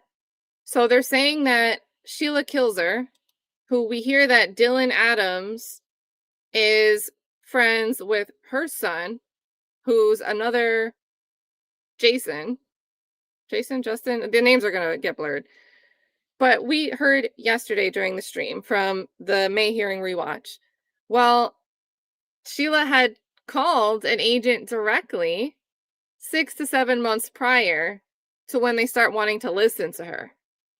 And she ends up saying that she heard through Dylan that Zach had said something to Dylan, and it's getting relayed through like the nested hearsay. And Sheila is reporting this whole story. But it was around the same time that her son was facing charges for something separate. So it's just like every 2 seconds in this trial, it's like layer and layer and layer needs to be pieced back together. But now we have this prosecutor on the stand saying, yeah, I mean, now that you're asking me about it, it isn't just because of the database that we started looking at things. I forgot about the Sheila Kilzer thing. So yeah, that's actually part of why we started to look at this group of 4 guys. And then we realized that things were lining up. We were looking for consistencies. We started to realize nobody else had seen her alive after the abduction. So a story that says, hey, she probably died the same day, like right away. That's all lining up to us now. What's the issue with that? You have Terry Dicus and you have U.S. Marshal Walker presenting you the cell phone data and the theory saying the exact same thing, that they thought that she was unalive by 9:30 a.m. that same morning, with all of her belongings thrown over towards the Gooch River. If you just joined, yes, that is the name of the river, the Gooch Creek, Gooch River. So, but they ignored that. They persistently ignored it. They end up taking Dicus off the case and throwing him under the bus, saying he's the reason this took so long. The investigation was, all the mistakes are to blame on Dicus. Walker, prosecutor, just tries to completely discredit Walker during his testimony during this hearing. But they're the ones who've been saying all along that the time frame the cell phone data and the information we have available all suggests that she was unalive within just a few hours. And now she's telling us, oh, we did this database, and then Sheila calls us, and that's when we start to realize, yeah, nobody saw her alive after April 13th, huh? So that's the first time we start. It's crazy. It's crazy. Yes, the Gooch River. You just made a statement. Yeah. There were statements that Miss Bobo was alive by other people prior to this Sheila kills her. People had said they'd seen her, things of that nature. Yeah, all over. Okay. So when you say Sheila kills her said they saw her alive, other people had Post-abduction. Other people had said post-abduction they'd seen her alive. There were reports and leads that other people. And that's correct. And I think FBI handled most of those and went out. But this was her with Jason Autry and Zach Adams as told to her. Okay. But to be clear, your statement is from July 2013, the A team was on a focused journey with your office. I'm saying that we were still working other people because we had made the list on the charts. But yes, we were continuing to get information, not just things that we had already taken in. We had law enforcement coming to us and telling us. So we were beginning to get there. Was it your understanding, and we're going to stop momentarily, that when Sheila Kilser called, she was hoping to get favorable treatment for her son, Jason Kilser? I'm not authorized to discuss that. Okay.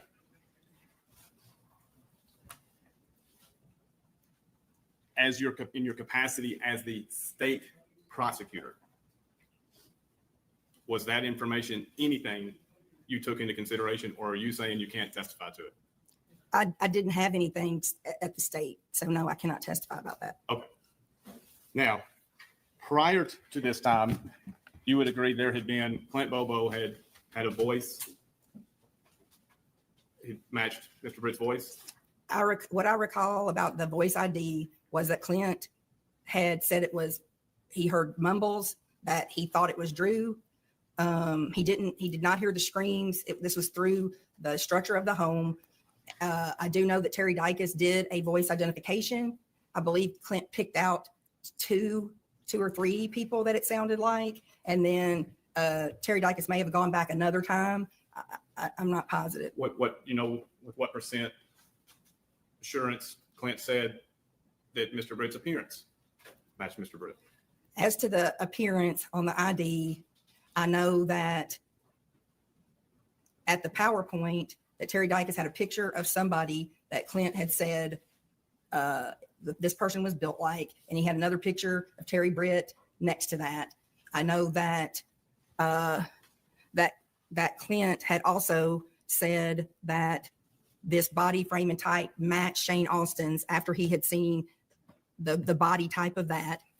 I know that when Miss Bobo and Clint went to have a discussion with Zach Adams, and Zach asked Clint what the description of the person was. After Clint gave that description, Zach said, "That's Shane." I was aware of that.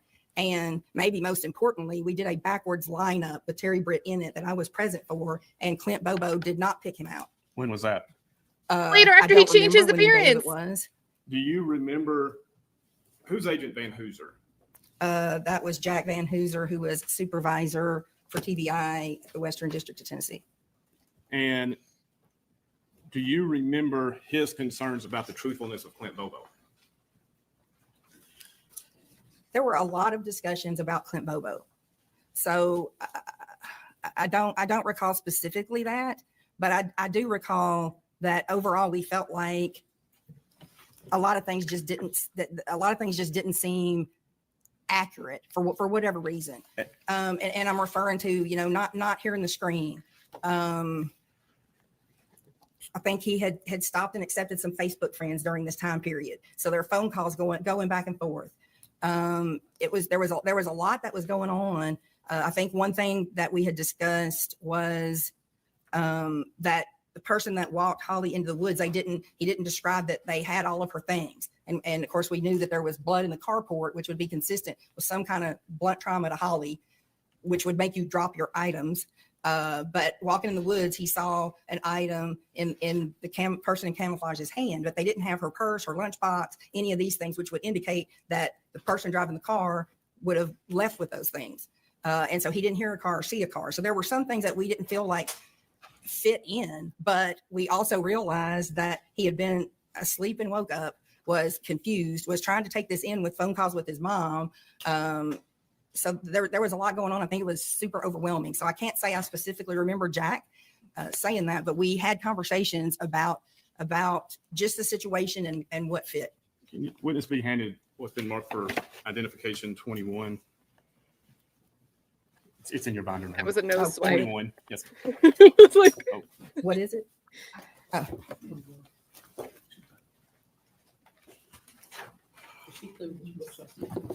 Thank you. Wait a second. If you hang on to that part, I'll flip this one.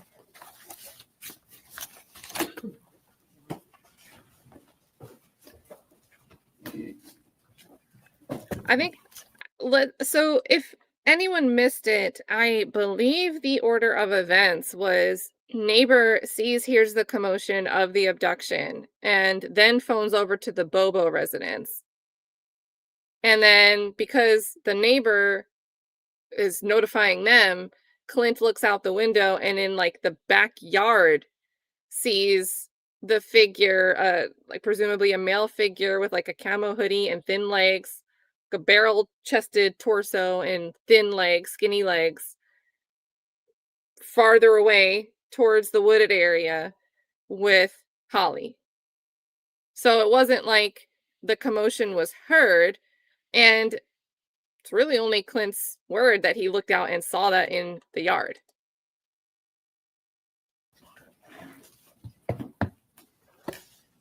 Yep, neighbor calls mom. And if you can take a minute to review this document.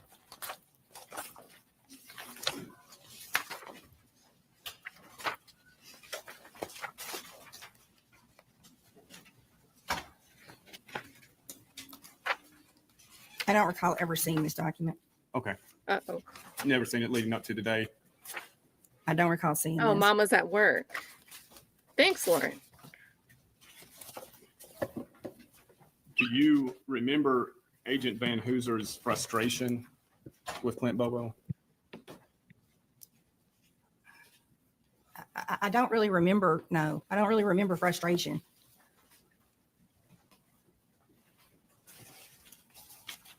Really didn't deal with Jack very much, honestly. And he was a supervisor and kind of doing his thing. And on the day-to-day, I was really with the agent.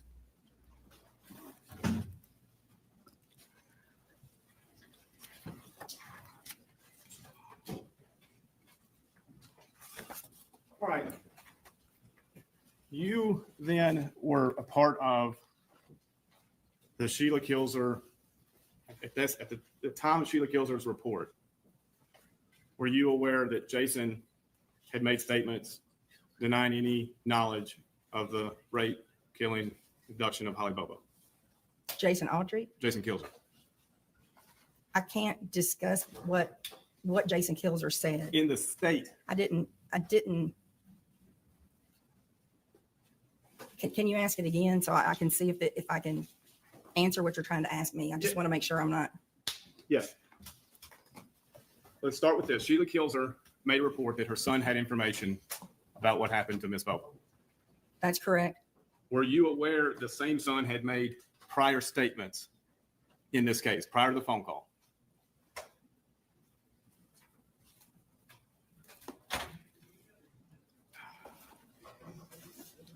Prior to what phone call?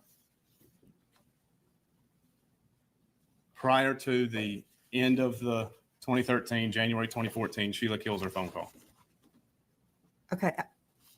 You mean when she reported something? Yes, ma'am. Okay. So what's the question? Had you had any awareness of prior statements of Jason Kilzer? I don't think I can answer that. I don't know how I can separate. I didn't have a state case on him at all. And so if you have something you want me to look at, I'll gladly do that.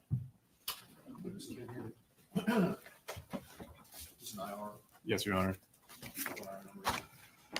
1490. I'm sure they're going to explain, but remember from yesterday, we learned that the Fed case with Kilzer, with Jason Kilzer, is the same Fed case that Dylan Adams was picked up on, the federal gun charges. That's the same charges that Dylan takes his plea and is just suddenly going and living with this random guy, retired cop, Mr. Benjamin, that didn't show up for a subpoena for this hearing that we're watching today. So a little bit of layers again there. 70 for identification.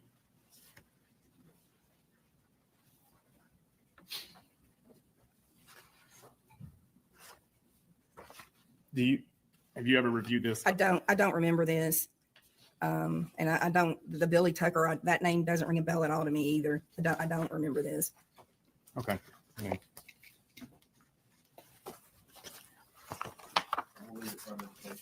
That's fine, Your Honor. And would ask that this be identified as the next for identification. Mark for identification, the next document is Exhibit 71. And Ms. Boswell, this document, did you ever look through this document? If you'll let me read it, I'll let you know.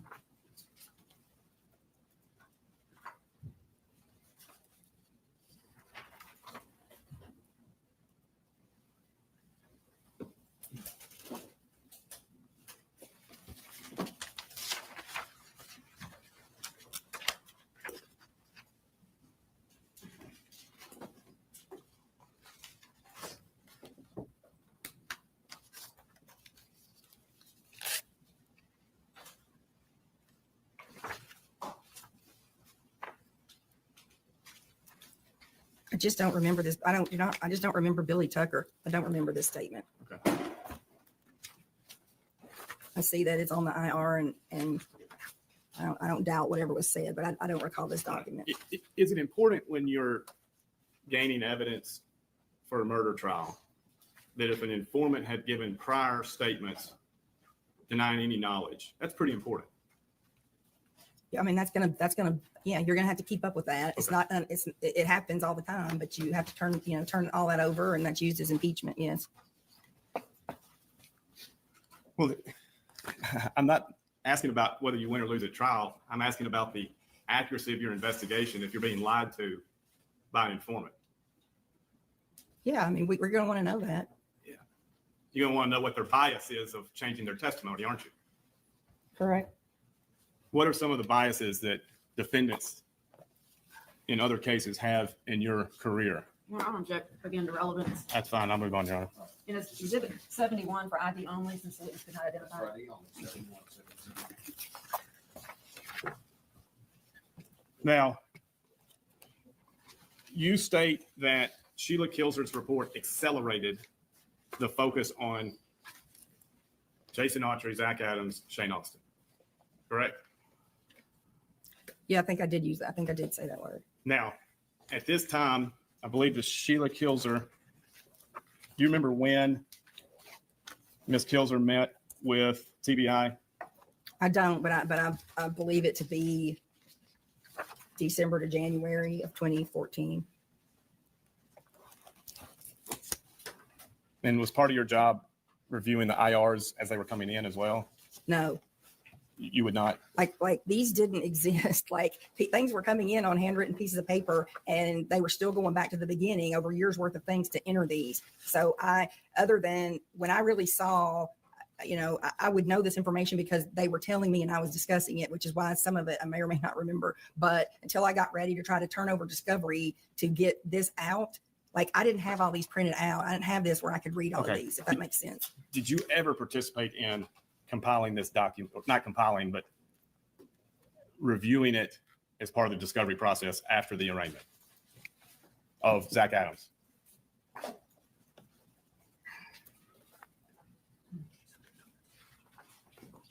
I mean, as part of this, at the time that the discovery was taking place, I had already been accepted, but was waiting on background check to come full-time federal when the discovery process was ongoing. Okay. So it was like, I had to get a scanner delivered and a copier delivered, and I was responsible for all those terabytes of information. So I was just trying to get it on some kind of form to be able to get that turned over before I left. Do you remember ever seeing this document, IR 1883? I would have been handed the document for identification Exhibit 72.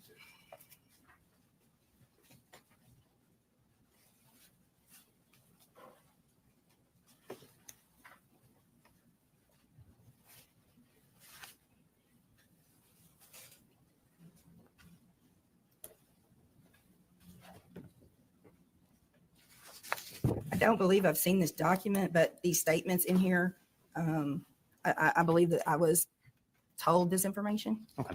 Now, at this time, January of 2014, did you know who Dennis Benjamin was? No, Did you have any idea that the Bobos had a quote unquote investigator?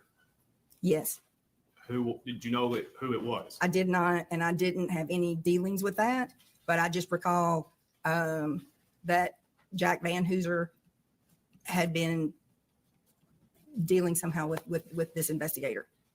If I don't want to jump ahead, but if you notice at Dylan's sentencing, when I called him to the stand, I didn't even know his last name. We'll talk about that. Briefly on Jack Van Hooser. Was he always in? There objections to the IR 1883. I would ask that it be marked ID only. She didn't identify. This statement with identification on. Exhibit 72.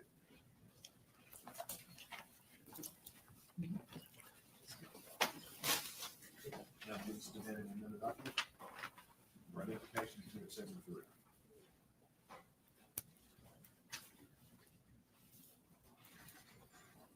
Do you remember looking at this document? No, sir. Do you remember Van Hooser, Agent Van Hooser, telling the Bobo family Clint was giving the defendant a get out of jail free card? No, sir. That you just have no. I just didn't deal with Jack that much. So Okay. no, I do not remember All right, this. we'll just mark that for identification only, Your Honor.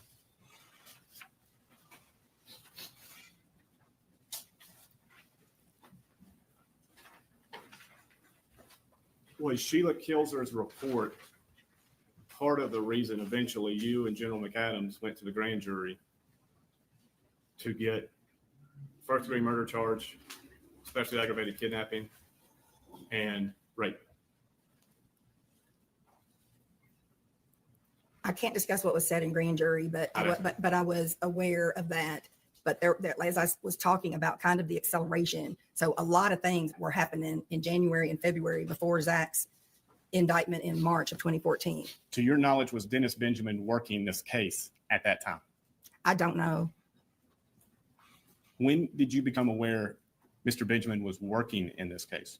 I wouldn't know when that was. I just remember at offhand, Jack Van Hooser indicating that the Bobo family did have an investigator. And Agent Van Hooser knew him, Yes. vouched for him. I don't know about that, but he knew him. Yes. After, let me ask this, when Sheila Kilser called in January of 2014, was Dylan Adams in Obion County Jail? Yes. And this was the charge that you prosecuted as an assistant U.S. attorney. Correct. When was he arrested? I believe it was July of 2013. Okay. During the same time, according to your testimony, that Zach, Jason, and Shane were suspects. Correct. And what was the federal charge? He was charged with being an addict in possession of a firearm, being in possession of a stolen firearm, being in possession of a obliterated fire with no serial number firearm, aiding and abetting Kilser as a convicted felon in possession of a firearm. What? I'm not a federal attorney, so you're going to lose me quickly. Can you talk generally the range, the most in terms of months, all of these crimes? I mean, I know what his range was. Yes, ma'am. If that's what you want to know, Dylan would have been looking at 46 to 57 months. Okay. If convicted of all charges. Correct. Were there state charges also? No. Okay. And what county did this occur in? Decatur. Any I reason think. as the assistant district attorney for Decatur County, state charges didn't come? There wouldn't have been any reason because I indicted him federally. All of those were state crimes also? Yes. Okay. And when was this arrest? July It was 20 July of 2013. How soon after that, when, do you remember where he was housed, Dylan was housed? I don't, because I don't keep up with that. I know Okay. at some point he was in O'Bine. How soon after that, to your knowledge, did TBI start to investigate and interrogate Dylan in O'Bine County?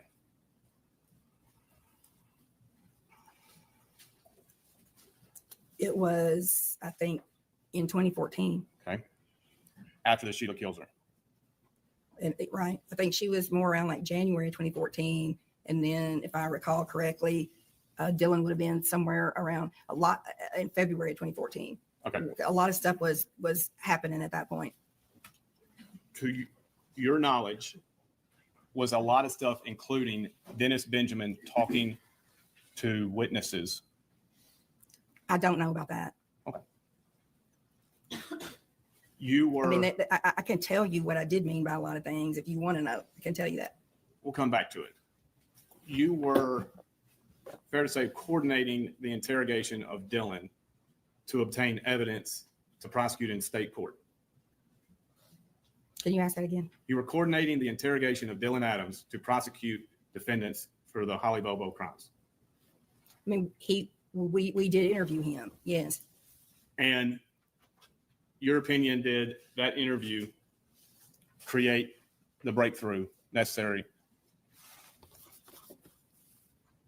What it did at that time, based off me talking about January and February, with so many things happening, we were going back and interviewing people. So we had busted Autry's alibi, which had never been done. And Terry Dicus had said that Autry was at work that day. So we found out that he was not working for the Douglas guy or the Taylor guy, that Douglas had last paid him, I think, like a month earlier. And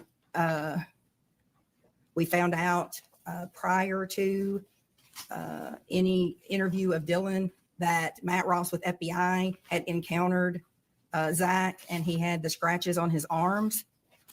We knew that Shane Austin, Jason Autry, and Zach Adams had lied to law enforcement, comparing their statements. We knew that they had given some statements on each other, and we had all the witnesses' statements of everything that they had said to them. And then we also found out about THP and Warren Rainey and his interactions with Zach and the mattresses and all of that. So all of this was coming very quickly at that point in 2014. So I when I said it like accelerated that, it was one factor in what we were doing. I mean, I knew as a prosecutor that we couldn't just count on that. You always hope that you can, but you never know. Like, he was one witness. So it did play a part for sure, because what he did say we had from no other source. Do you remember the sentencing hearing for Dylan Adams? I do. Do you remember how you summarized it to the judge?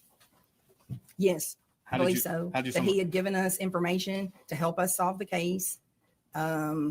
I remember I called Jeff Jackson and let him testify about how the role that he played in it. We were hoping that he was going to testify. I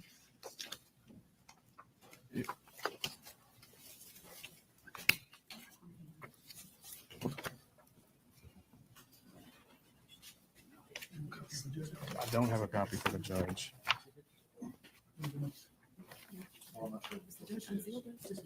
Well, Your Honor, I think we probably need to talk logistics of this. This is a sealed exhibit, but the witnesses just talked about it. I understand. So you talked about it, if you were sealed by the judge, though, federal court, correct? Yes, sir. It's not already been entered and kept it Yes, sealed? sir. Yes, sir. So let's just refer to that exhibit, Okay. and then you can. I will. I'm not sure what she can testify to about it, since it is sealed. As far as in the public, arena, certainly the court can review it. I do plan to cross-examine her with this, and if this needs to be sealed, I have no objection to this proceeding, this part of the proceeding. I don't know how we can talk about what's contained within these pages that are sealed without an order from Judge Marine giving us permission to do that here today with the public watching. The state filed it as an exhibit to their motion. Sealed. If it's sealed, I still have the ability to use this in the proceeding. If we need to seal this part of the proceeding, I'm perfectly fine with that, Your Honor. Well, at a minimum, that's what we're going to do. And I'm going to give them an opportunity to cross-examine her, to examine her. only objection is the fact that it was sealed by Judge Brady, federal court. Yes, sir. All right, Ms. Boswell, we'll take a recess. Yes, sir. We're not allowed to discuss anything that you testified to. Yes, sir. We're not allowed to talk to you if they- Yes, sir. All right. Yes, sir. Let's recess. Ladies and gentlemen, the next part of this testimony was sealed by federal courts. So this court has no authority to unseal that. But Mr. Adams, Mr. Bates do have an opportunity to present it as part of this proceeding. So this next session of the court, and that does include recording, will be sealed. He's looking at us. Media recording, obviously, in our recording. So we're going to recess. Chief, I'll ask that you. All rise. Good. Good, thank you. For now. So we'll jump ahead. So I'm assuming that this isn't like a break at all. There should be a break later that we'll be able to skip. But there is stuff occurring here that we just do not hear.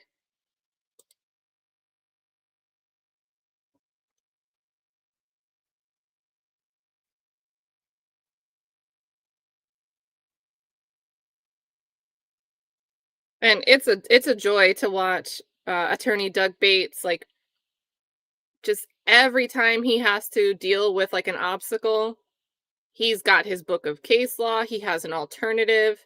It's just wonderful. Great, great advocate.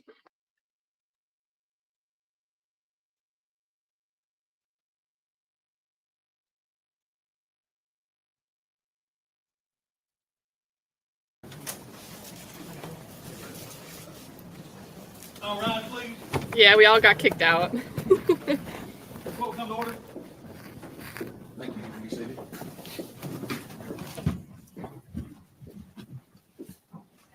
Thank you for your patience, ladies and gentlemen. Mr. Bates, you may continue with your examination. Ms. Boswell, prior to leaving your office as assistant district attorney, did you have occasion to ever review video surveillance from the ATM machine in Parsons? No, Did you ever discuss it with any TBI officer? no, Did you review the cell phone information from Zach Adams? I think as I stated earlier, what I knew about the phone evidence was when calls were made between back and forth between people to basically show when people were or were not together. And as I stated, it was just very sketchy as far as the location. Okay. You ever answered this question to yourself? At 9:25, Miss Holly Bobo's is the last known location of her phone being active around Gooch Creek Road. You familiar with that at all? I'm sorry, did I ever ask myself? Did you ever answer this question? Where was the victim's body? We did not have the body at that time. So No, I mean, I remember pings of Zach and Jason Autry being towards the river. I remember where we found her phone after Rebecca Earp said he pulled over in that area in the rain. Zach did and threw something small. And I remember that they took her to show TBI where that was and they found Holly's phone. who did? TBI. That's how you think it was found? Yes. Okay. Oh, I'm sorry. They had the phone before that, but later after they talked to Rebecca, she said he pulled over and they said, can you show us where? And it was where they had found the phone prior. Were you aware how many times Rebecca Earp's testimony or discussion with TBI changed over the course of this investigation? No, but we found that as we went along, that when Jason Autry got locked up and everybody was seeing how it was going, people became in January, February of 14, people were beginning to talk more. That's not unusual. Was Rebecca Earp, was she threatened with criminal prosecution, including possibly the death penalty in this case by No. Valerie Trout? Not that I'm aware of. You don't know. No, I don't know that. Did you ever review Valerie Trout's interrogation? No. Okay. Now, you acknowledge that the information received from Dylan that Sheila Kilser's statement kicked off, that information turned out to be not true.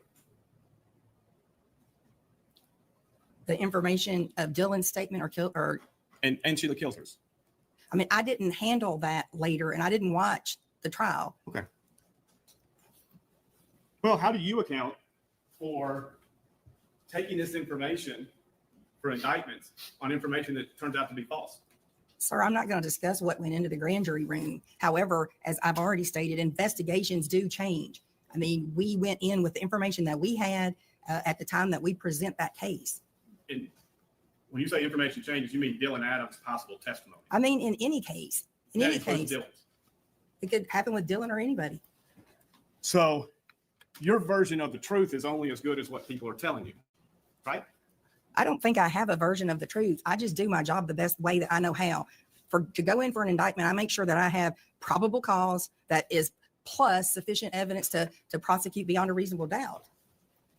But if the evidence is complicated, like it's where a 2G cell phone might have been at a certain point in time, the victim's cell phone at a certain point in time, moving for about 2 hours time from the time we know she was abducted to when her phone just stops for good. There's no more signal ever. That's just dicey. I just do my job the best way I can, but that's too dicey. Like, come on. I mean, that is based on what I know from agents and investigators. Yes. One for the judge, one for the witness.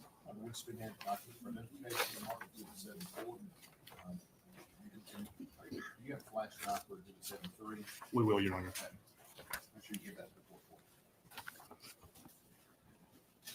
Ms. Boswell, is this letter you identify? Yes, I can. This is a letter that I emailed to Luke Evans, who was representing Shane Austin. And this was after the Shane Austin interview in Murfreesboro, correct? Correct. And an immunity agreement was worked out. We had one drafted. It Okay. did not go. Did not go through.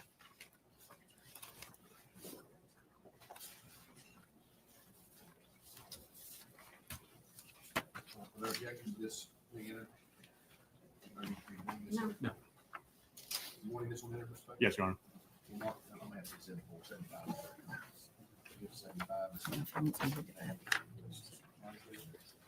Good morning, Sandy. Good morning.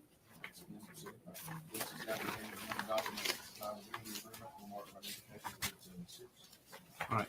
Now, I believe your last thing you said to the judge was we had drafted in the immunity agreement, we had not executed. I didn't say we didn't execute it. I think I said it didn't go into effect. Maybe we did sign it. Okay. Well, you said draft. You signed it. I drafted it and we all signed it. Yes. All right. That was based on whether Shane was going to corroborate what Dylan had said. No, that's not true. That was based on Shane giving us Holly Bobo's body. Either take us to the body or that there be, they were concerned if the body had been moved. And so they negotiated to add in here, It's important. should say, or we could verify from the place that Shane gave us that the body had been there and that there was no credible evidence that it was not there. This was all about recovering Holly's body. Are you aware then, you're not aware until today, that this same month, Dennis Benjamin is going to Victor Densmore saying, if you don't give us the body, you're going to get the death penalty. No, I have no knowledge of that. And in your letter to Luke Evans, you say, it is still the position of this office that your client Shane Austin was not and has not been completely truthful, candid, forthcoming, or cooperative as to any and all aspects of the Holly Bobo investigation. That's correct. But you just said earlier, you don't have a truth. It's not what you said, John. I said I don't take a version. Well, I'll ask, what did you say about it? Sustained, rephrase the question, Mr. Bates. Let me make rulings, folks. Okay? Don't talk over me. Don't talk over one another. What did you say about whether you knew the truth? You said my version of the truth. I refuted the way you worded that. Yes. The truth is, you didn't know what happened in March of 2014, did you? Yes, I did know what happened. Based on what Dylan told you. No, based off of everything in the case, sir. So List it you all. thought Tell us what. Jason Autry showed up mid-morning after everything had taken place and the body was wrapped in a quilt. Jason Autry had not cooperated at the time I had this case, Mr. Bates. So no, you did not know that. No, I didn't know it. And the information you had, you thought Jason Autry was the ringleader. No, I never said that. Did you believe it? I think he and Zach were equally capable of the crime.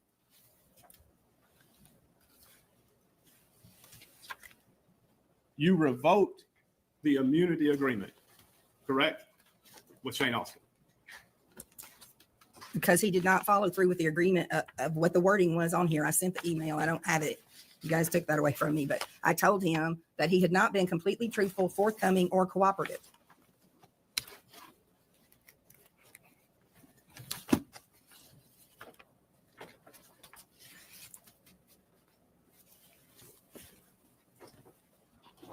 Let me ask this.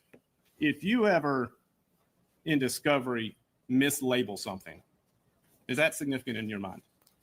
I guess that depends on what that is, sir. Okay. I don't know what you're referring to. If surveillance video is supposed to be from one location and it's mislabeled from another location. I mean, I think that depends on who did it, if it's intentional, if somebody's trying to hide something, or if it's a mistake. I mean, as a prosecutor, we try to turn over everything to the best of our ability.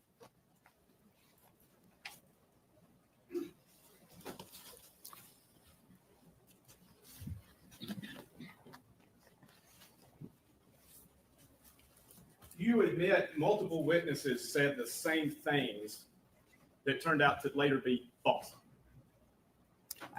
I don't know what you're referring to, sir. Okay. You just don't know one way or the other. Can you repeat your question? Did multiple witnesses in your investigation say things about Jason Autry that later turned out to be false? And if you don't know, that's fine. Not to my knowledge. Multiple witnesses say the same thing about Victor Dinsmore that turned out to be false. I'm not aware of that. Did you base your decision on everything? Victor Dinsmore. No, I think he was on our list. I don't remember what the proof on that was. Again, there were hundreds of people on our list. I do remember that he came up. Were you a part of discussions where prior to leaving as the assistant U.S. attorney, where information from Dennis Benjamin was exchanged and discussed by both TBI and your office? I'm sorry. I'm a very bad askee. Can you repeat the question? I'm probably the bad asker. Let me ask this. Were you a part of conversations that discussed what is Dennis Benjamin doing? Just through what I had previously said about Jack Van Hooser had indicated that Mr. Benjamin was doing investigations for the Bobo family. And I know that the two of them were in contact. Okay.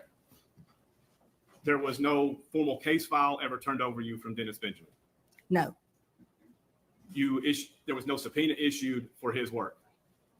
Not while I was on the case. You were on the case when Without Warning had a subpoena? I don't know what you're referring to, but if you tell me what that is, I'll try to answer your question. Were you aware that Without Warning was working with the Bobo family? I don't even know what Without Warning is. Fair enough. And Dennis Benjamin was not bound by the same rules of TBI or your office in how it conducted his investigation? I don't think any investigator would be bound by the rules that we are. It's not in law enforcement. And you never once asked for any of his recordings? I didn't. Right. I didn't even know that he was making recordings. I've never heard any recording.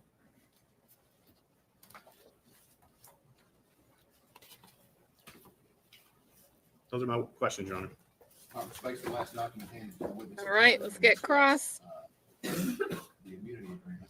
We can make for identification exhibit 76. If we can make the immunity agreement and the letter to Ms. Robbins. Exhibit 75 is an email. State objecting to the immunity agreement. No. Okay, we'll move it into evidence as exhibit 76. For identification.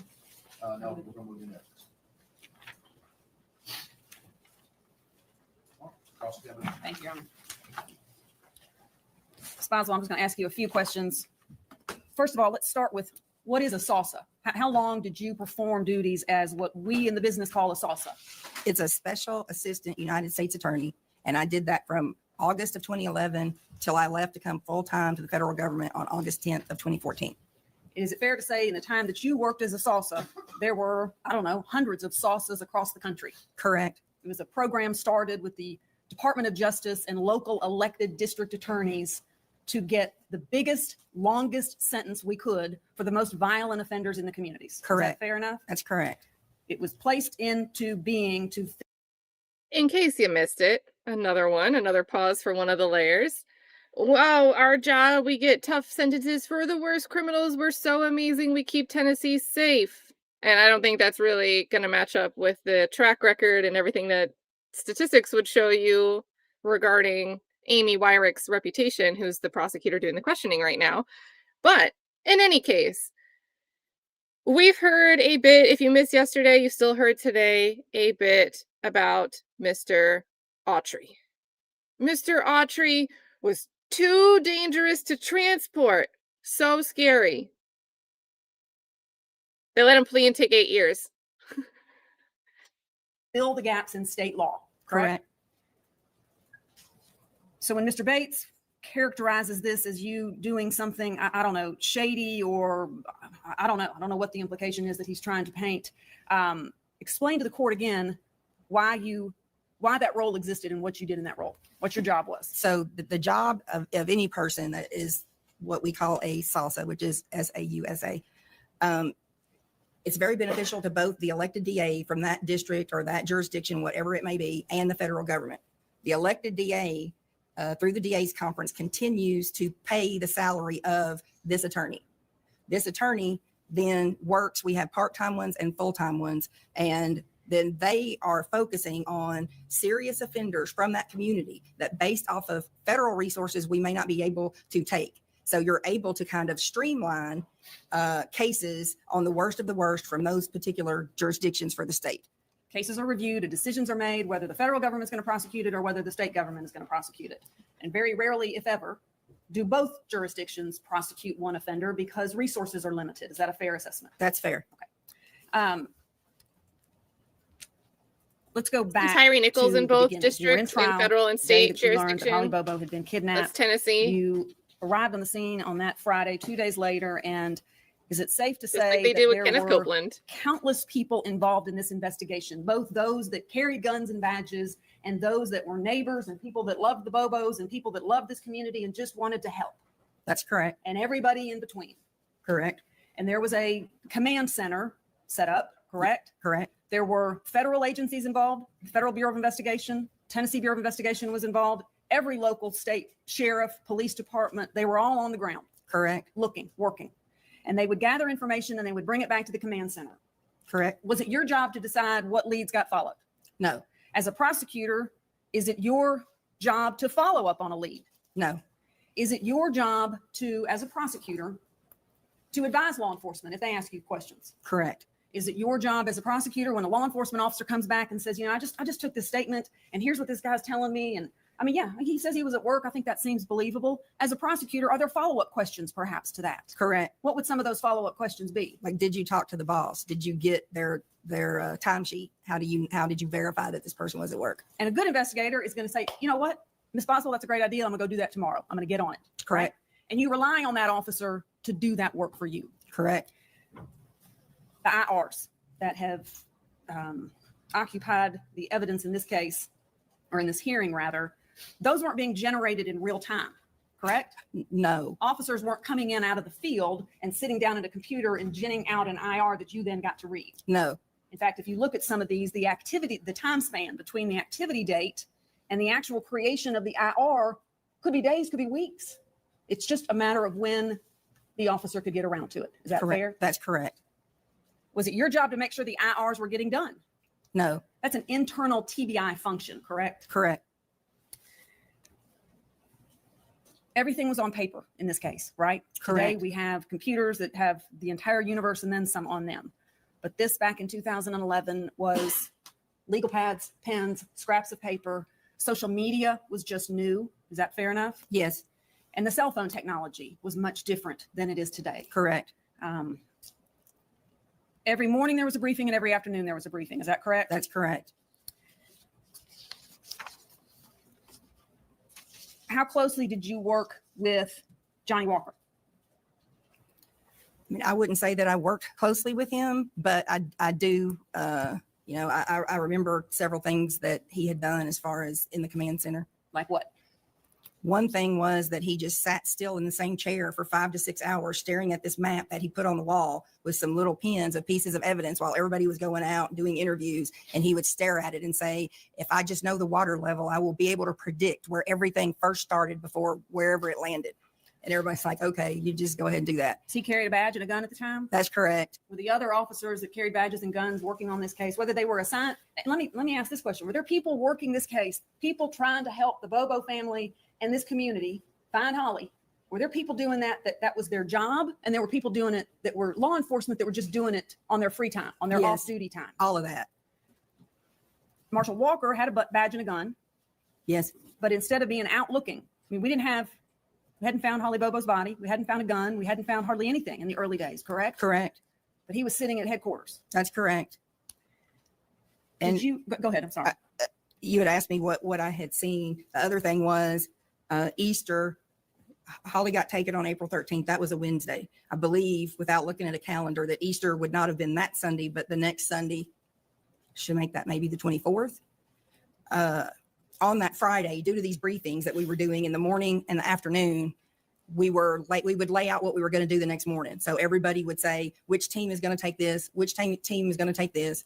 They would ask me, can we search here? Do we need to get a document for this? Any issues that were coming up, I would research that at night and report back in the morning. So on that Friday, we were discussing what everybody was going to do on that Saturday morning. And all the federal people were saying, well, this is Easter weekend. And we're like, yeah, we know that. We'll be back here in the morning to do the briefing of whatever we're going to do over the weekend.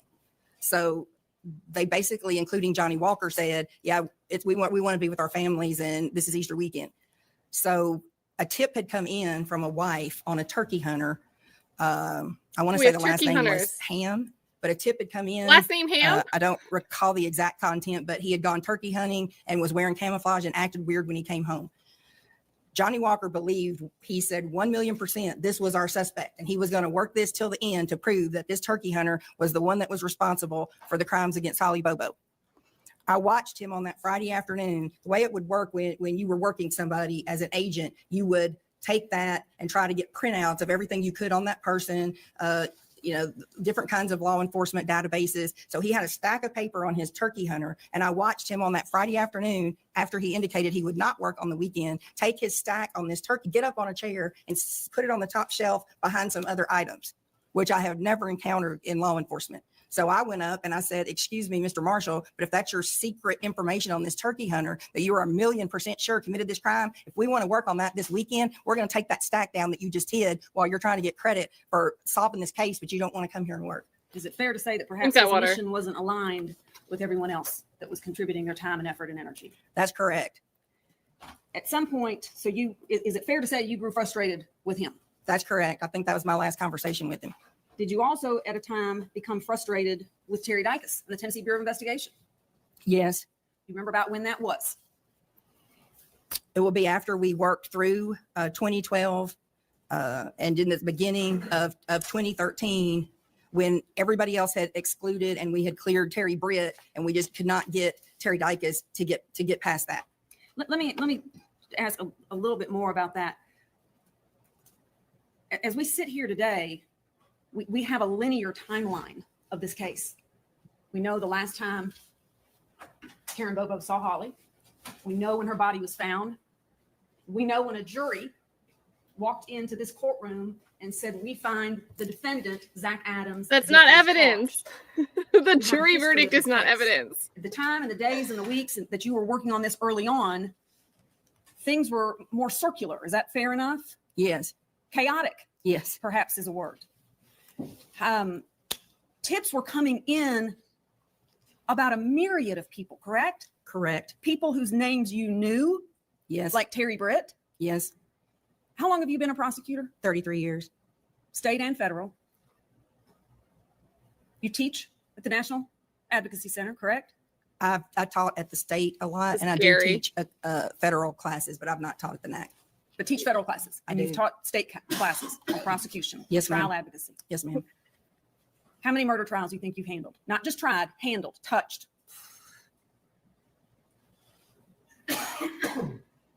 At least 100. All right. How many rape? Maybe more than that. All right. Can you think of a case in your career as a prosecutor in which the defense team was handed the gift that they were handed in this case in the form of Terry Britt? No. I mean, seriously, like in the history of criminal jurisprudence in the state of Tennessee and perhaps across the country, what better suspect is there than the sex offender down the road? That's correct. And not only is he a sex offender on paper, But you just look at them Unbreaded? and you get creeped out. Is that fair enough? Yes. Some of the most bizarre fact patterns that you've probably ever read as a prosecutor at the hands of Terry Britt and his wife. Yes. Tell the court, what evidence could you present to a jury sitting here today in 2025 after all that Mr. Bates has just We're going to have her cry about how she can't use 404B. shared with you that you didn't know before? What evidence could you present to a jury of 12 people as to Terry Britt's guilt in the kidnapping, rape, and murder of Holly Bobo? None. Zero. Zero. After working him for over a year. He looks the role. He looks the part. On paper, he looks the part, correct? Yes, ma'am. Zero today. Correct. And zero in 2011 and 2012 and 2013 and 2014. Correct? Yes, ma'am. Correct. Are you familiar with our standards as prosecutors that we must meet before we can ethically present a case for prosecution? Yes. What proof do we have beyond a reasonable doubt, given any and all possible defenses? Any and all possible defenses. That's the standard we have to meet before we can go into a grand jury, correct? That's correct. It's not the same standard for getting a wiretap order, correct? Correct.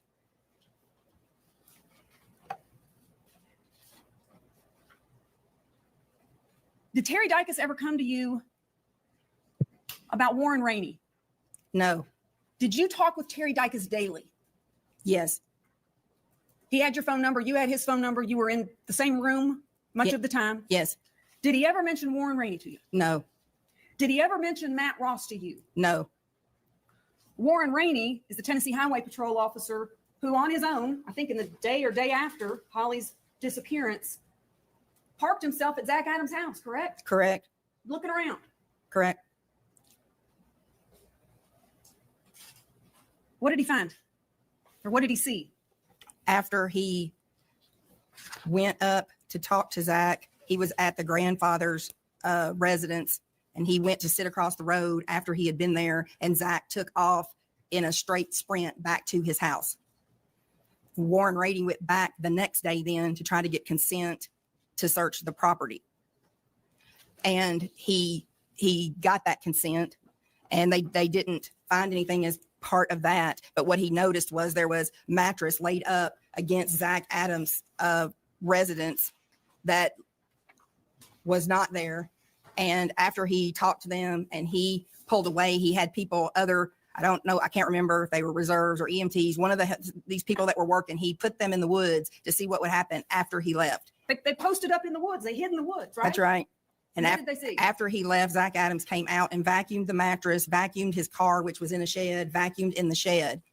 And Warren Rainey told Terry Dicus about it. And we found out about it in 2014 when Agent Ferguson and I were going through bags of evidence. And we found some gloves that we did not know what they were. And it had Warren Rainey's name on the outside of it. So I called him and said, do you have any idea where these pair of gloves came from? He said, oh yeah, that's the day that everything happened with the mattress.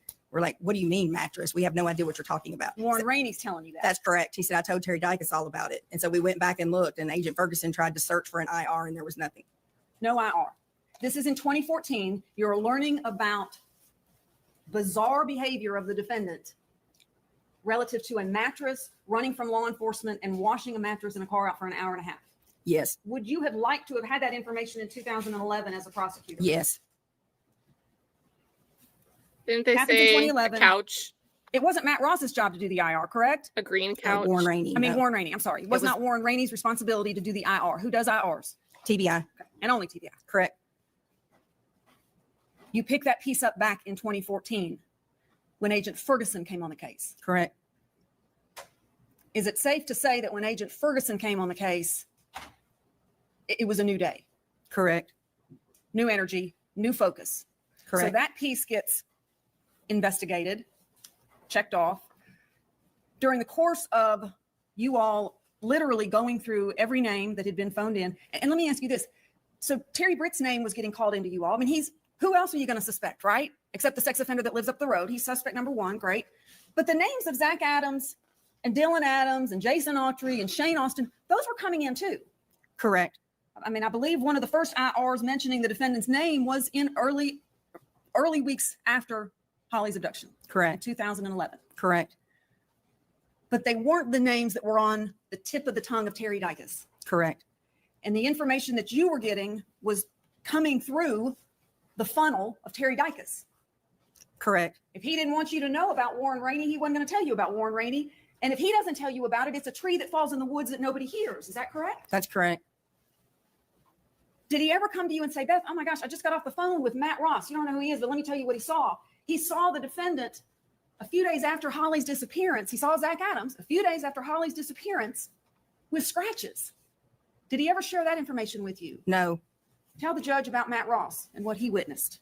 As we were going back through to try to determine everything that Terry Dicus had not concluded and what Kathy Ferguson was trying to get everything, we were going back and redoing a lot of steps to try to close things. We found out that Zach Adams had been arrested prior in Henderson County and had run from the police, and an FBI agent had gone out to talk to Zach Adams and had seen scratches on his arm that came down in lines as if they were fingernail scratches straight down the arm. And that FBI agent actually took pictures of those, and he said he reported this to Terry Dicus. It was never in the file. We did not know about the scratches. We did not see the pictures. The boss at FBI, Eric McCraw, followed up, talked to Matt Ross, and Matt Ross said, I think I still have those pictures. So he gave us those. They then followed up and checked with Henderson County to check with the officers that arrested him there and to check his booking, which noted no injuries. And Henderson County said that he did have some scratches, but it was not those scratches. And when did Agent Ross see the scratches? He saw them, I want to say within 10 days or less. I know it was close in time to April 13th. Close in time to April 13th. You have these. May I approach? Oh, I'm sorry. Thank you. You recognize what I just had handed to you? I do. What is it? It's pictures that Matt Ross took of Zach Adams' scratch marks. And there's exhibit stickers on there. It appears these were exhibits at the trial. Is that fair to say? Looks like it. Yes, ma'am. All right. I'd ask that be marked as the next collective exhibit. Yes, sir.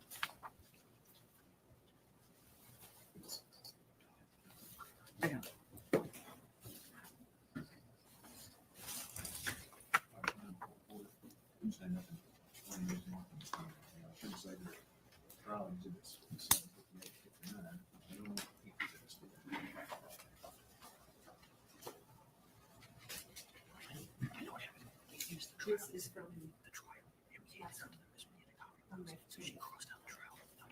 Whisper, whisper, whisper. Aggressive whisper. Oh,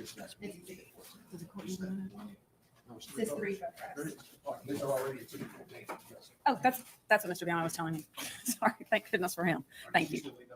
No, sir. No, sir. All right. Sorry for the confusion. May was a long time ago. I'm going to pass you IR 1919. Mr. Bates has copies of all these.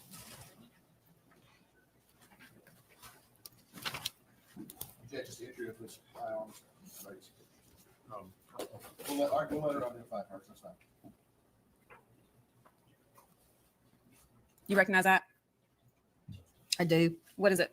This is the IR that Agent Ferguson did concerning the scratches. She did this report on February 13th of 2014. When were the scratches seen by Agent Ross? When was the activity date? April 23rd of 2011. April 23rd, 2011. Scratches seen, but it's a tree that falls in the woods that nobody hears because there's no IR done on it until 3 years later when Agent Ferguson gets on the case to replace Agent Dicus. Is that correct? Correct. Right. I would ask that be marked as the next Wow. exhibit. And Dicus is the one they don't want to see his PowerPoint. Okay, great. What? This reminds me of from SpongeBob when there is like a giant worm invading and threatening Bikini Bottom and they call a town hall meeting. And this is how I'm picturing this DA's office trying to figure out with TBI, how do we make this case work the way we want to do? Well, Patrick Starr suggests why don't we just take Bikini Bottom and push it over there and just like move the whole town physically to get it out of the way of this worm that's coming to crush their town? In this case, how do we save something that's going to like crush our theory of the case of who we want to target and who we want to suspect? We'll just write an incident report 3 years and change later. Like,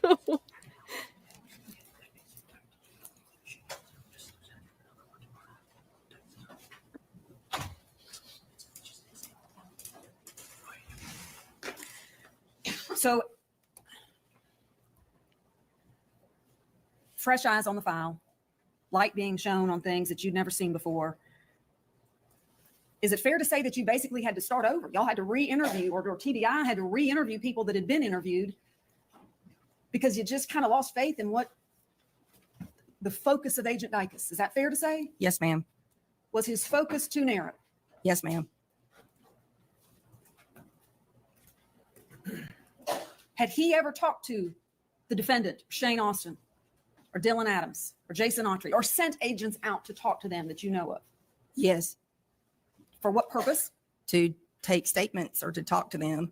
And did he come back after each of those and say, they're all clear, they got alibis, I've talked to their alibis, and we're all good here? He said they have alibis. All of them are alibied. We don't need to look at them. Nothing to see here. Keep moving, Ms. Boswell. That's right. Did you follow up and ask about the alibis?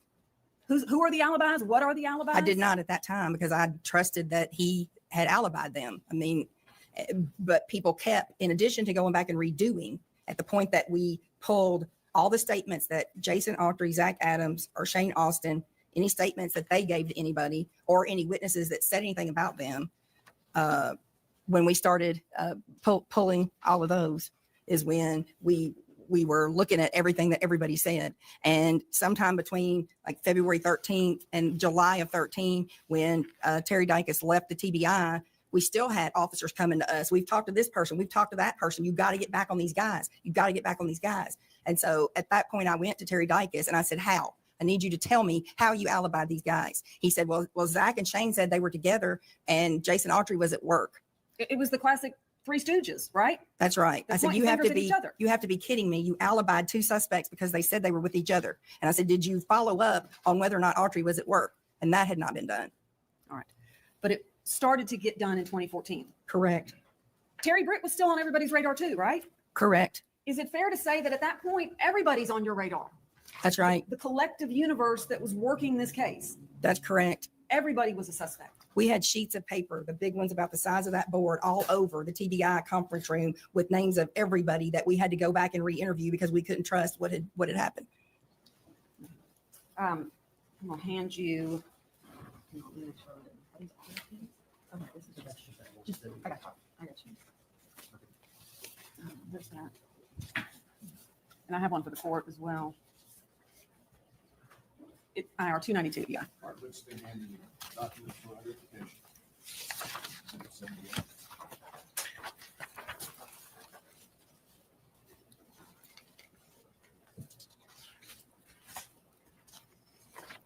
You recognize this? I can just look at yes, it for another minute here.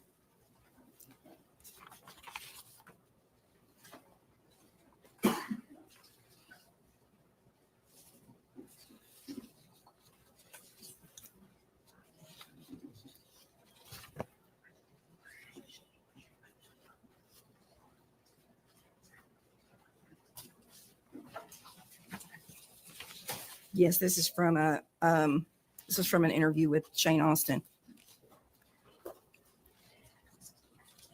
And this is an example of, well, you tell me, what is this an example of?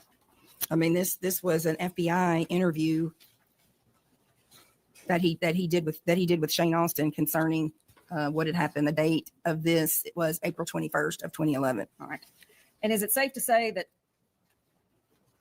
contained in this statement that the court is looking at in exhibit, what are we up to? 79? 78. If we could have this marked as exhibit 78.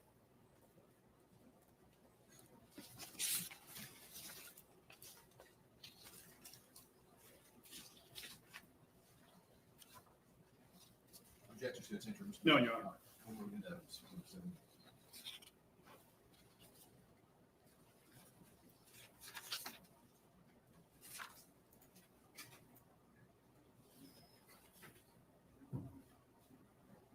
Is the court reporter ready? I'm sorry. Okay, thank you. The piece in here about the black eye, the abrasion beneath the eye, was that Correct. important? Yes. Did anybody ever come to you, Terry Dicus or anybody else, and say, we've gotten this intel about a fight between some of these guys at Miss Dottie's? No. So this is an example of, and there's many other examples of this kind of information, bits and pieces of it trickling in that has to be run to the ground, and the credibility of and the veracity of it confirmed. That's correct. Who people are with, what they're doing with those people. Let's go talk to those people and confirm or deny it, right? That's correct. We got to eliminate suspects and we got to find our suspects, right? Correct. Did he also share with law enforcement what he did on April 13th, 2011 and Thursday, April 14th, 2011? That's correct. He noted he did not work on either of those days, woke up at home, straightened up the house, and may have gone fishing. Correct. Is that a rock solid alibi for a prosecutor? No. So now Agent Ferguson is on board. Well, let me ask you this. Did you ever express, you did express frustration about Johnny Walker, but you also expressed frustration about Mr. Viveros at the FBI. Is that correct, with his superiors? I just didn't interact with him. Like, again, he was just kind of there. What do you mean just there? I mean, he didn't seem to be involved in very much. He was around the command center quite a bit. So he wasn't out with everybody searching and on his hands and knees and gun toting and talking to people and gathering stuff. And I didn't see that, and I didn't interact with him. But once Eric McGraw got here and he was on the case, I interacted with him daily.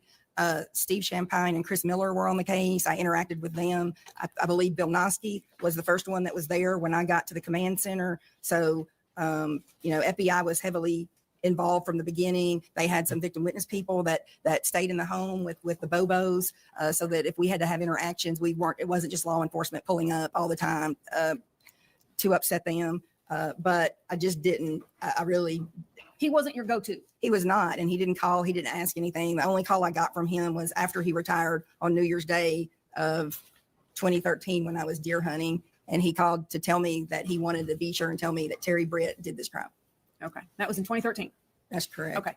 But about the same time that you and Agent Ferguson and others are starting to realize that lots of trees had fallen in the woods and Terry Dicus didn't hear it, is it safe to say that Eric McGraw was also having those same concerns about Art Viveros? That's the work correct. he had done. That's correct. I went to Eric just in general when we realized these lists of people, we needed to go back and make sure everybody could be excluded.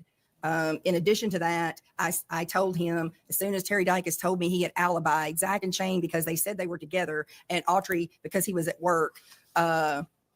Eric was having the same issues with Art of things not being followed up on, things not being done. And that's when I said, you need to get all of your FBI 302s pulled that mention these guys, any statement these guys gave, anybody that gave a statement against them. And Kathy Ferguson and I believe Joe Walker started doing the same. And then after that point, and I said, then we need to distribute it to everybody and get in a room. And then when we started going through what we had, we're like, these are the guys.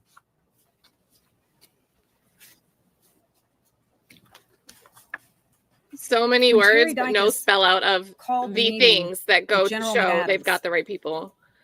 and he presents his PowerPoint. Is it a fair characterization that it kind of landed with a thud? That's correct. Who besides Ricky Inman backed up what Agent Dicus said? Nobody.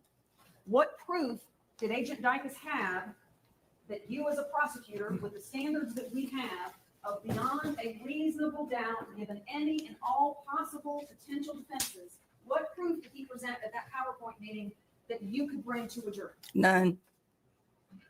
We talked about him being a sex offender, right? Correct. Talked about him being creepy looking. Correct. He and his wife into weird stuff. Correct. He lives in the county. Correct. He's a sex offender. Yes, ma'am. Lives in the county. He's a sex offender. Propensity, right? That's right.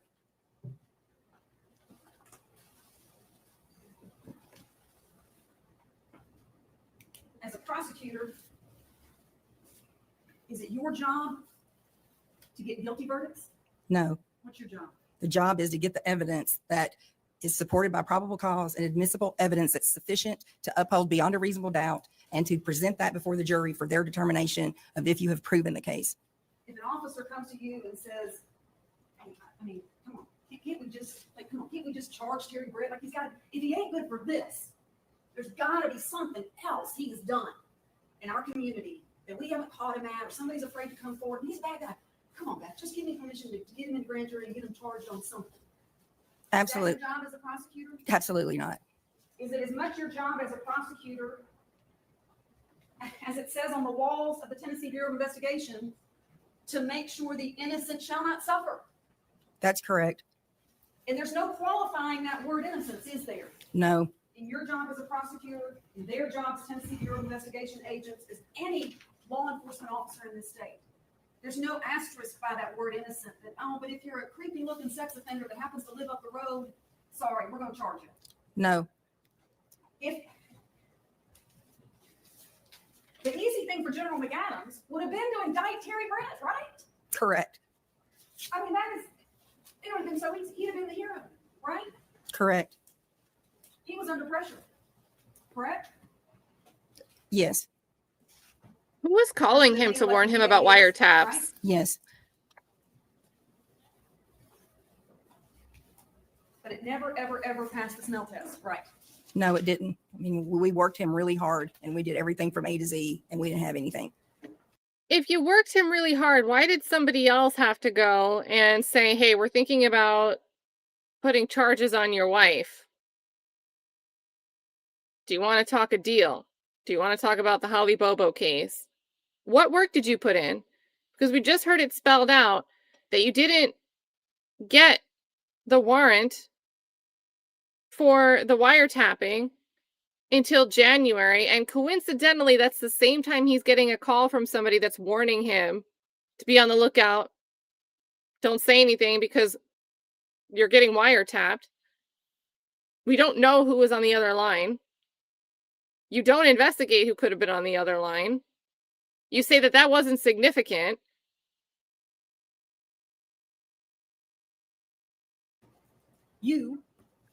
We, Tennessee Bureau of Investigation, criminal justice community of the state of Tennessee, did things to Terry Britt and Janet Britt that had never been done in state history. Is that correct? Correct. It was like something out of a movie, right? Correct. We tell jurors and victims all the time as prosecutors and people in the community, it's not like TV. It's not like TV. We can't just set it. And we did, right? We did. Yes, ma'am. You were listening. The government was listening to everything they were saying. Yes. And you got nowhere. Yes. Do you feel any different about that result today? No.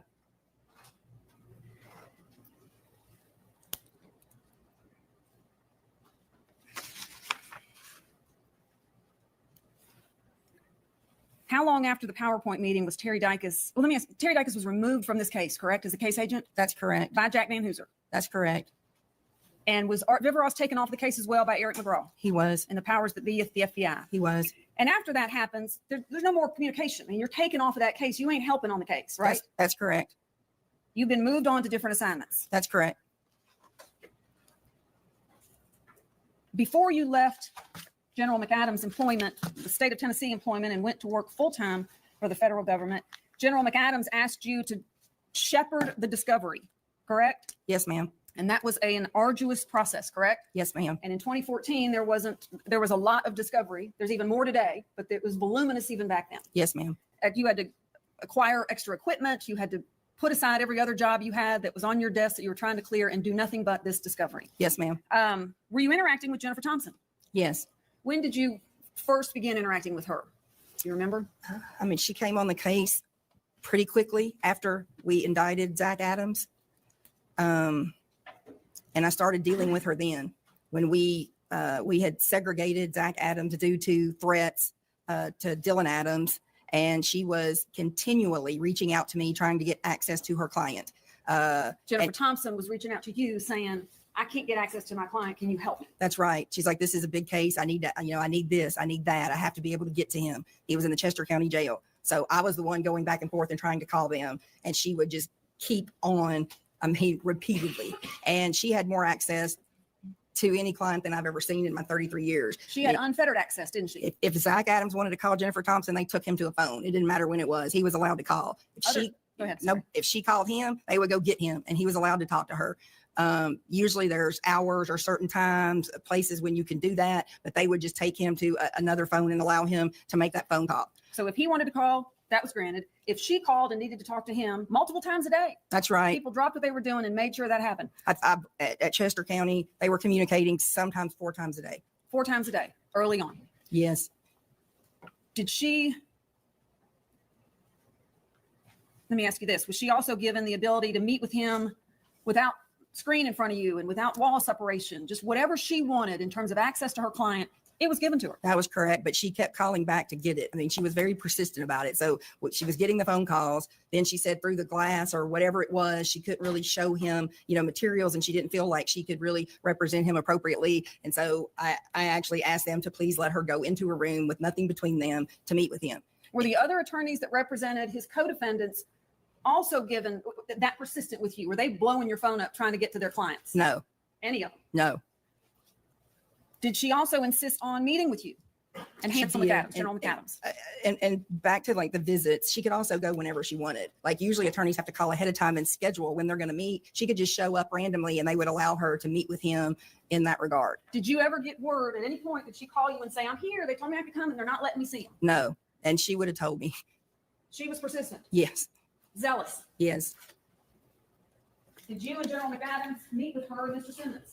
We did. It was on a Sunday, correct? Yes, it was. At a restaurant off the interstate? It was at a hotel. She had gotten a conference room. This was in March. It was after Zach Adams was indicted and before we turned over any discovery. So she didn't even have discovery, but he's been indicted. She's representing him and she's working.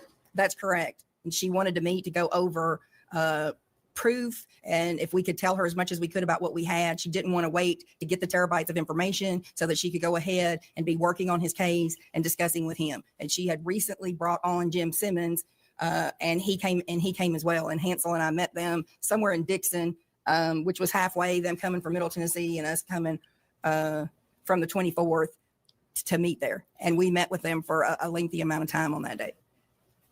It's what we would call a reverse proffer, correct? She wanted to know what you knew, what the government had or the state had against her client. That's correct. As compared with her coming to you saying, here's how my client can help. That's right. How long was that meeting? You remember? It was hours. Did you bring the terabytes of information with you and go through it with them? No, because there wouldn't have been any way. No, I can't remember if we brought some things that we had. We may have done that, but basically we just had the discussion with her going through what we did have. Was she engaged? Yes, she was. Asking questions? Yes. What about Mr. Simmons? Same. Had you ever dealt with either of them before? I had not. If I can have one moment.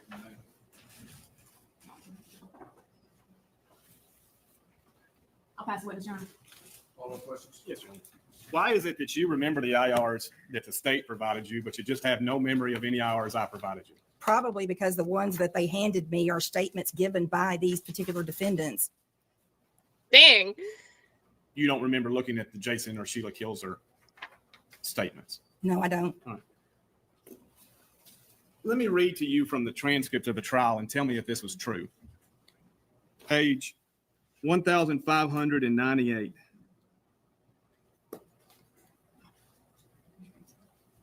Line 6. General Hagerman's asking Agent Booth, was there a day that you remember when this investigation changed? Answer, yes, sir. Did it come in the form of a phone call? Answer, sitting at my desk in Jackson, Friday afternoon, the 25th of January, phone rang. You want to say what year? 2014, the phone call. Did it refocus things? It refocused this investigation. After that phone call, were there people that you were interested in talking to? Answer, yes, sir. Question, who were those people? Answer, the focus of the investigation changed to Zach Adams, Jason Autry, Shane Austin, and Dylan Adams. Thank you, Tamika. Holy moly. So tell me, which is it? Was that version to the jury the truth, or is your testimony the truth? I think they both can be true, Mr. Bates. I mean, I'm doing different roles than what Agent Booth is doing. So as we're going through this, yes, was it important when we got that information? It was, because we didn't have that information from other sources, but there were things coming in prior to that statement. His words were changed. And you said during my direct, nothing changed. I think what we got from that was affirmance of what we were doing. What changed was we were able to then not go forward on these things on the sheets that we were doing. And we were able basically to get laser focused on these guys. Answer. The focus of the investigation changed to Zach Adams, Shane Austin, and Dylan Adams. Okay, I just said it got laser focused. That's a change in the focus. The way she yanked this Shane water. Austin and Dylan Adams. Okay, I just said it got laser focused. That's a change in the focus. Are you familiar with Rule Thank you again, Professional Tamika. Conduct 3.8, Special Responsibilities of a Prosecutor? I don't know what that rule says, but I know what my duties are. The prosecution in a criminal case A shall refrain from prosecuting a charge that the prosecutor knows is not supported by probable cause. Correct? That's your standard. Correct. All right. Now, Ansel McAdams, you agree, honest man? Yes. Do you remember reading his letter to the court? I've carefully reviewed the information concerning the kidnapping and murder of Holly Bobo. I concur that there is probable cause to believe that Terry Britt and Janet Britt committed these crimes, and that other investigative techniques would be unsuccessful or too dangerous to implement at this time. Yes, that's correct. All right, we can pass the witness this to authenticate. I will mark it for information. 79. Yes, this is the letter that the elected DA is required to do to go up on wires. Yes, sir. And he wouldn't have signed that if he'd not believed it. That's correct. And I moved to mark it into evidence. Objections? No, sir. Without objections, we'll move it to evidence.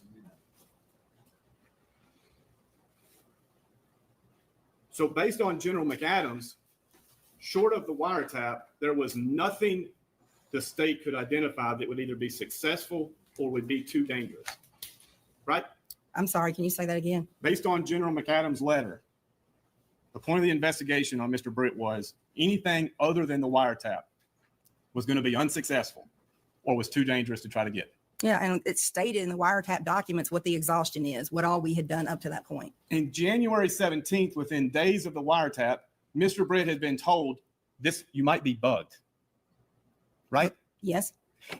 And the wiretap was put in after the search warrant. So he knew the government had been in his home. Correct. And he despised law enforcement. Correct? Correct. And you still place no significance on him understanding that he might be bugged? No, sir. I do not. I told you all the things that we did to investigate him and nothing turned up anything. Except for when Mr. Britt told Marshal Walker, sounds like you got it figured out. Draw it up. I know what you're referring to. That was after Terry Dicus had been taken off the case from TBI because he lost his objectivity and was not working the case as he should. So he asked Johnny Walker in March of 2013, after he had gotten off the case, to please go and interview Terry Britt, who is a sarcastic, raping, stalking person who, as you stated, hates law enforcement. What he said after Johnny Walker went on and on and on, we know this and this and this and this and this and this. It was no question and answer. He went through, we have all of this on you. And what he said, to my recollection, was, well, it sounds like you have this all together. Get me a plea and I'll sign it right now. I referred to that statement as the my cousin Vinny statement because it was exactly like when the boy said, I shot the clerk. And then in court, the agent said, he said he shot the clerk, because they tried to say that was a confession when it was nothing but Terry Britt being very sarcastic back, just like what he said at the time of the backwards lineup. If he's really sarcastic then, and he knew he was being wiretapped, how do you know he wasn't being sarcastic on the wiretaps? I mean, I don't know what he did know. I don't know that he knew he was being wiretapped. Somebody told him that he could be. which is another reason why we went to the extreme of doing something that had never been done in the state of Tennessee before, because no defendants and the crowd that he runs with would ever think that that was a possibility for the oral communication. You were specifically asked. Well, let's come back to it. On an IR that you do remember about Shane Austin, it was put in the IR that he had surveillance cameras. You remember that? I do. What's the significance there? I don't know that there was one. What was significant to me about that statement was he said he was by himself. And then later, after he got together with Zach Adams by July of 2011, everybody's stories matched. And now they'd gone here and here and here, and they were together all morning. And have you gone through Mr. Austin's cell records to determine he was in fact in Parsons that morning? I said I'm not as familiar with the phone records. No, sir. You would agree that's a pretty important part of recreating April 13th. It could be if the technology was pinpointing somebody, then that would mean a lot more. I mean, what was more important to me was the evidence that was thrown out when it is on Yellow Springs Road, where he lives, very close to his house, and part of it in the corner of the grandmother's yard on Yellow Springs Road. To be clear, that's along the journey the cell phone is traveling from 9:02 to 9:25 where it ended. If you say so, sir. I don't know that. Okay. You just don't know. I do not know about your phone records. Well, They're too dicey. Did you understand Terry Britt said that he had surveillance cameras on his property? I don't remember that. Okay.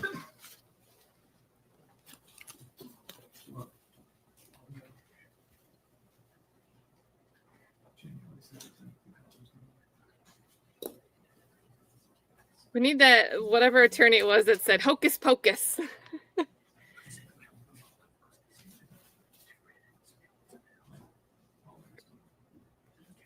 Good to see you out the bushes there, HTX. Oh, it's HT and then Voodoo. I never noticed the X was little. You've been like Houston, Texas in my book this whole time.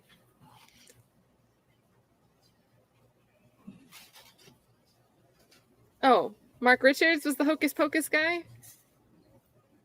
Thank you, Dolly. Oh, I didn't know you didn't call me back. I was just checking on you. Yeah, I'm on the way south. Well, we gotta go do the post report.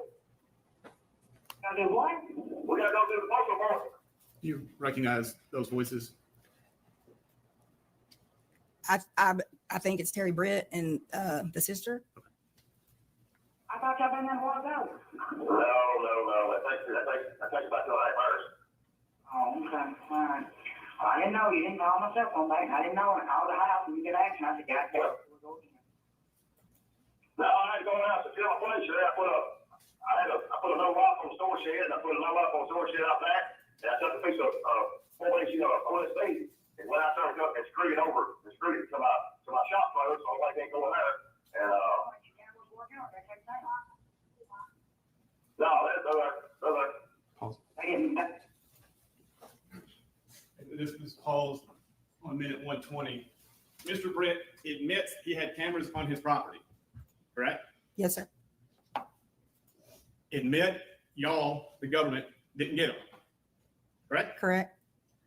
And to this day, those cameras have never been found, correct? Not to my knowledge. I wouldn't know that. You would agree somewhat important.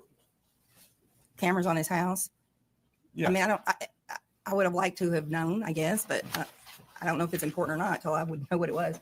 We can mark. Put this case aside. Thought exercise, guys. Zachary Adams is guilty. This is a ridiculous attempt for a new trial. In a bubble. If this guy is a rapist and has committed heinous acts against more than one victim, not including Holly Bobo, out of the picture entirely, why would you not be concerned? If you were concerned enough to wiretap someone, why would you not be concerned to see their footage? If you could check out their alibi, we were at home the whole time. Well, you could get their cameras and say, well, actually you were leaving. You weren't at home. So that's not true. Or he could use those cameras. Let's see if there's footage of us, of the government going and installing these wiretaps. That way we could be double sure that he would be aware that he shouldn't say anything incriminating in the comfort of his own home. Like, just in a bubble, this is just a stupid explanation. This is a stupid deflection. Just say it was important. It's important for matters that would be irrelevant to this case, but maybe relevant to the other investigation that was going on at the same time for Tequila Jones. Like, I just don't get the difficulty here, why we're playing difficult. Got the next numbered exhibit on. No. It was, John.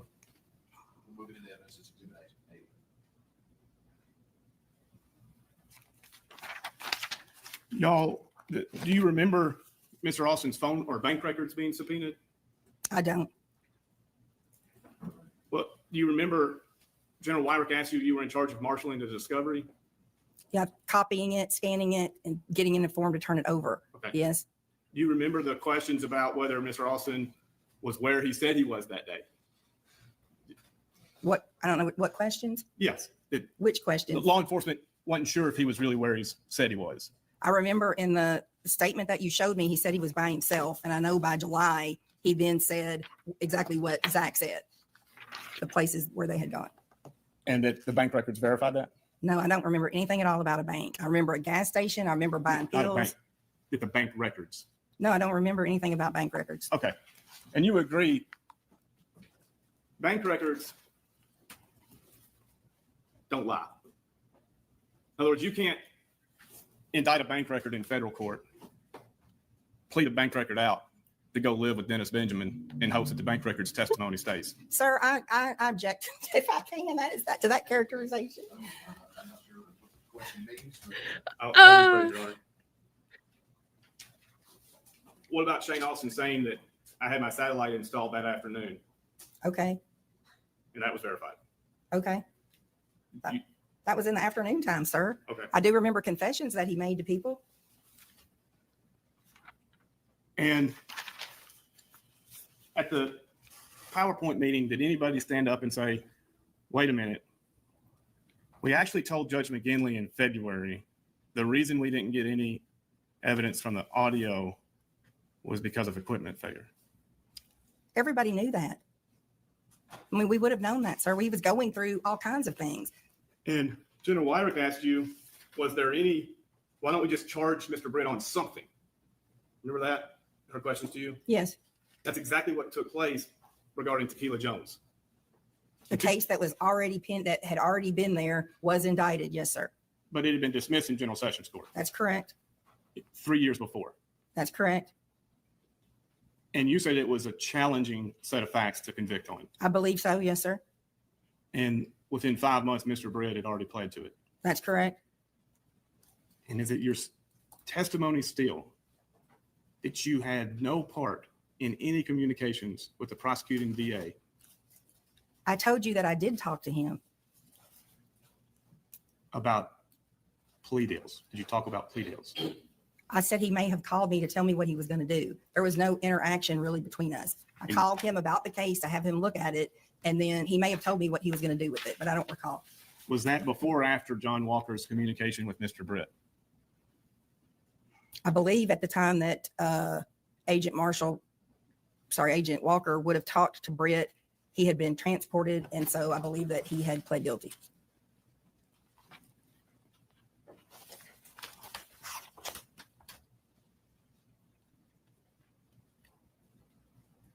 Did anybody go back and follow up with Mr. Britt after that conversation with Mr. Walker? Not that I'm aware of, no, sir. Why not?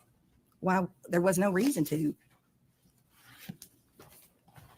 Came in with what he said was pretty much a confession, but nobody went and talked to him about it. If the recordings of Dennis Benjamin were on the discovery that you marshaled together, why didn't you listen to him?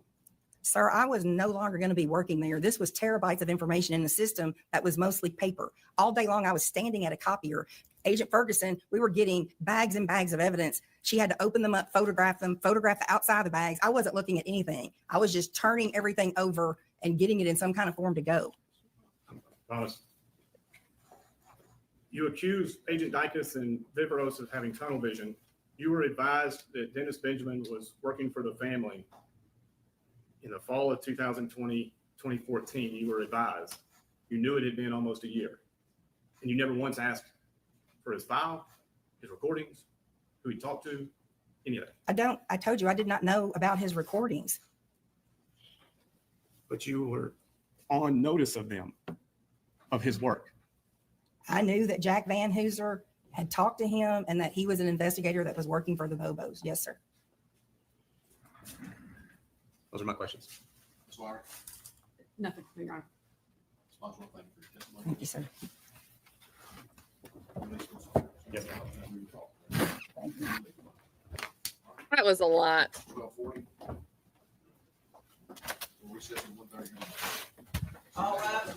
We get to skip the lunch. My lunch was only like 45 minutes. They are efficient.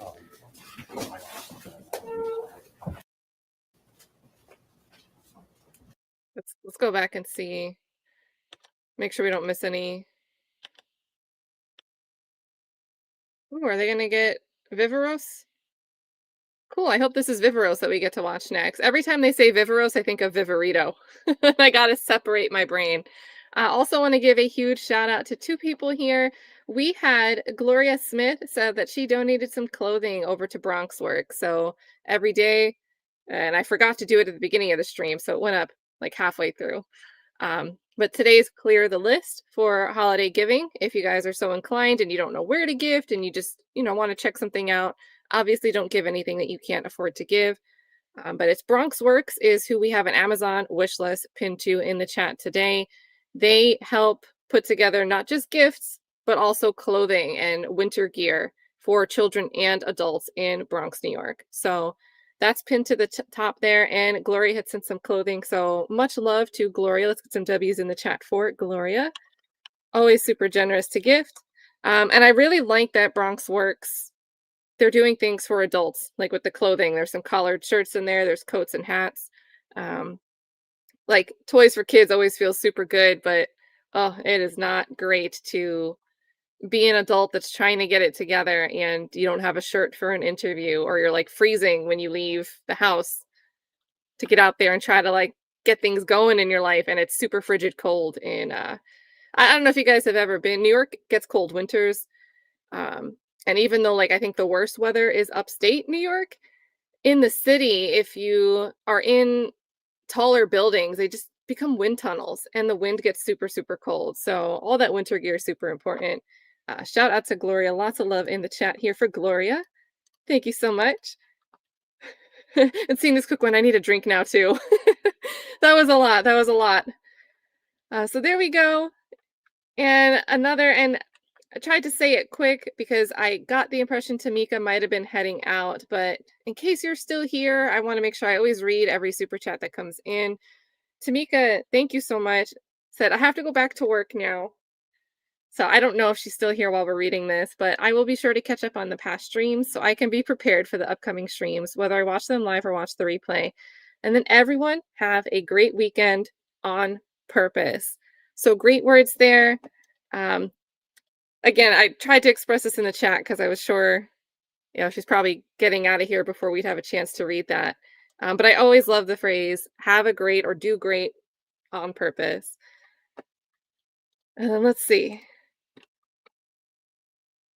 Yeah, James Phipps says, shout out to Long Johns. Yeah, layers in Long Johns, because the waffle texture, all that extra surface area, definitely nice and cozy.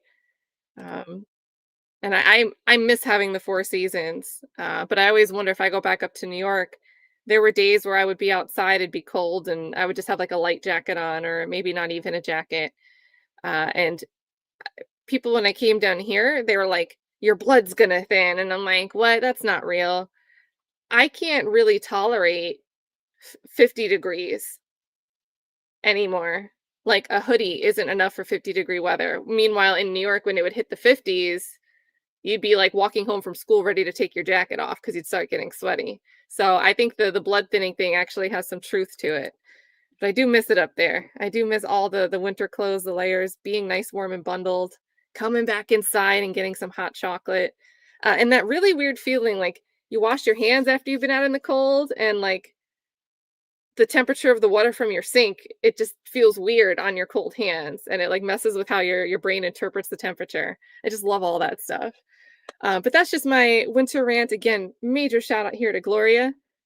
We've got this nice, what do you call this? A flag topper?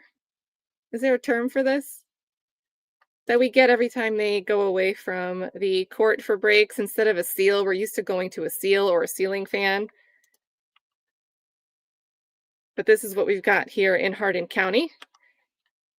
And then let's see what we've got for the rest of this August 14th hearing day. TBI Agent Viveros. All right.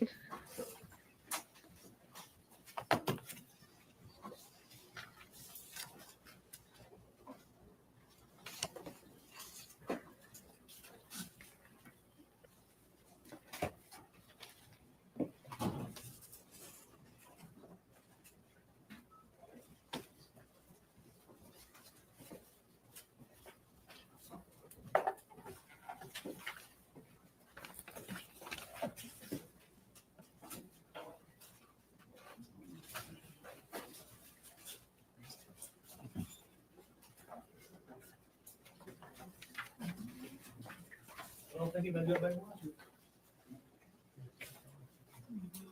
Anyone else in line, Mr. Bates? Mr. Viveros is not returned.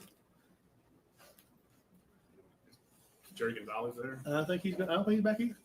Neither one of the witnesses right in the hallway. When I asked him, and he said nobody got back lunch yet. Can step out.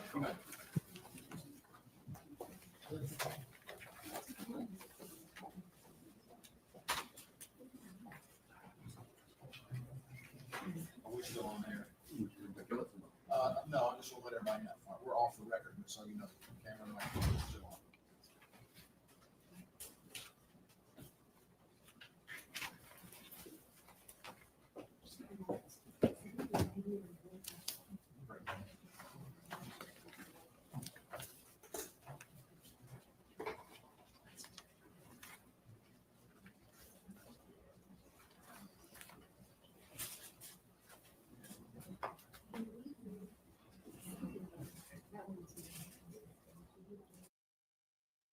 They're muting us out. We can skip this.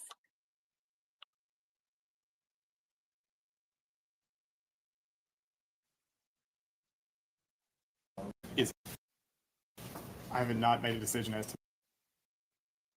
Did we miss the first bit? I have not made a decision. I'm going to try to hear what the judge says here when the mic cuts on. It's really, he's not mic'd up. I Deposed? have not made a decision as to Mr. Scholl. Mr. Gonzalez is here, and he said he would. He was well enough to attend and be here in person, and so he's ready to go after this witness. All right, let's get back on the record now.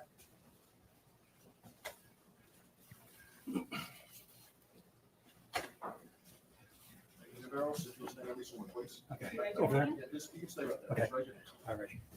Do you swear or affirm the testimony you give will be the truth, the whole truth, and nothing but the truth, so help you God? I do. Please have a seat, sir. Sorry about that. Sheriff, All right.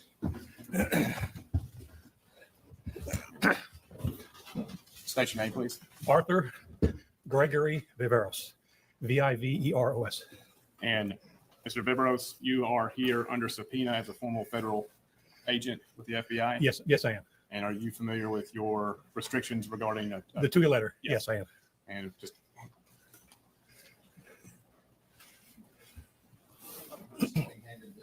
I'm guessing that's his two letter. I believe so, yes, Your Honor. You want to hear it? Mr. Bates? Yes, Your Honor. No, Your Honor. I've got the actual full mark. Viveros is exhibit 81. and Agent Viveros,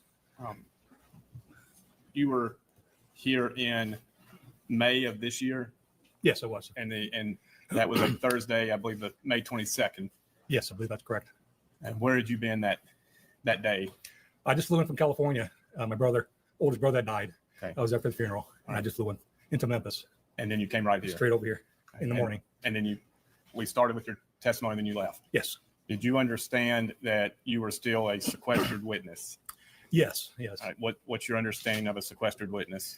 I'm not supposed to discuss the case or with anybody, not do any research or look for any kind of thing on the internet or on TV, anything like that. To understand what witnesses testified before you, Correct. and by the end of that weekend, did you contact me? Yes, I did. And had you obtained information about what took place prior to you taking the stand in May of 2025? Yes. All right. What did, don't tell the substance of what you listened to, but how did you listen to it? I was just walking in the living room. The TV was on. It was on the local Jackson, Tennessee News, Channel 7, and they were talking about the trial. And Joe, don't say anything about what you learned. Was on the TV. Now, contacted me. Yes. And did you tell me, hey, I watched the news? Yes. And did I tell you to not tell me what you found out? Yes. And is anything you found out in any way information that you didn't know before, or? No. It was very brief and nothing. Okay. I didn't know, right? Since that time, have you done any further? Have you tried to go online and find out what's happened in May in the trial testimony or anything of that nature? No. I don't know who was here. I know, like I said, Joe was here, and that was it. I know. Okay. I'm ready to move on unless the court has more questions. Just one question. Agent Viveros, is there anything that you heard on that news report that would in any way affect the testimony that you've had? No, sir. I'm sorry, state okay too? Yes, sir. Mr. Bates, you can report. In April of 2011, Agent Viveros, how long had you been in law enforcement? 27 years with the FBI as a special agent. And what were your duties and responsibilities? Investigating violations of federal crimes, from drug trafficking to white-collar crime to espionage to kidnappings, things like that. Do you remember what day in relation to the abduction was April 13th, 2011? Do you remember what day you came in on this Holly Bobo case? That very day, I think it was a Wednesday. And Terry Buckley with the Jackson PD was a task force officer agent with us. And he called me up and said, hey, Art, you've got Decatur County. I said, yeah. He said, they got a kidnapping going on over there. You might want to give them a call and see if, you want to help them out, whatever. So anyways, I got the information. I called up the station, the PD, and they told me where it was and everything, the address, and I just came straight over. And I ended up in front of the Bobo house. Of course, there's cars, people everywhere. And I just started trying to talk to people who knew about the case, what was going on. And somebody referred me to, they said, well, there's Drew. That's the boyfriend, Drew. And the first person I spoke to was Drew, the boyfriend. And I talked to him there in front of his car, or a car. Then I talked to another, I can't remember the names, another law enforcement. I said, I think one of the TBI guys is talking to Clint, the brother. And he's down there in his car. And that was Brent. That was Brent Booth. And I went over there and knocked on the window. Brent said, can I help you? And I explained to him who I was. And he says, can I sit down and interview? I need some help with it. I identified myself. I said, sure. So I hopped in the back seat and we interviewed Clint Bobo for the next hour and a half, I guess it was. When did you stop working on this case? When I retired. I thought it was at I think in the March of 2012. And anyways, I retired and that's when I stopped.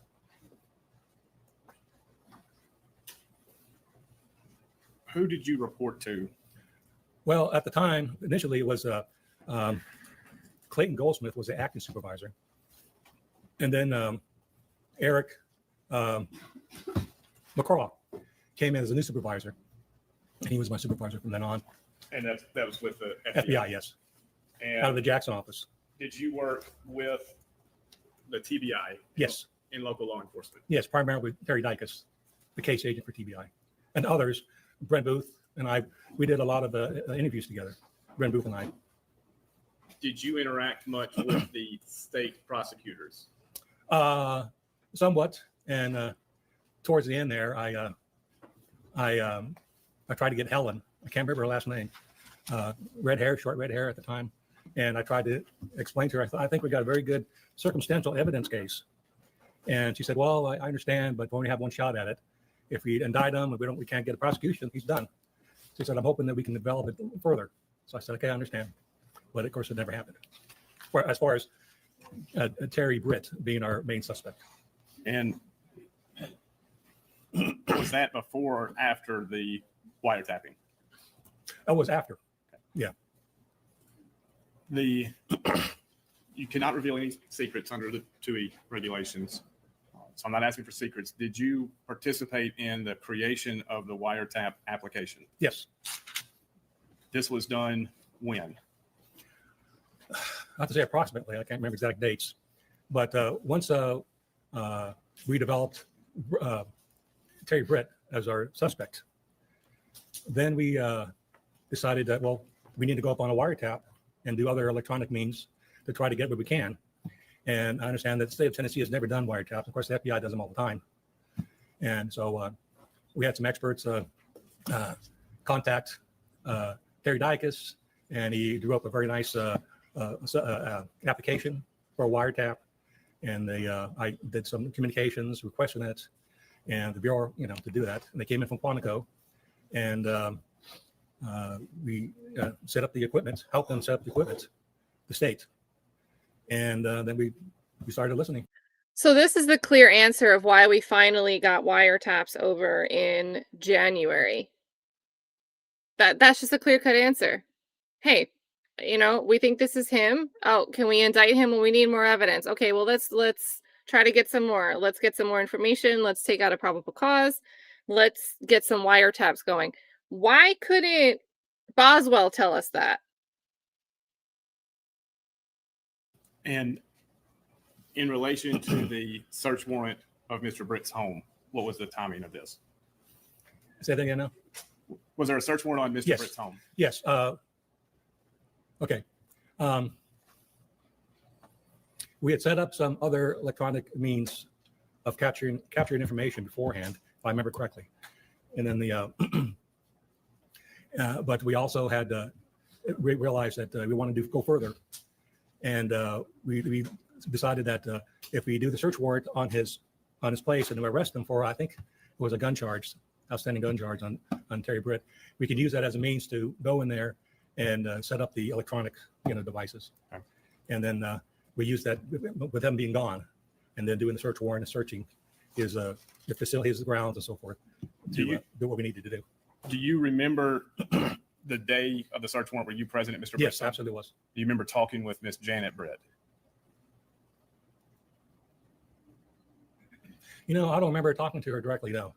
I remember her asking questions, but I was leaving that with the responsibility of the TBI, because it was their search warrants, and our evidence people were there helping to gather the information and document it, as I say, bag and tag it, and then we gave it to the state. Okay. So our federal, what they call evidence response team, ERT, was there to vacuum the cars and search, but everybody was helping out, the state and local and the feds, FBI, Marshal Service.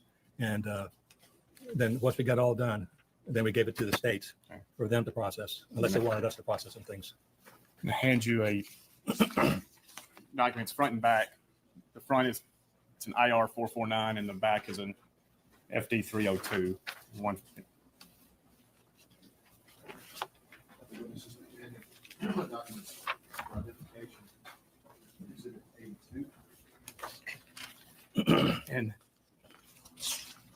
on the FD 302 on the back, Oh, okay.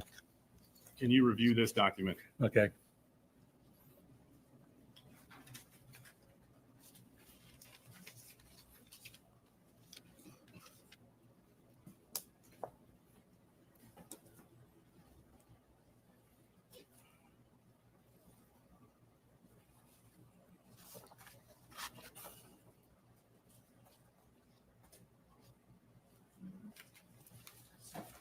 Oh, yes, I remember this now. Okay. Yeah, it's been a long time. I understand that. My Yeah. question is this 302 what you created? Yes, it is. Your Honor, I move to mark this into evidence. Okay. All right, we do have, well, this is just a reference to it. Correct. This is the TBI IR 449 that references. Report 385. Correct. Okay, sure. We'll mark it, move it into evidence, exhibit 82. And what was the conversation with Ms. Britt? She was concerned about the vehicle we were taking, and explained to her what's happened to it. And as it indicated there, she said, she asked if it's going to be vacuumed, and I said, yes, for all kinds of fibers and hair or whatever in the carpet or any place else in the vehicle. And she said, Oh, there's going to be all kinds of women's hair in there. The equipment was installed in the Britt household, and it was, can you just briefly, there's a phone component? Well, there's what they call a Title III so-called wiretap. Everybody knows about. You know, you pick up the phone, and or the cell phone when activated, and there's a microphone. That picks up non-telephone communication? Yes, just like as if they put an open mic, just like that, so to speak. And who's listening? Whoever's assigned to for that particular device, and at that time I was assigned to his hardline. I think it was his hardline phone. I think he had a cell phone and he had a hardline phone, and I just think it was his hardline phone and the microphone. So I was listening to the both. You know, Were there times where the audio equipment did not record? Yes. That it should have? Yes. And I didn't know that until later on. And Your Honor, I have two recordings that we're going to play, just fast forward on the 30-second loop. The first one is labeled 0119142. These are recordings from the wiretap of Mr. Britt's home. Yes, Your Honor. And Got a McDonald's cup? Two separate recordings? Yes, Your Honor. Exhibits 83 and 84.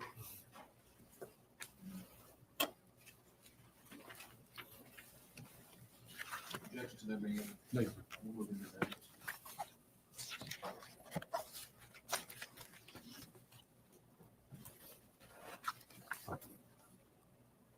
You play when you're ready, Mr.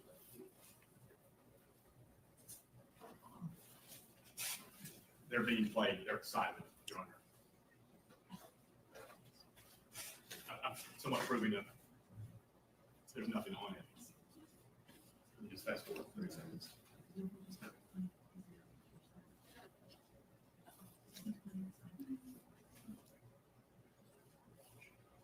Your Honor, she just got kicked off. If they're silent, does that matter? The stipulation to these two recordings are silent. I'm not sure. I'm not sure where we are. Yeah, that I don't know the recordings that he's talking about. I guess if we could make the absence of something an exhibit. Yeah. We would have done it. Well, just For what it's worth. They're just silent. Right, but I don't know how you authenticate that they are what they claim they. They're provided discovery. They were, Your Honor. I'm gonna let him, you know. I'm happy to provide the pathway.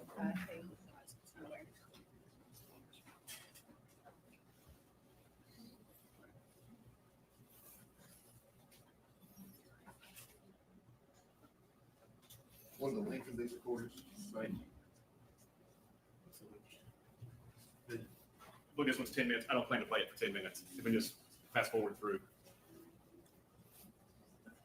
So the first one is 10 minutes. Yes, Your Honor. The second?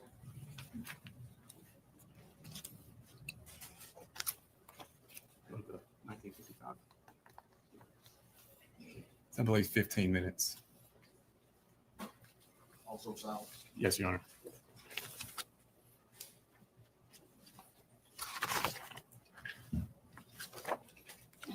Do you remember when you were listening, writing down notes or some form or fashion regarding what was on a recording? Yes.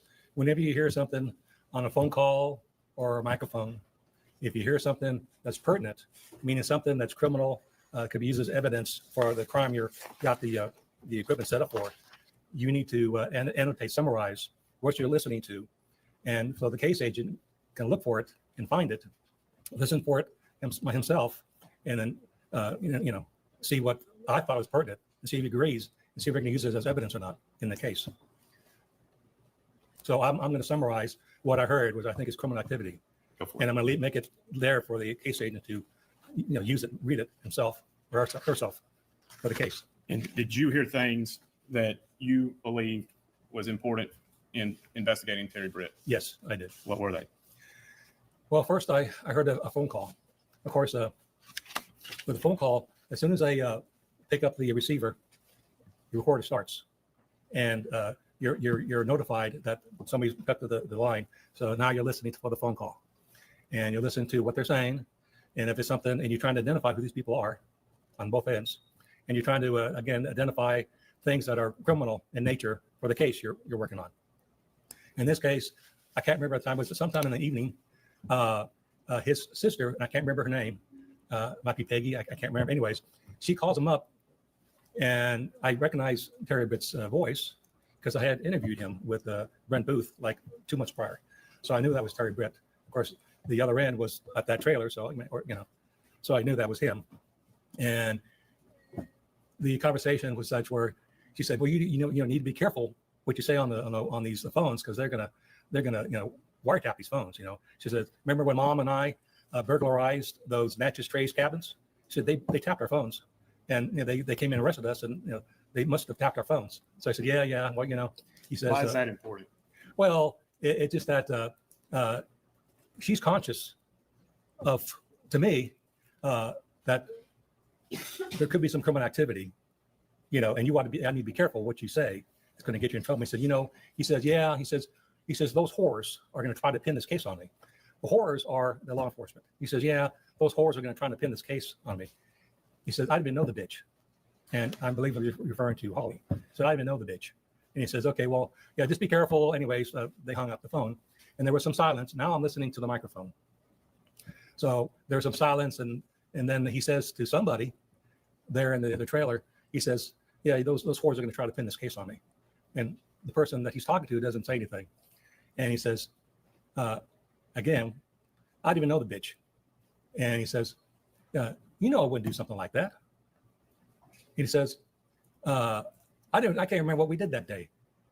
And then somebody speaks up, and I can tell it's Janet Britt. Of course, again, I remember speaking to Janet Britt that day. We spoke to Brent Booth. She showed up from work, and she came to the trailer. When Brett and I were talking to Terry Britt insisted he contact his wife Janet to leave work at the newspaper and drive up to the trailer, so she can show us a receipt from Goodall's where they bought a bathtub enclosure that morning of the kidnapping. And Terry said, well, she keeps it in the safe. She needs to come over here and get it from the safe and show you guys what we were doing that morning. So I said, okay, how long does it take? Because he's be here right away. And sure enough, she showed up like that. And she came in, went straight to the other end of the trailer, and she brought this receipt. And she said, here's the receipt. We were there buying a bathtub enclosure. He said, yes. And he said, see, that's where we were at, mid-morning. Were you? And anyways, going back to the microphone, when he says that I don't remember what we did that day, then she spoke up again. Like I said, she said, oh, about 10:30, we went over to Goodall's in Camden. And he goes, oh, yeah. That old man sold us that bathtub enclosure. He said it was a $300 bathtub enclosure. He's going to sell it to us for $150. And we put it in the back of the truck, and then we went down to Decatur. He said he went down to Decaturville, went to do it yourself, and then we came back home. But what struck me about that conversation was him saying, I wouldn't do something like that. That struck me as, why is he having to tell her, I wouldn't do something like that? Because in theory, that day of the kidnapping, they're supposed to be in bed together. That night before, they told me, Terry Britt said that he and Janet were delivering these handbills that the newspaper had about sales and so forth to different businesses. And they did that throughout Decaturville until like 2 o'clock in the morning or something like that. And they went back to their trailer. Okay. Well, in theory, you get done with your job that night, you go to bed. And then in the morning, since Janet had that job working in the newspaper, she would get up in the morning, let's say 7 o'clock. She looks over and there should be Terry. So, and then she would leave and she'd be at work, but Terry Britt on the microphone says, I wouldn't do something like that. The idea is, well, of course you didn't do something like that, because in theory, when she gets up on that very day of the kidnapping, he should be in bed with her. When she gets up at 7 and she leaves for work, he's supposed to be in bed, which tells me he knew that she knew that he was gone that morning. Were you a part of creating a summary? Yes. And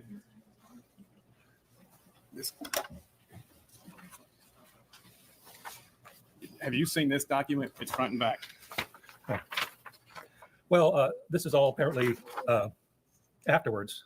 I did like a little handwritten summary on the side. Okay. Where was this pertinent for Terry Dicus to look at, and then he let me know later on. Said, "Hey, Art, I listened for that pertinent conversation you talked about on the microphone, and unfortunately, it didn't record it. Somebody kicked or whatever one of the microphone cords and didn't record it." And I said, "Okay, well, listen, I'm going to do an FD302. It's in the summary when it happened, that night, and I'm going to do an FD302 about what I remember the conversation being on the microphone." And because I explained to him, you realize that he said to his wife, Janet, I wouldn't do something like that, which tells me he's trying to convince her that I wouldn't do something. I wouldn't do something like that. Maybe kidnap and rape or hurt somebody, kill somebody. Because, she would say in any other case, you would say, of course not. You wake up every morning and there's your spouse.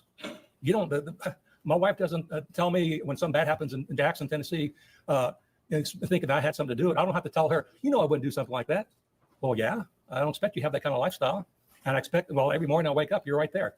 So you couldn't have done it. So why are you telling me I couldn't do it? I wouldn't do something like that. To be clear, you did not create this. Well, no, I don't. It's been so long. There should be some, handwritten summary on the side of where that said it was pertinent. Yeah, if we could just mark this for identification. And then, of course, there should be an FD302 that I gave to the TBI summarizing what I heard on the microphone. But I remember just like yesterday. It wasn't very long, but what I heard on it made me think that Terry is still trying to convince Janet, when you got up this morning, that morning, the day of the kidnapping, I wasn't there. But I wouldn't do something like that. What does the term flatline mean? It means there's no activity, which what I'm guessing was like anything else. No signature, no recording, no activity. The recordings that we played was nothing. No, right. And was that a problem throughout Terry Britt's, the audio wiretap? Apparently, I didn't realize it, but I didn't. I think they went in. They came and they taped everything, and I just knocked it up that the state wasn't used to having to deal with something like that. The first time I ever done a wiretap, but you have to. We would call it Murphy proof it. I don't know where the term came from, but you wherever you got cords plugged into the outlet or into the recording device. I'm pretty sure Murphy proofing means trying to prevent anything that can go wrong from going wrong. Got to tape it down so nobody doesn't kick it out or pull it out inadvertently and say, "What do I do with this thing? I don't know where I went to," and just stick it someplace. It's got to work every time. So, all right, let me ask this: after this time, did you continue to work on this case? Yes. And at what point were you aware of a Tequila Jones? We, of course, one of the first things that everybody, TBI, ourselves, whatever, we, that very day when Brent Booth and I went and talked to Terry Britt, he was acting. Hey, Amber, thank you for the super, by the way. Amber's asking, can judge grant a new trial but also vacate verdict? It's really going to be an overturned conviction if a new trial is granted. So you can't be retried while there's a conviction in place. So, yeah. And I think in this case, I think he was found guilty of everything. So it's not like the trial would be for everything all over again. I don't think there were any counts that he was acquitted on. Being very nervous. And of course, we already knew, we already interviewed Clint. So we already knew what kind of guy we were supposed to be. Oh, wait. So was your question meaning is the only relief he could give here just to grant a new trial? It is a petition for trial and there is a request for other relief, but the specific request and remedy is just for a new trial. You're saying, does he also, within his discretion, could he also say, I'm just going to vacate this sentence as a matter of law and he cannot be retried? We're not going to get there. We're not going to get that happening. So, and I would imagine, I'm not sure, but I wouldn't be surprised if there was a motion to set aside the verdict right after the verdict came in. I don't know. The dockets that I looked up didn't really have a lot for this case, and I felt like I wasn't pulling up the proper case. there's like 5 results for Zachary Adams, and there's like 1 for the interlocutory appeal about the Autry recanting his statement. And then the other appeal that was also denied. But I couldn't really find the one that would have all of the whole docket. So, but yeah, I don't think he can, through this vehicle procedurally, I don't think he can just decide he's going to vacate any or all of the counts that he was convicted on. So, but sorry, I misunderstood your question at first. You're looking for that Clint described. So we first look at the Terry Britt. That guy matches exactly what Clint was talking about. The size and so forth. His hair was kind of longish a little bit, but still the hair color, the size, the build, and he had a husky, like a smoker's voice. He had what they call white wife beaters on, this sleeveless, whatever. And he was smoking, and he was very nervous. We identified ourselves, and we asked him why we told him why we were there, and he said right away, wait, I'm not going to talk to you guys. My wife Janet, she can explain everything. I need to call her. She's down there in Parsons. I'll just call her. She'll come up here. She'll explain everything. And so we can just talk to you right now. We can talk to her later. No. We're going to do it. I'm going to call you. And he starts calling her. She shows up because he said, of course, she's got the receipt of where we were. And she said, it's in the safe. And we're thinking, she got this receipt of where they were that morning, locked up in a safe. How soon after April 13th was this? We talked to him. This is Terry Dicus, the TBI case agent, had asked us to go talk to registered sex offenders. And Terry Britt was one of those sex offenders. Was it weeks, days? I would say about within a week. Okay. Yeah, within a week. So we went there, and like I said, right away, he was nervous. And he didn't want to talk to us without Janet being there. And for her to go to the safe and get that receipt. Then just kind of fast forwarding, the Tequila Jones, did you? Oh, yes. And then we did a checked his criminal background. And I saw there that Terry Britt had been arrested by Jackson Police Department like a year beforehand, before Holly's kidnapping. And we had a case number, but it wasn't adjudicated. So I went to the district attorney's office in Jackson. I spoke to Jody Pickens, and he explained that Terry Britt was charged with kid and his wife Janet were both together when they picked up a lady by the name of Tequila Jones, and they believe that she was picked up to have sex with her. They're kidnapping her, and they're going to charge him with kidnapping of Tequila Jones. But the case couldn't be completed because Tequila Jones. Are we talking about information that General Pickens shared with this witness? If so, yes. The state's objection is hearsay. If we're talking about information. Objection is hearsay. It's valid, Your Honor. But yeah, sure. Let me, if I can amend a question. The objection is sustained to the last part of the testimony, that you can change your question. Did you find out why there was an arrest? Yes, we went. Brent Booth and I went and found Tequila Jones there in Jackson, south part of Jackson, and of course we identified ourselves. And we asked about what happened. All right, don't get into what people told you. Okay. Let me ask this: did you figure out why Mr. Britt was not incarcerated?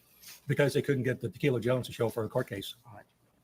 And when did you talk with the DA in Jackson in relation to the wiretap? If the wiretap is in the middle to end of January 2012. It was after the wiretap, I believe. Okay. I'm pretty sure that was the case. It's been a while. How soon after that, to your knowledge, was Mr. Britt arrested on the Tequila Jones charges? Within a couple weeks, we found out that the event started in Jackson and then carried over to Lexington, Tennessee. And there was a patrol officer that went to a grocery store, gas station there on Main Street in Lexington, where Tequila Jones was waiting for him. She had alleged that the Britts. Don't talk about the facts. Anyways, and he interviewed Tequila Jones about what had happened to her. Okay. Did you have any more communication with Mr. Britt after he went to jail pre-trial and after trial in 2012?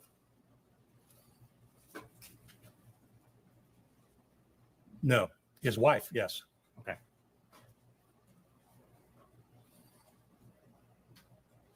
Were you invited to the Terry Dicus PowerPoint presentation about your work in this case to General Hansel McAdams? And what was the date on that? Were you invited to a PowerPoint meeting? No, I retired. I believe I'm pretty sure it was the end of March 2012. Okay. Uh, And that ended your work in. yes. Now, fast forward the trial of Zach Adams. Do you remember that? Yes. And do you remember working or meeting, let's just say meeting with Jennifer Thompson, Zach's attorney? Well, briefly. Well, actually, no. I spoke to her only on the phone. It's kind of funny, like I'd gotten a subpoena from her to testify. And then when it came to trial, I never got a call saying, be here such a day, this is what we're going to talk to you about, and so forth. So I said, well, okay, I got a subpoena, and I hear on the news it's going to be such a date, but nobody's called me. I got a subpoena, but nobody's called me about anything.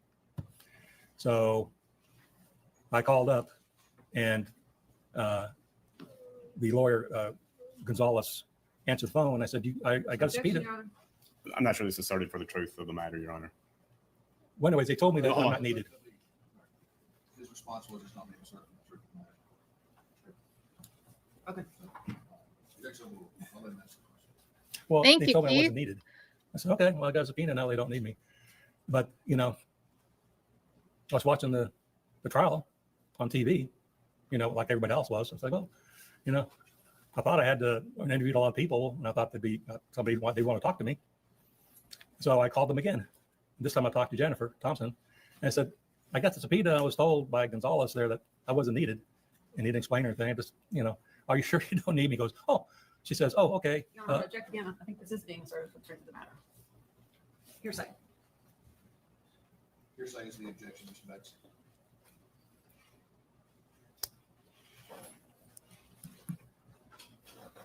I'll stipulate that.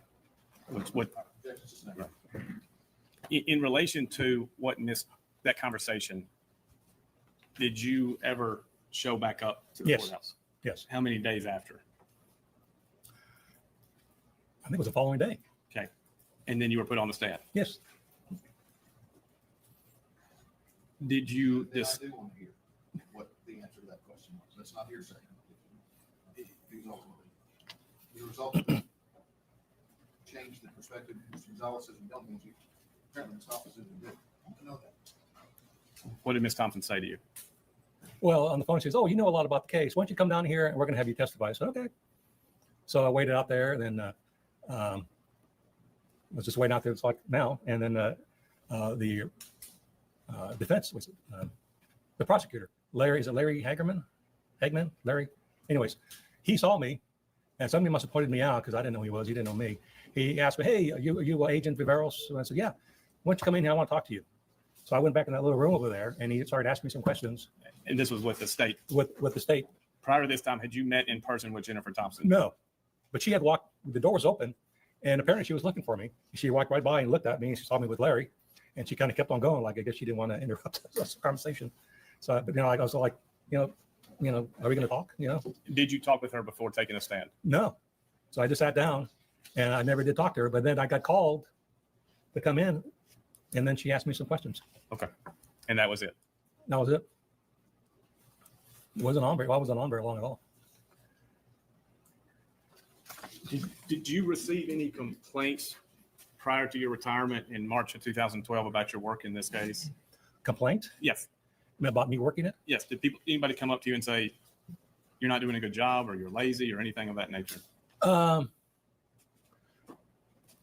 some of the agents were asking, and I know, you got to have a thick skin, and if people have opinions, I'm all for it. Maybe I missed something, or, but, we weren't the lead. Word. We were helping, and some of the agents were saying, why have you guys ever talked to the family, so we talked to Clint. Well, did you guys, and I said, look, you got a point. We never talked to Karen. I've never seen an actual report. And then Dana Bobo And anyways, so I made a point, and Terry Buckley and I, the task force agent, Terry Buckley, we went and went to the Bobo house, and we interviewed Karen Bobo and Dana Bobo. And I thought that was a good point because I don't remember seeing a report. So I just tried to be comprehensive and ask them general questions and, kind of set a record, of what happened that day. But I spoke to the neighbor, James Barnes, his girlfriend, his mother lived right next door, Kathy Wise. And of course, I spoke to Drew, the boyfriend. I spoke to Victor Dinsmore with Brent Booth again. And I spoke to another family member, can't remember his name right now, that was familiar with Drew. And no, there might be another one or two here. Those are my questions. Thank you. Before cross-examination, I just want some clarification. Agent Viveros spoke to, I believe you said Paul Hager before trial. Paul Hager, okay, yeah. Ms. Thompson before trial. Who called you to the stand? State or the defense? The defense, Jennifer. You follow up questions on that? No, you're not. Cross-examination is going on. Good afternoon, Mr. Yeah. Viveros. I want to start off Wayman, by is that his name? discussing your retirement. Mhm. That who was in charge? Who was your direct supervisor when you were still on this case? Eric McCraw. Okay. And isn't it true that you were removed from this case? That's not true. Okay, so let's talk about that. Yeah, let's talk about that, sure. So you, two other agents didn't take over for you, having with Mr. McGraw pulling you off the case and putting two new agents on? Okay, that didn't happen. Okay, well, please tell me what happened. Well, I was not taken off the case. Eric and I locked horns a couple of times, mainly about the timeline of Clint and what happened that morning. And I'm thinking, Eric, you just got here. We're arguing about the timeline.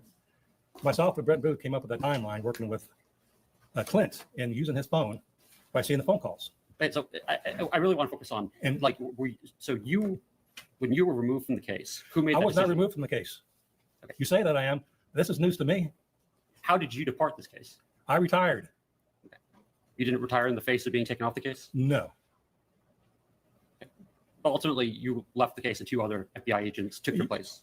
Well, I don't know what other two. I know Steve Champagne. I remember Eric McCraw saying, "Hey, Art, I'm going to ask Eric McCraw to help you out with this case, and he can handle some of the electronic stuff." You've already testified this on direct, that you appeared during the trial of this case and testified for the defense. Yes. Prior to testifying for the defense, did the defense team reach out to you and ask you questions about your time as an FBI agent? You mean on the stand? No, prior to being on the stand. Prior to trial. They didn't say anything to me. Okay, they didn't send an investigator to talk to you? No. In your TUI letter, it states that you worked to verifying the alibis of the defendants here in this matter, Mr. Zach Adams, Shane Austin at one point, Dylan Adams, and Jason Autry. Say that again now. Did you clear or verify the alibis for Mr. Adams, Dylan Adams, Okay. Shane Austin? I did Jason Autry? I did interview Dylan, sit in my bureau car in the driveway of their house, and we were just wrapping up the interview, and here comes Zach driving up, and he gets out of the truck and sees me there talking to Dylan, and he's using profanity, and I said, that's all right, we're done. You're Zach, right? Okay, that's fine, Zach. We're just talking to your brother, and we're fine. I'm going to leave. He got out of the car. We were right there in the driveway in front of the house, and that was it. That was my first contact with Zach, and that's my only contact with any one of those, Zach, Dylan, or Jason Autry, or Shane Austin. So you were not responsible in your duties of FBI agent to go and to verify their alibis for the date of Holly Bobo's disappearance? No, Terry Dicus asked me to go talk to Dylan, so I did. That was in December, and so that was it. The other ones, I had never talked to them. I didn't know who they were, actually. They weren't on my radar. They weren't on your radar? No. Okay. And so it's your testimony that their names had not come up in the course of your investigation? It seems like that somebody might have said that there's these drug guys that might be involved in this stuff. They're always into things, and it seemed like, but I didn't, I didn't. Oh, I do remember Karen had said that, okay, I take that back now. I remember Karen had said that she and Clint had gone to Zach's house and asked him about, where he was and if he had Holly in custody and wanted to go search the house. And he said, I think she said that he said, no, that had nothing to do with Holly and you can't come in my house, but I'm telling you, I don't know anything about Holly. And both Terry Dicus and I had asked her not to do that because it could be very dangerous, because you might be dealing with the person that did the crime, and that person may not want you to, to be alive. So you went and you talked to Dylan Adams Yes. in December of 2011. Yes. And there was the incident that you just spoke about involving Karen Adams. Yes, that's I do. You said that. Do I remember them? And also I do remember there was information from Karen, and she had said that that somebody had told her about these guys. You need to talk to these drug guys. They're always into something, stealing something, doing things, and I bet you they're involved somehow. But other than that, they weren't on your radar. No, other than that, Judge Mayfield, post the witness. Can I hand something to you?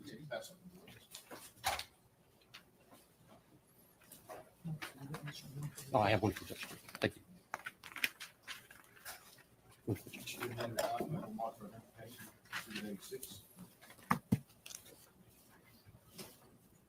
Mr. Viveros, could you take a look at that document and tell me if you're familiar with it? Okay.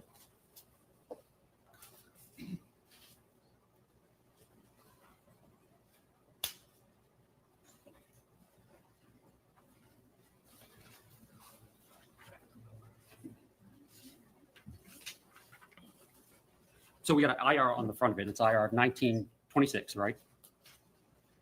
Yes. Okay. And attached to that is an FBI document.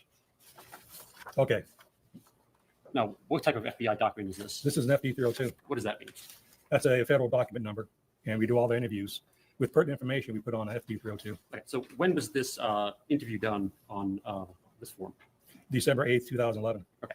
And do you want to take a minute to read over it? Yes. To refresh your recollection.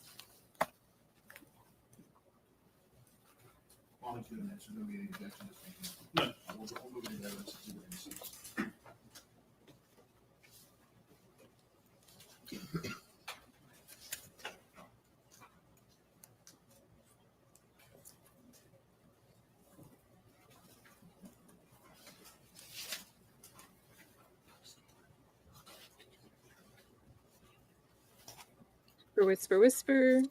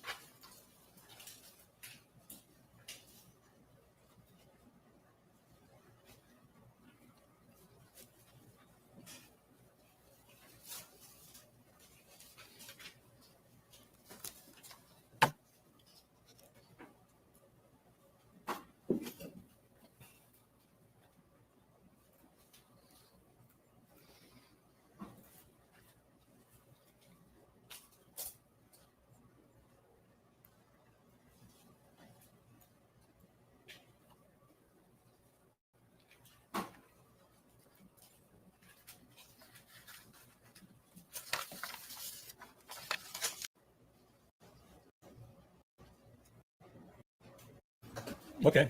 Okay. So in December of 2011, you had the opportunity to interview an individual by name of Carl Statler. Is that right? Apparently, I'd forgotten about it. Okay. Can you tell the court about what you gleaned and learned from that interview?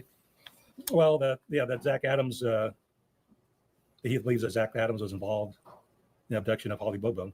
Did he tell you that Zach Adams had made specific statements about Holly? Yes. Okay. Could you tell the court about that?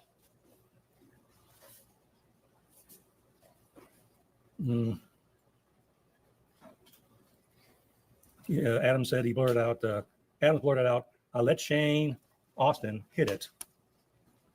Adams didn't explain what he meant by that. Did he also tell you about a conversation that happened at a bar with a Misty Tubbs?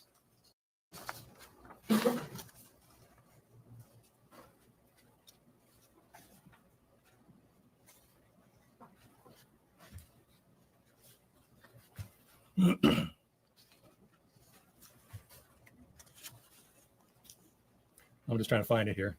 Oh, right here.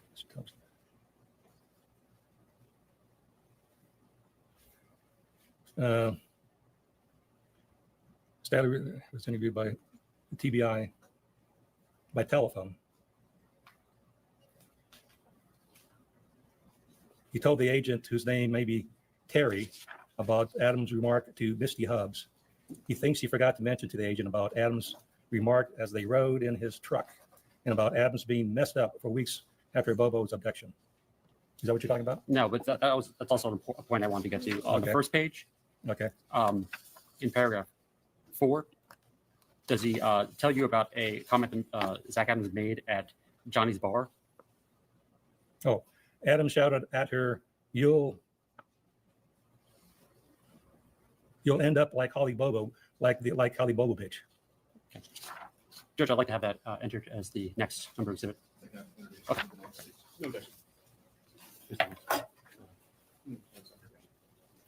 But I had spoken to a lot of people, and I forgot I spoke to him. But yeah, that obviously, yeah, I did that. Sure.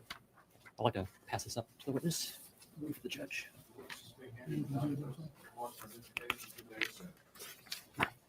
One for the judge. By the way, 286 was IR 1926. This is identification exhibit 87.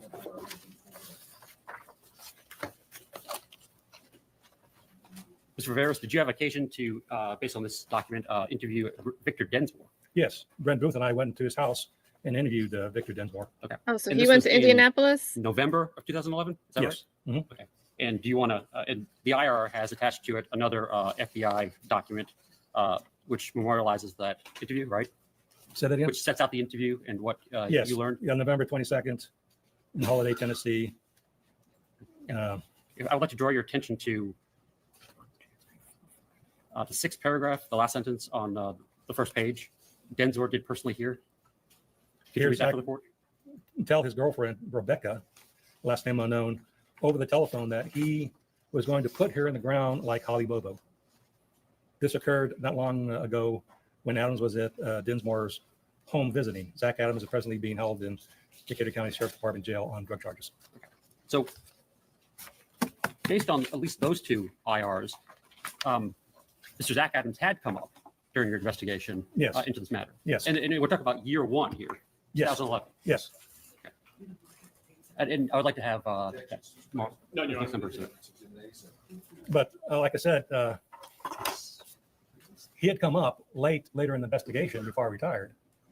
But I was always, it was always my belief that there was Terry Britt was the most logical suspect by far. And I was starting to hear about these guys, like you just said there, later on in the investigation. So yeah, they came up, but it sounded like somebody mouthing off I was on drugs. But you and didn't just follow mouthing up off. on these statements. What's that? You didn't follow up on these statements. No, because it was up to Terry Dicus. I wasn't leading the investigation. So it was up to Terry. But Terry did ask me. So it was Terry's job to clear them, not yours. Well, yes, because they're the lead investigators. But Terry did ask me to go talk to Dylan, and I did. And you saw that 302. So there was a follow-up.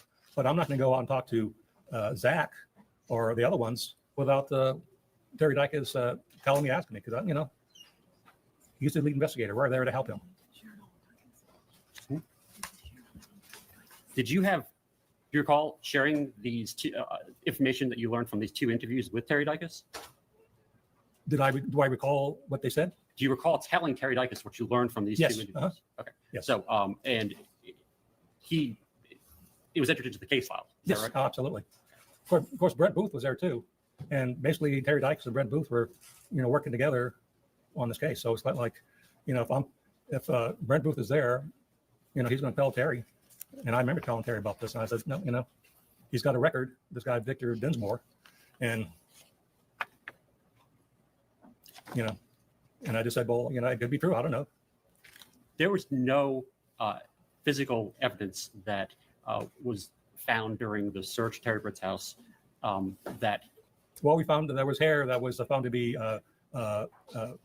microscopically matched with her hair. But isn't it true, and you testified at trial about this, that was also tested for her DNA, right? I think the state did that. And it came back, it wasn't her DNA? See, I don't even know. I don't know. Because your knowledge ends at a certain point in this case. See it again? Because your knowledge ends at a certain point in this Yes, case. yes, Did you have a chance to watch the trial after you testified? yes. Okay. It's on YouTube. I made lots of notes. We got to invite him to the chat. We can explain the Viverito bush to Viveros. No further questions. Any follow-up questions, Mr. Bates? Just break it. Were you a part of receiving anonymous tips? Yes, Did you receive statements people made against other people? I got some calls and said, hey, I think you need to maybe look at this person, or I got this person I know about who thinks they could help you. Yes, Okay. And did people make allegations against other people? yes. Mhm. Not just Zach Adams or Victor Dinsmore, Carl Statler? I can't remember how the Carl Statler thing came up. I want to say that Terry Dicus asked me to go talk to him. Okay. I But want to say was there a lot of this going on? a lot of what? People making statements against other people? Oh, yeah, sure. And those are my questions.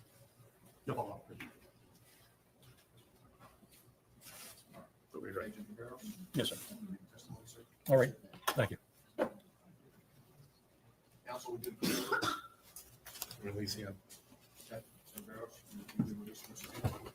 Okay. So nothing tomorrow whatsoever? Okay.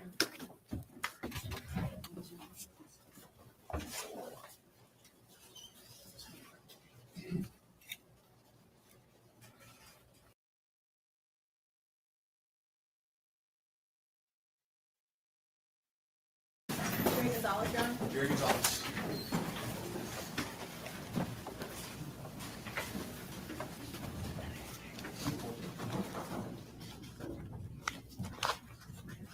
Jerry's, Terry 2. See if this is a Z or an S Gonzalez. Oh, cool. So we got Boyanos doing cross with the last witness. And this is Claire E2, I think is her name.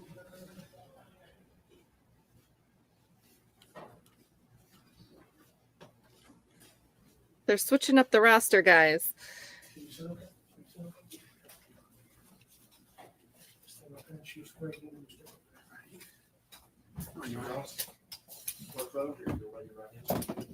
Swear or affirm the testimony you give will be the truth, the whole truth, and nothing but the truth, so help you God. I do.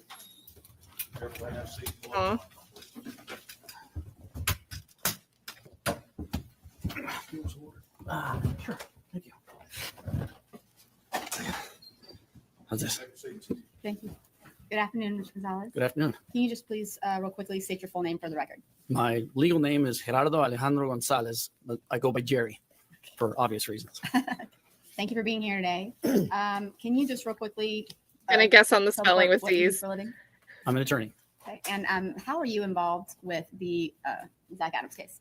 I was asked by Jennifer Thompson to join the team.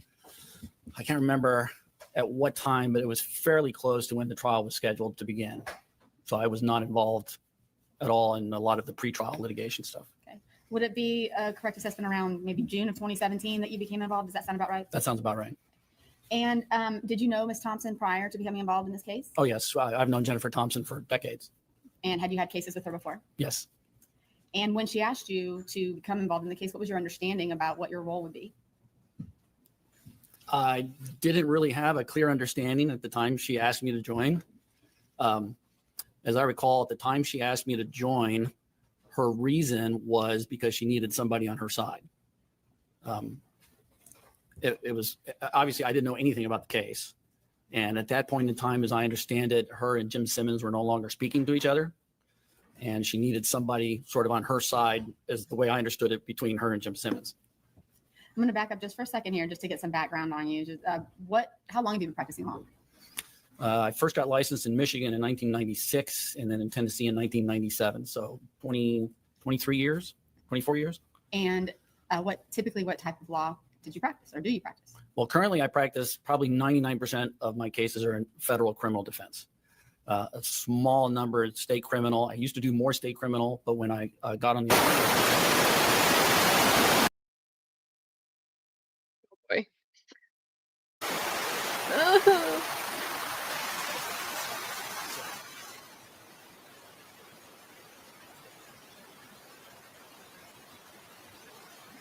Gonna be like this the rest of the stream? Let's do a pulse check, guys. Let's go ahead a little bit. We are at 6:32:59. Oh no.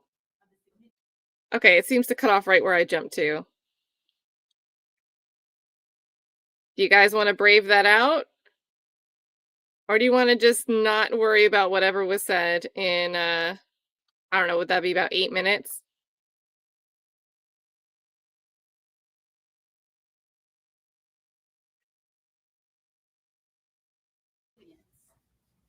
Of it being a 32 caliber bullet or. Oh, this sounds important, guys. All right, guys, if you don't want to deal with this, lower your volume, come back in about 5-8 minutes. I'll try to type in the chat what I'm hearing. Oh, no. Oh, maybe we can read the captions. Do you think the captions work?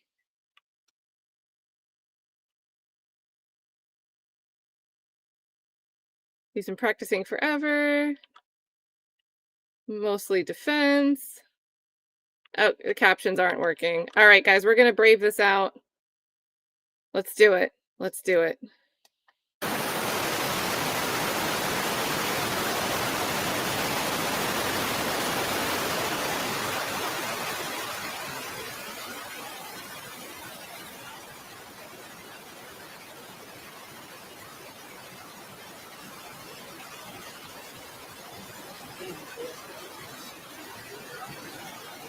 I think he's going to get into something important, guys.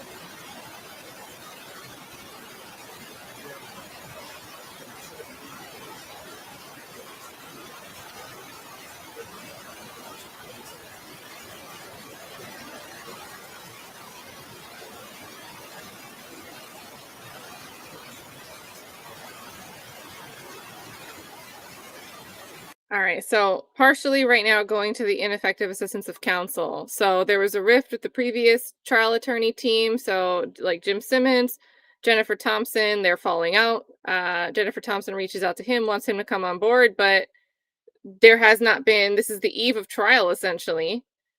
And he's trying to figure out what the theory of the case is and they don't know.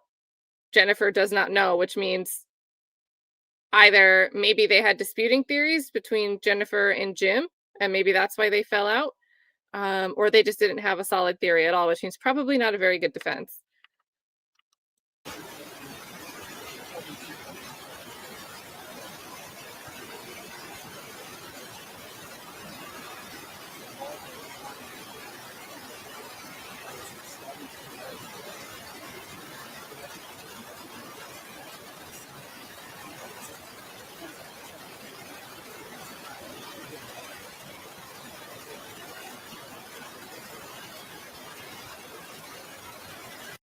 This is important. This is really important because one of the angles when you make an argument after a conviction, when you make an argument of ineffective assistance of counsel, the opposing argument from the state, the counter argument is always going to be the trial attorney's competent, and whatever decisions were made that maybe could have affected the outcome of the trial, it was a trial strategy decision.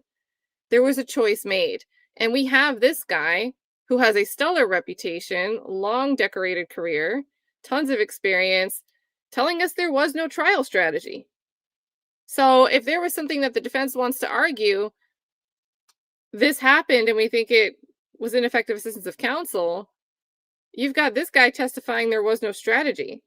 It wasn't a strategic call.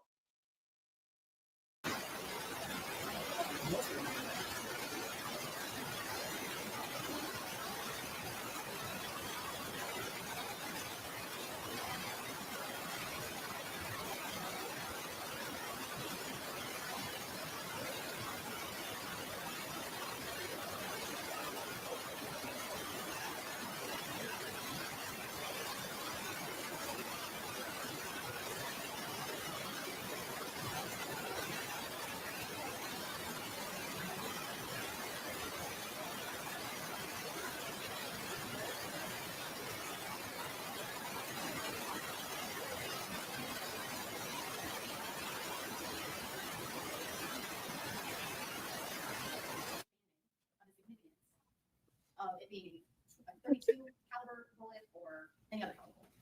Well, I remember questioning his cause of death determination, being the bullet in the skull specifically. And of course, the idea of whether a particular bullet caliber could have made that hole was an issue, as well as the expansion of the brain material that caused the cracks in the skull that he concluded was evidence of cause of death. And I questioned that. I spent a lot of time, I remember in the hotel room, reading a lot of medical scientific journals because I had access to any kind of journal you could imagine, because for the last 12 years at least, I've been a co-editor-in-chief on a sociological journal associated with Middle Tennessee State University. So I would be able to access all these journals from my laptop. And I found a number of journals that talked about the expansion of brain tissue. There were some experiments where they would shoot into human cadaver heads and examine the cracks that occurred in the skull, pre-mortem and post-mortem. And my conclusion was that those cracks could occur pre-mortem as well as post-mortem. In other words, if you're already dead and you shoot someone in the skull, you can produce the same cracks. So is it, based on what you're telling me, is it safe to say the focus of your examination was not so much the significance of the caliber of weapon that was used, but whether or not she was killed, she was shot post-mortem? Right. And part of that was because in my investigation, it's very difficult to determine what size caliber produced a particular size hole, because it depends on range. It depends on whether the bullet is fully metal jacketed. If not, does it expand? Does it have time to expand into a mushroom shape and cause a bigger hole than the caliber of the bullet? So when I was talking to forensic anthropologists on the phone, they were telling me you can't really tell the size of the bullet. Mr. Gonzalez, were you aware that there was a 380 shell casing found near Holly Bobo's remains? Yes.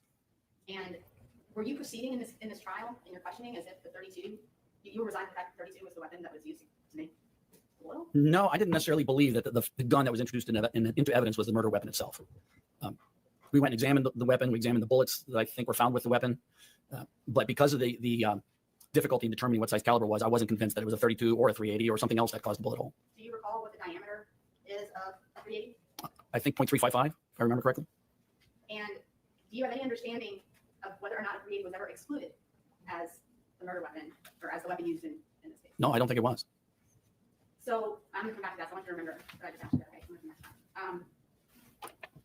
Other than the discovery that you said, you went to discovery about the bullet, the ballistics, did you cross-examine Dr. Ross and you cross-examined Serena Brasswell, it was the firearms expert, correct? Right, and that was some of the discovery that I did receive, but I don't remember receiving all of the discovery. Did you ever have any discussions with Jennifer Thompson about Zach's alibi? No, I remember some discussion about somebody up on a utility pole that saw a pickup truck drive by with a woman in the passenger seat that was slumped over on the dash, something about that. But then that ended up apparently being a dead end. I wasn't involved in that, but I do remember a conversation about that. Did you have any conversations with Ms. Thompson or Mr. Simmons with regards to the existence of any ATM videos? No, and I didn't have any conversations with Jim Simmons. He was a fly on the wall. You mentioned, let me ask you about Jason Autry. When did you become aware that Jason Autry was going to testify on behalf of the state? I think we were aware for quite some time that he was cooperating. And did you ever receive any audio recordings or was that any of the interviews that Jason Autry I've been involved with the TBI Agent? I don't think so, but I was not assigned the task of cross-examining Jason Autry, so I didn't concentrate on that very much. Do you recall either seeing for yourself or having discussions with Jennifer Thompson about any videos or recordings of routes that were ran by Jason Autry, that Jason Autry was going to allege to have run on that day for his testimony? Not that I recall. And the trial is not the first time that you appeared before the court, though, right? No, I had appeared a few times before that. I think the first time was when I presented my notice of appearance And the judge reminded me that I wasn't getting paid, and I said that was fine. I'd agreed to do it pro bono anyway. And that I don't remember if I came to court after that, before the trial started or not. What was your initial, as a seasoned trial attorney, what was your initial impression of the client in this courtroom coming into trial? Uh-oh. It was very Spill the adversarial between tea. counsel. I even found Jennifer Nichols to be very adversarial towards me, and I had just joined the team, and we didn't know each other from anybody else. And I remember thinking, what did I do? But my impression was that the judge was very confrontational, adversarial towards Jennifer Thompson. Most of the other attorneys at counsel's table on the prosecution side were respectful, were cordial, would greet us in the morning, but not Jennifer Nichols. And that really created, from my recollection, a great deal of tension between the two Jennifers, as I will say, Jennifer Nichols and Jennifer Thompson. Jennifer Nichols is now a judge, just so you guys know. So trial prosecutor, Jennifer Nichols, now a judge. And what was your perception about how Ms. Thompson was handling the case? Not very well. In what way? Well, the judge was very adversarial towards her, and that caused her a great deal of tension and stress. And then Jennifer Nichols was very adversarial towards her. That caused her a lot of tension and stress. Her lack of communication with Jim Simmons was causing a lot of tension and stress. I mean, for capital defendants, you're supposed to have 2 attorneys, and Zach had 1. My recollection was that Jim Simmons, at some point after their break in their relationship, had sort of committed himself to concentrating on the mitigation phase in the event of a conviction. And that was what he saw his role was going to be. I don't know if that was self-selected role or whether they agreed to that or not. I didn't really get in between those two. I wasn't going to get involved in that drama. I was just going to try and do the best I could with what Jennifer wanted me to do to the best of my ability. Now, how about during trial, as you observed Ms. Thompson cross-examining the state's witnesses? What were your observations of her and how you handled that? Well, there were a lot of problems. Part of it was Jennifer Nichols refused to disclose the witnesses she intended to call for the next day of trial, which is, to me, unheard of. I mean, we just don't do that. I practice mostly in federal court. The judges require us to exchange witnesses. Even if we object and we don't want to, we have to do it. And even as a professional courtesy, we do it. And so you can go back and prepare for the next day. Jennifer Thompson had all her files on paper. We had a hotel room that the entire wall was covered with banker's boxes of binders of paper. I try cases off my iPad. I don't use paper. Hers was entirely paper-based. And the problem was that Jennifer Nichols would not disclose the name of the witness for the next day. So we didn't know what witnesses would be called. So we didn't know what banker's boxes to bring with us.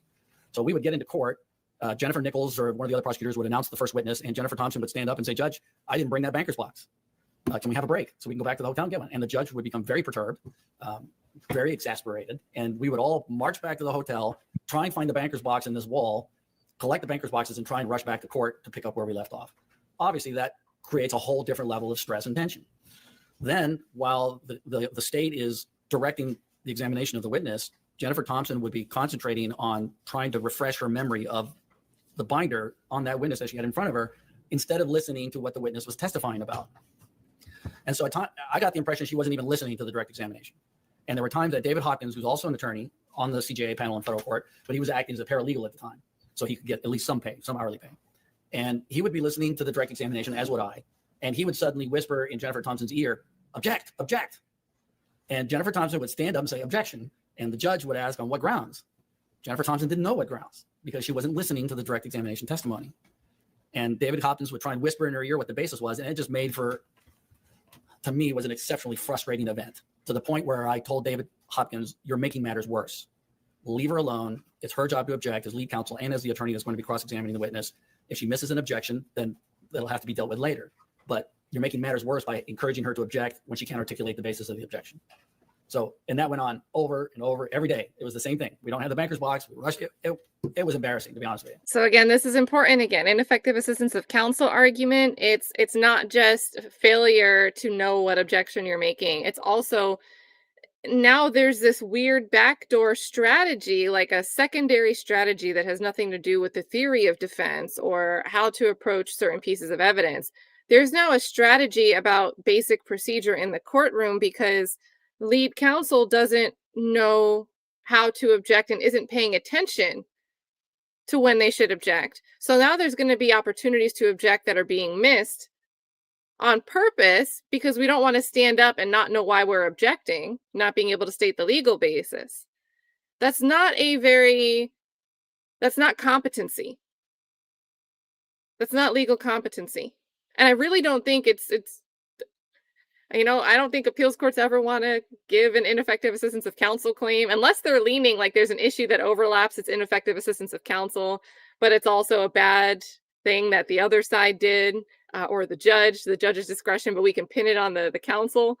Maybe we'll go in that direction. But this really gets to competency issues. Competency bringing forth a secondary trial strategy. We'd rush back to the hotel, get the banker's box, try and come back. She would start trying to refresh her memory about that particular witness and was not able to listen to the direct examination testimony. And the rest of us we couldn't object. Now, during the trial, because that went on for several days, can you just briefly describe kind of what your prosecutor team's process was in preparing? Let me ask a quick question. Yes, sir. Why couldn't you object? Well, in federal court, the attorney that is going to cross-examine the witness cannot object, or is the only one that can object. Is that a rule that Judge McGinley enforced as well? Not that I know of, but I didn't know any different. So that's the general rule that I followed. So on during those 2 weeks of trials, what was the routine after trial and prep for the next day that you and Ms. Thompson and the team discovered? Well, we would go to dinner. I think sometimes we would discuss generally what happened that day, but I don't remember a great deal of discussion about strategy or what witnesses are upcoming, what else we have to do. And as I remember, sometimes she would ask me if I would prepare to cross-examine a particular witness that evening.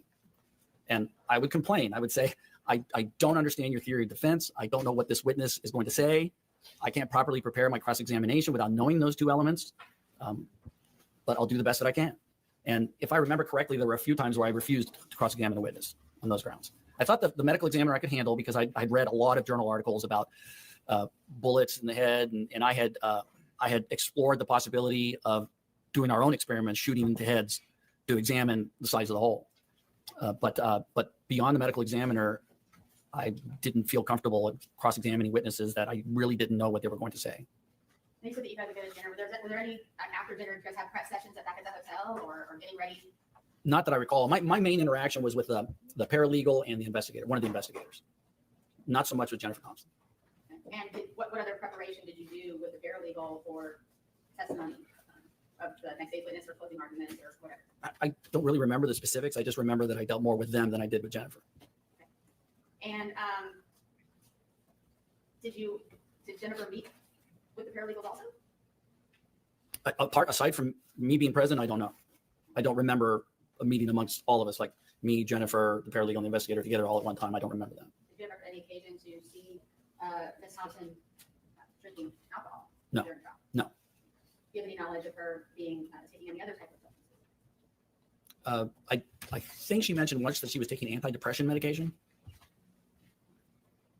And if I remember correctly, watching the trial, there was when Ms. Thompson was giving her closing statement. Were there any visuals that were done for the closing statement? Yes, I developed a PowerPoint for the closing. Okay, can you tell me about what was done? Did you have a chance to work with Ms. Thompson on preparing that PowerPoint? No. We got back to the hotel and she took a shower and went to bed. And me and the paralegal and the investigator stayed up till about 3 o'clock in the morning, as I recall, developing that PowerPoint, reviewing our notes to see who said what. I had recorded the trial throughout, and I wanted to play some of the recordings of what some people said. I can't remember specifically what recordings I played, but I worked on clipping the audio of just those seconds that I wanted to play, embedding them in the PowerPoint, and developing the line of thought, the structure of the closing argument as I thought it would be. And my impression was going to be that Jennifer would review it in the morning, and then we would modify it, take parts out, add parts in, whatever she wanted, because she was going to do the closing. And she didn't. I encouraged her to look at the PowerPoint. I encouraged her to prep using the PowerPoint or to suggest any changes, and she didn't seem interested. Then I was the one that was going to run the PowerPoint from my laptop. And during the presentation of the closing, she started going so off track of the PowerPoint. I didn't know where she was going or what part she was on. As I recall, at some point I got frustrated and turned off the screen. Did you ever have any occasion to meet with Zach in person? I did. And did you have any discussions with Zach or with Ms. Thompson about Zach testifying in his own defense? No.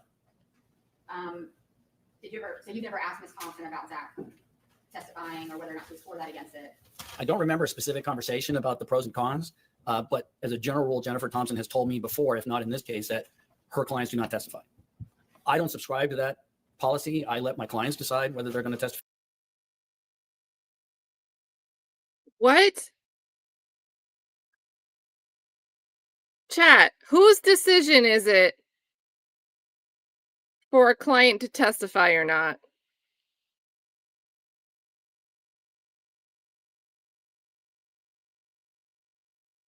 What the fuck?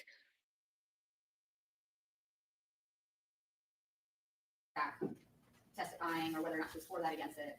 I don't remember a specific conversation about the pros and cons, but as a general rule, Jennifer Thompson has told me before, if not in this case, that her clients do not testify. I don't subscribe to that policy. I let my clients decide whether they're going to testify or not. I go through the pros and cons with them. I explain what might happen, what the prosecutors might question him or her. I try and prep them, but ultimately I let the client decide. And during any of the times that you were able to meet with Mr. Adams in person, did he ever indicate to you at all that he wanted to take any sort of plea deal? No, never. Did he ever indicate to you at all that he was in any way guilty of the crime that he was being charged with? No, never. Your Honor, hearsay. Objections, hearsay. Okay. Objections to statement. I want to go back to the bullet and the testimony that Dr. Ross, that you leave from Dr. Ross. And so you just, to your knowledge, a 380 is how large in diameter? 0.355 millimeters, if I'm not mistaken. I didn't know it was going to be tested on that. To your knowledge, was the 380 ever excluded? Not to my knowledge.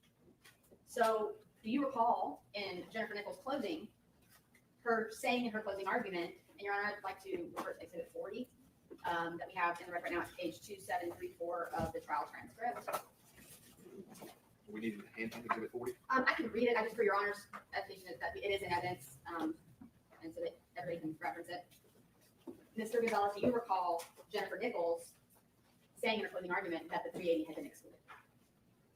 I don't directly recall that, but keep in mind, one of the problems was I was seated way over there, and Jennifer Nichols was allowed to approach the bar of the jury seating area and lean forward and practically whispered her closing to the jury, where I couldn't hear a lot of what she was saying. And at one point, Jennifer Thompson told me, I can't hear what she's saying. And I said, well, then go ahead, you need to object. And as I recall, Jennifer Thompson objected, Judge, I can't hear what she's saying. And the judge said something to the effect of, well, the jury can hear her. So I didn't hear a lot of what Jennifer Nichols was saying. I heard some. All of this discussion, like, let's let cameras in for the Tyler Robinson trial. We need cameras in courtroom. We shouldn't be closing the doors from a public trial. Public access to trials, we need to have it. And here's an attorney saying, I'm trying to have this trial. This is for my client's life. I want to be able to hear. And like, well, the jury can hear it. It's fine. Very similar. It reminds me of when Max Sharp brought up when they found out about the next ex parte that actually happened before the ex parte we first heard about. And Whitaker was like, well, I went back and looked at the record and it's in the transcript, but Adrian Love is like just a few feet away from the court reporter. And they caught that. But the attorneys, it's such a large room. The attorneys, I think of where Bruce Harvey used to sit. Nobody heard that. And it was after everyone was packing up to leave. So that's very similar. Like, it doesn't matter if you can't hear something. But I don't remember her saying the 380 was excluded. In fact, in my recollection, the theory of the state from the very beginning was that it was a 380 until they found a gun that was a 32. Then their theory changed that it was a 32.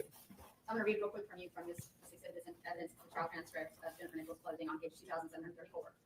And she says, I have no doubt that the way he measures them, talking about the bullets, is the way he reported it, but he didn't know how to measure them. Didn't know that remove the projectile from the casing and then measure it. So the expert who testified about the gunshot wound to Holly's head said it matched my words perfectly. Basically, a 32. And if you look at those measurements and you remember his testimony, it excluded a 38. Excluded it. Is she referring to the medical examiner as the expert? I don't remember that part of her closing at all. But if you had heard that, objection, Your Honor, also speculation. Your Honor, he's an attorney, an experienced trial litigator, and if he knows the facts of this case, and had he heard that, I think it's fair game for him to speculate as to what action he would take. I would have objected. We really frown on objecting during closing arguments because closing arguments is not evidence. But when one side or the other argues evidence that was not admitted, that is a proper grounds for objection during a closing argument on either side.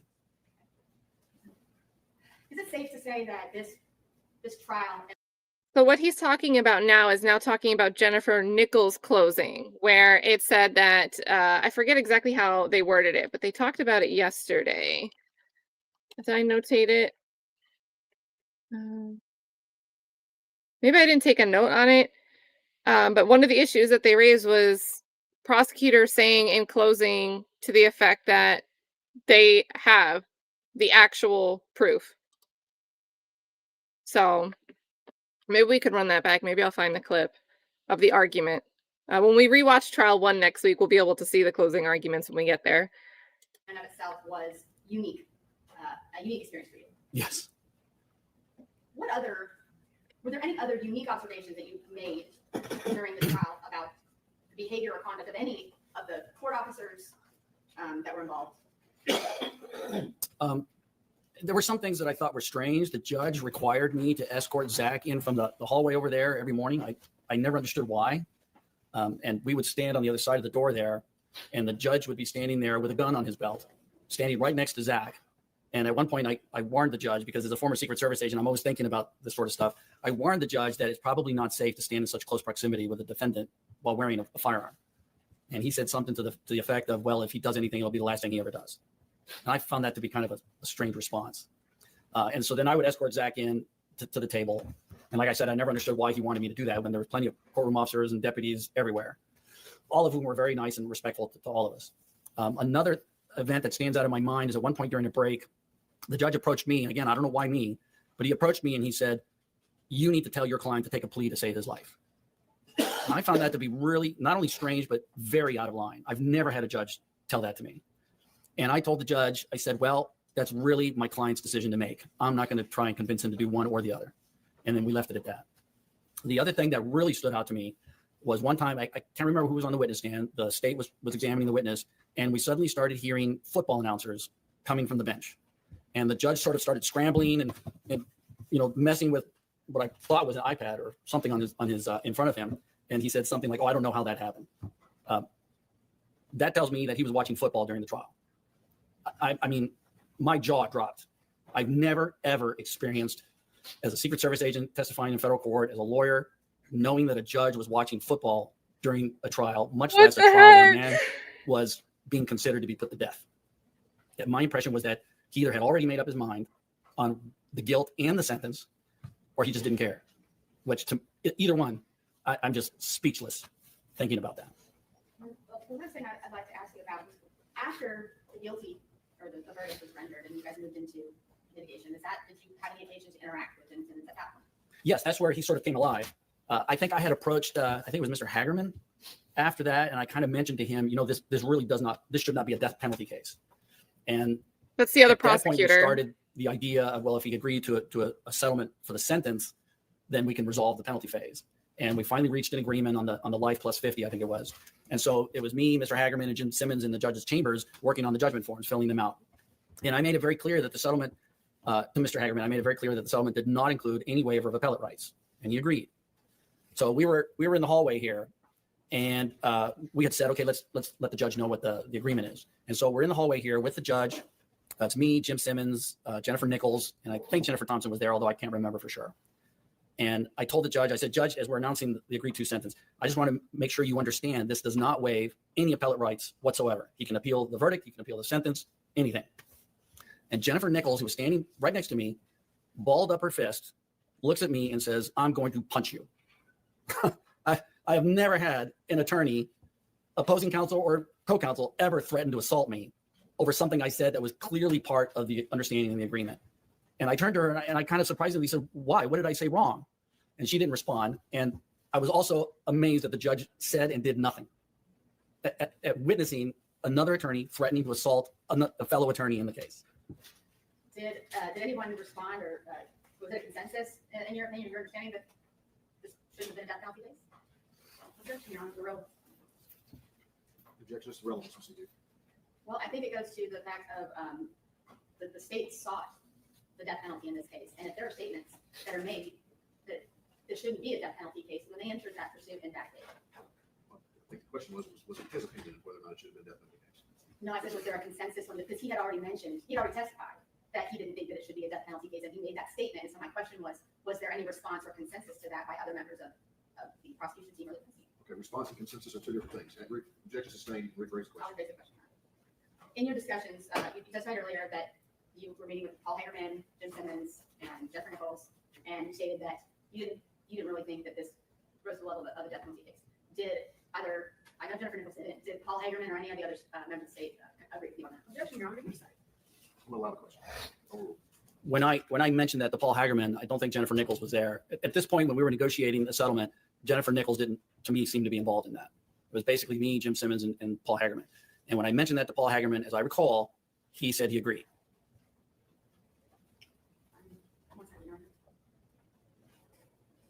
My last question is just this, in your professional opinion, having experienced what you experienced in the trial of this case, do you believe that Zach Adams received a fair trial?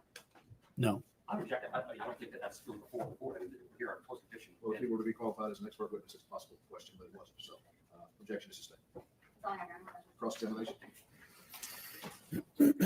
Good afternoon. I hope you're doing that after. Yes, thank you. First, I just want to start off with you testified you did not receive discovery from Jennifer Thompson.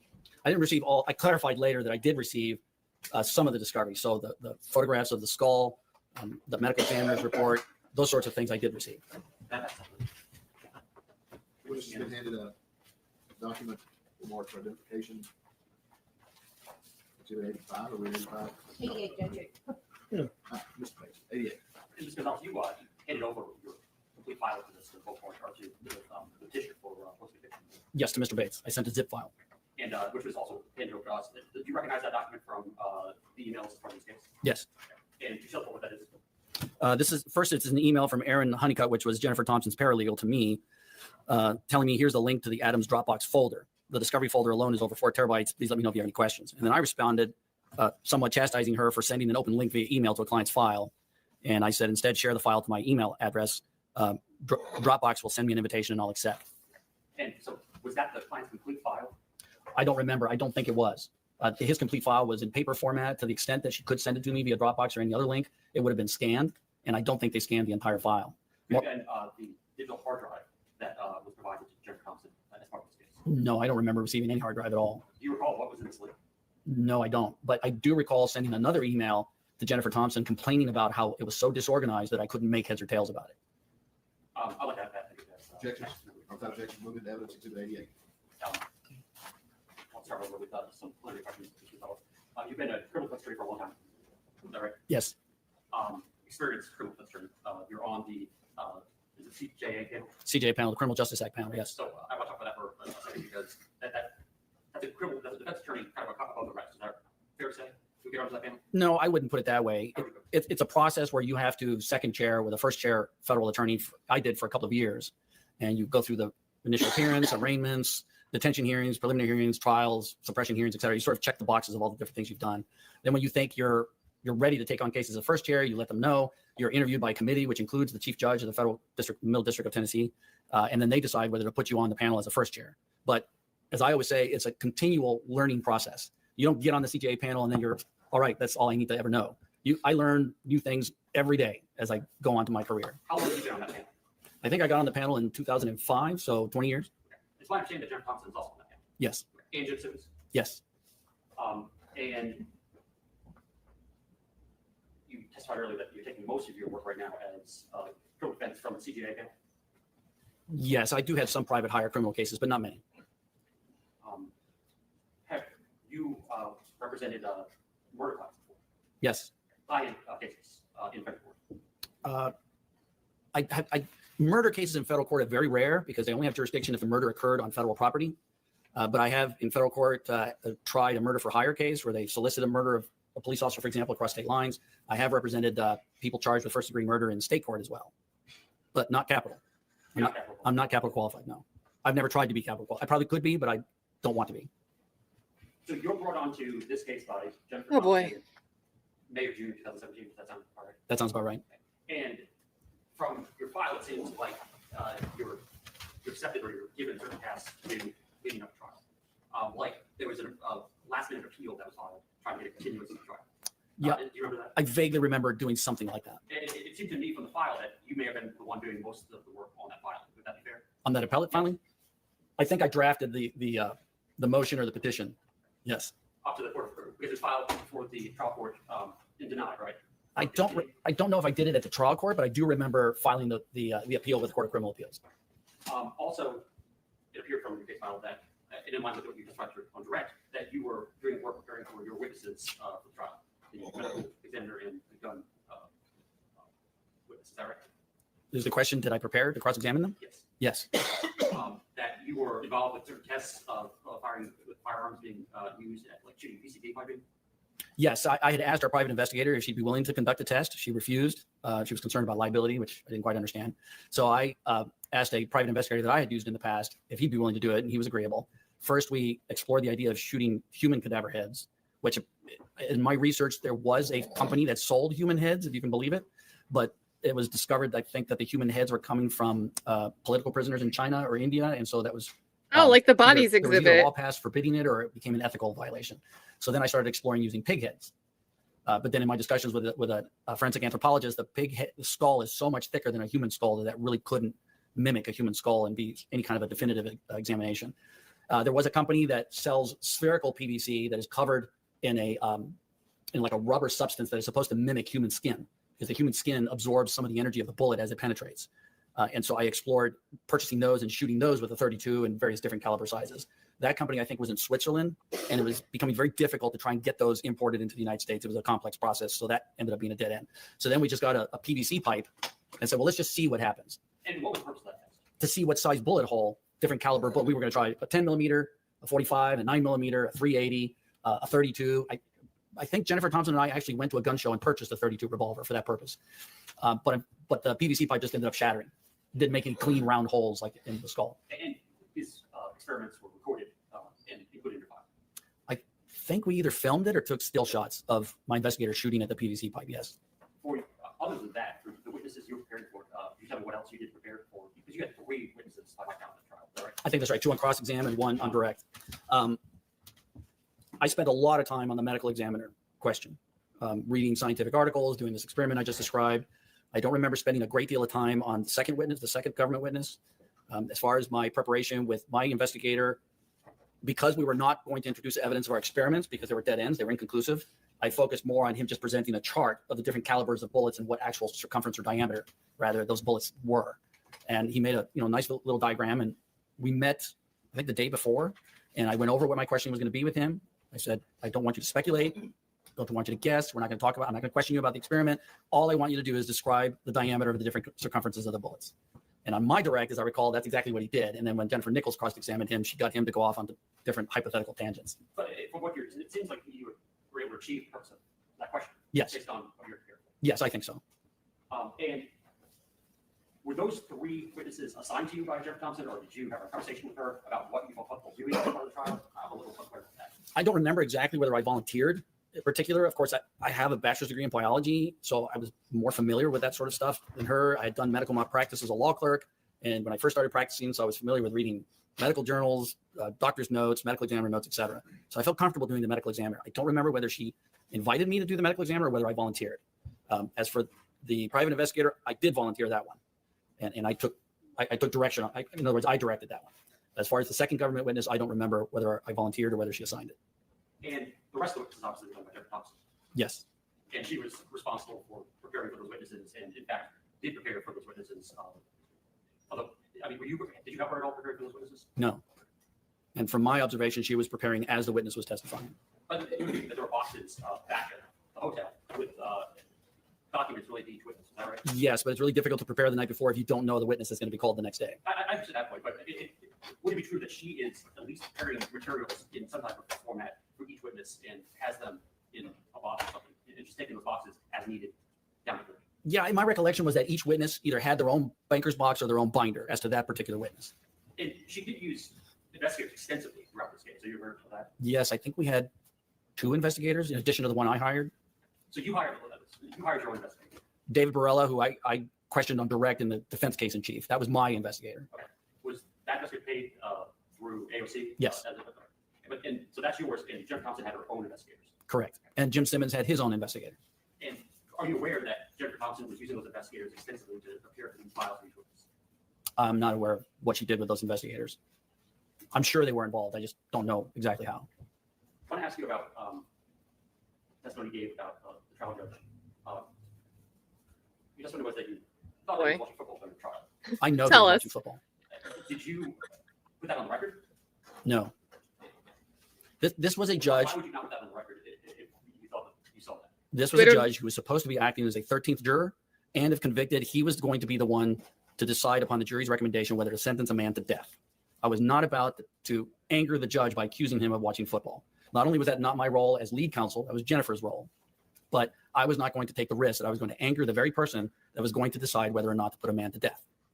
So you made a decision not to put that forth in the record. Yes.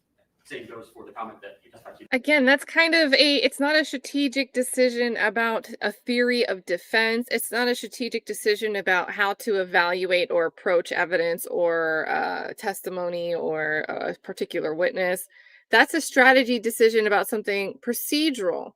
It's like a secondary strategy. So here, what Boyanos is trying to like mitigate the issue. It was a strategy decision rather than something that deprived your client of a fair trial. This was a choice that you guys made, but it's really different. It's really not the same thing as saying we chose to go for a third-party culprit defense as opposed to taking an affirmative self-defense approach. About standing next to Zach with a gun? Yes. I didn't think that was relevant to anything. I didn't think it was wise, but I didn't see that as relevant to anything. And there was another comment you testified to about when he approached me and told me to get my client to plead to save his life. and you did not at any point try to tell him. No, I'm not even sure how I would. Would I say, Judge, I just want to put on the record that you improperly approached me and tried to pressure me to pressure my client to plead guilty to save his life? I'm not. That was so unusual and so out of norm, something I had never, ever in my life been exposed to. I wouldn't know how to address that with the very judge that committed that behavior. But how else would you address it? It would be good that the only way you could address it would be to address it. There is a motion to recuse the judge, and the judge denied it. It wasn't for this issue, though. For the court to put it on the record for the appellate court to review. I don't know how to address it. I'd never been exposed to that kind of behavior by a judge before. I suppose I could have tried to file a complaint with the board of the judiciary and then anger the very judge that's going to decide whether to put my client to death or not. Again, my emphasis is my client's best interests. So if it was not in my client's best interest to accuse the judge of unethical behavior, I wasn't going to do it. Your client was in fact convicted in this case. Right? I'm sorry, what? Your client was convicted in this matter, correct? Yes. And after the conviction, you went to work trying to have the death penalty taken off the table. Is that right? I had approached Paul Hagerman. I didn't work very hard. He agreed almost immediately. And there wasn't a great deal of deep negotiation or anything. And by the way, to go back to a previous incident of Jennifer Nichols threatening to assault me, I did file an ethical complaint against her for that. Get her. You would agree that you achieved a favorable result by getting the death penalty taken off the table, right? I would not call a favorable result being a client being convicted of something I don't believe he did. But he did not receive the death penalty or have a jury decide to take. He did not. Because of your work. Again, I didn't put a great deal of effort into it. I told Judge Mr. Hagerman, I don't believe this is a death penalty type of case. He agreed immediately, and we went back and started filling out the judgment form. There was not a great deal of work that I should take credit for. Was there a moment hearing at trial? A what? A moment hearing where Mr. Adams went up and waived his right to testify? I don't remember. I'm sure there might have been, but I don't remember. And that's usually, that's practice in federal court, right? No, it's not always done in federal court, but I think in state court it is. And you were familiar with that practice where in state court, Tennessee state court? Yes. It is asked. In the cases I've tried in state court, we usually will announce on the record that the client decides not to testify. And again, you don't have any recollection that happened in this case? I do not recall. Would it surprise you that did happen in this case? Would it surprise me that it did happen? Oh, no. Did it cut out? No. Okay, it comes back. I don't know what's up with these Correct. feeds from these old days. You also were reporting throughout the trial at counsel table too. Oh my God. Retaining those notes as part of the file? I did, but I honestly don't think I scanned them. So they probably were not on the zip file I sent, but they wouldn't be any different than the digital recordings that I made. In other words, I didn't make notes about my thoughts and impressions. I just made notes about the You testified on direct that you were unclear about the theory of the case. Is that right? Correct. Would you not agree that the theory, as I see it, as Jared Thompson put on, was that Terry Britt was in fact the murderer of here and not your client? The question is, would I agree that that's how you see it? I'll rephrase. Jared Thompson's theory of the case was that Terry Britt was responsible for this one. Is that right? I know that when Terry Britt testified that was the line of questioning that she went down. I do not recall that was the overall theory of the case. That, hey, we're going to try and show that Terry Britt is the actual person that kidnapped and murdered Holly Bobo. Not only was Terry Britt called, but Jeff Thompson called the agents that were involved with his investigation while at TBI, like Terry Dicus, correct? Is that the one that's now the attorney across the street? I don't remember the name. I think he is an attorney. Yeah. The only one I really remember related to Terry Britt was the U.S. Deputy Marshal that testified that went and interviewed him at the jail, I think. Johnny. Yes, I remember his testimony because it was pretty memorable at the. Oh. It's trying, chat. The stream is trying.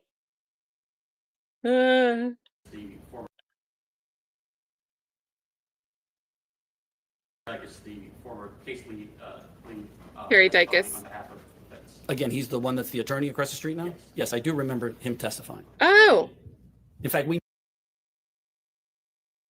did Dicus go into criminal defense practice? Oh, what a story arc. met with him. Me and Jennifer Hold Thompson met on. with him before trial. And there seemed to be, that there were, are you aware of the private investigator? Of Might be real estate attorney. being in constant communication contact Terry Dicus? The Nope, investigator- that's Savannah, The investigator Tennessee. worked for Jennifer Thompson being in contact with Terry Dicus about his role in the case. I don't know anything about that. Um, I was not involved in that part of the equation. When you met, so you went with Jennifer Thompson to interview Terry Dicus? I wouldn't say so much it was an interview as to just discuss some aspects of the case. I don't remember the particular aspects, but I do remember Mr. Dicus saying that something to the effect of, "Oh, you've got this." That's all I remember. You testified that about an incident with Jennifer Dicus, Which incident? about a comment that she made about hitting you. The threat to assault me? Is that what you're referring to? Did you make a formal complaint about that? I did. Okay, and what was the end result of that? They dismissed it. I don't know why. I've never heard of such a thing. They didn't send you a reason for dismissing it? The board never sends you a reason when they dismiss a case against a lawyer, unless it's to decide to impose discipline. If they dismiss it, and I used to be a panel member for the Board of Professional Responsibility, they would send me the file. If I said dismissed, they send a letter saying the case is dismissed, and that's all it says. Did you file a complaint against anyone else involved with this case? No, Defense or prosecution? no. One moment. Certainly. That's all right. Proceed to. Gonzalez. Thank you for your testimony, sir. Sit down. Thank you. All right. I think Thank you. I think this was the end. And I had mentioned that we had one full day of streams from the August hearings and then a bunch of clips. Well, the clips that I found, the first three, now that we've gotten to see who went today, were from today. Were from the same thing. They were of this guy, of Viveros, not Viverito, and then Boswell. There was a fourth clip from August 15th, but it's only 25 minutes, but it is Terry Dicus. So we're going to watch it. I hope it doesn't seem like it's cutting off something good. But this is, first, I'll show you what happened with the law and crime feed for that day. It was short, and then as soon as, I didn't even realize it was Terry Dicus, but as soon as he comes on, the feed ends. The rest is just downtime. But then they do have this clip that they uploaded.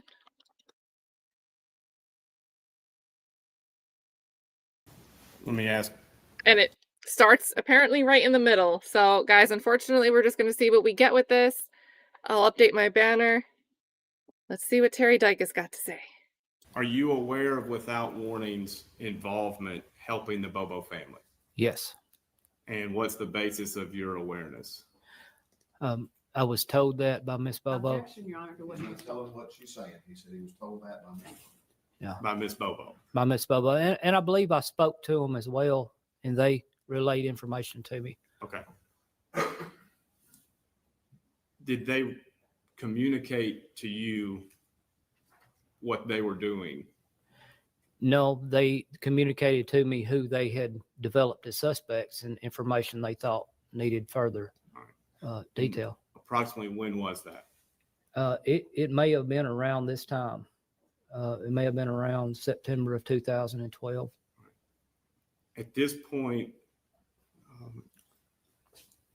Thank you for Your the Honor, sticker, I'd like to Derek. Make this the next, convert it into evidence. Well, is it an IR? No, sir. Mark it for, well, let me ask more questions on it. Okay, I'll let you ask some more questions. Right now, it's for identification. But- Exhibit 94.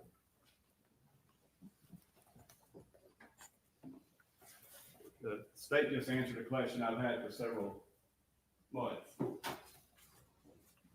Was this document created as part of this investigation? Yes, sir. Do you have any reason to know why it was not converted to an IR? No, sir. It has all the markings of what would be an IR. And Agent John R. Mayer, Yes, sir. Yes, sir. how long was he involved in the Bobo case? From the beginning, probably a year and a half, and then he retired. Do you remember discussing this document with other law enforcement or prosecutors? I do not. Was it your understanding this was going to be converted to an IR? Yes, sir. It should have been. It should have been an IR. I'm not sure why it wasn't. It was submitted as an IR. And I move to mark this into evidence.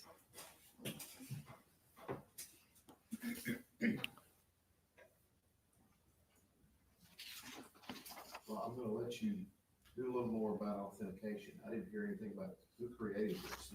Okay. I'll let you ask some more questions. Okay. Let's take this is not in a format we usually have of IRs. Only in that it does not have an IR number at the top and a indication at the bottom of who wrote it and put it in the system. Okay. Do you know who wrote this? I wrote this, yes. And who's in charge of, is there someone who's in charge of approving an IR? Yes, the special agent in charge or the assistant special agent in charge. Okay. And is there any reason in your mind, to your memory, why this was not approved? I have no idea. No, I don't know. When you submitted it, did you think it was going to be approved? I don't recall specifically what I thought back then. Okay. I wrote it to be an IR, to be an investigative report. That's the reason why I wrote it in this format. So I don't know.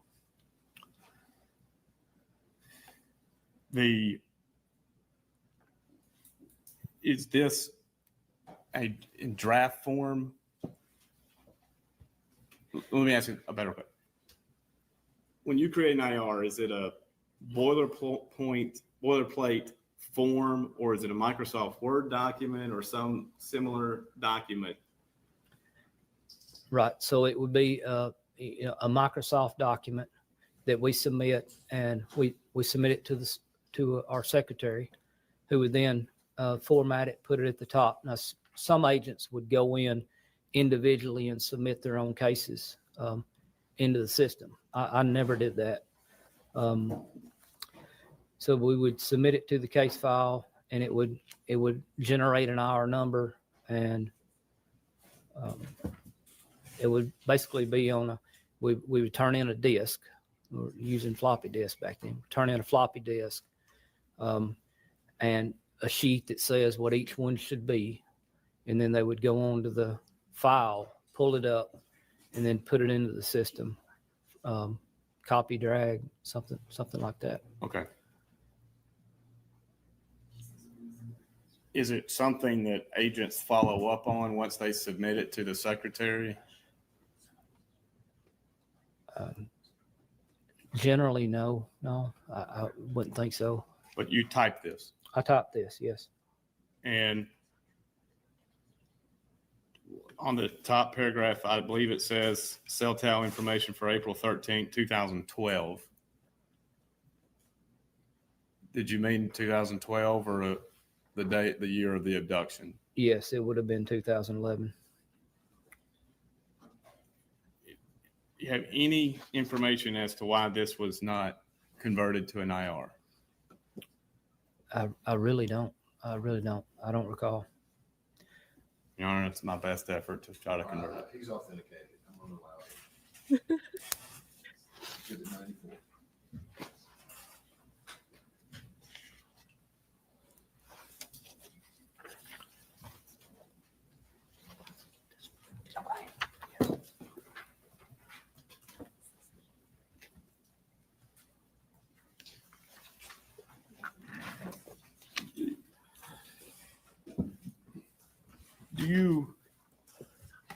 We've heard that you failed to validate Jason Autry's alibi for April 13th, 2011.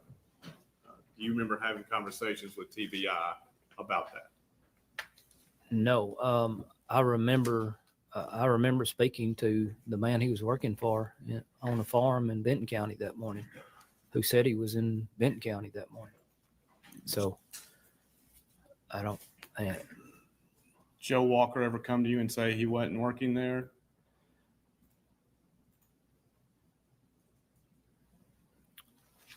I don't recall him ever saying that. If he did, I don't recall. Who is Special Agent Jack Van Hoosier? He was my assistant special agent in charge when this case first started, and then he was promoted to special agent in charge after SAC mayor retired. And do you remember him sending information to the Bobo family about his feelings about Clint Bobo? Yes, I remember him saying something to the Bobo family about that. Yeah.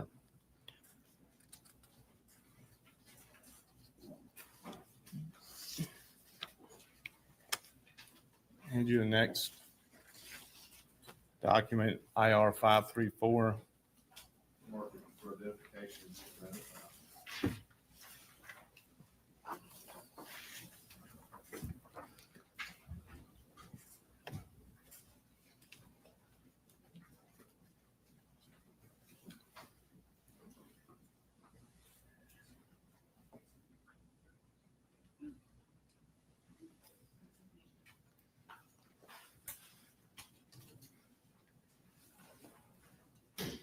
And Your Honor, if I can have that document back from the witness, please.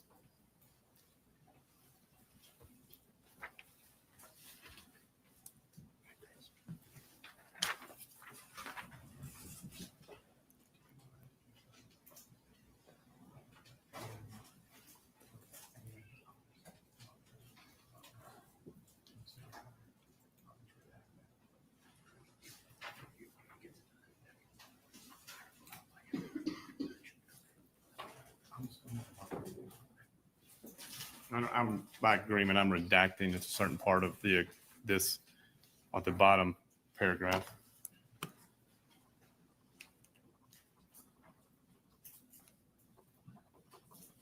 Scribble, scribble, scribble.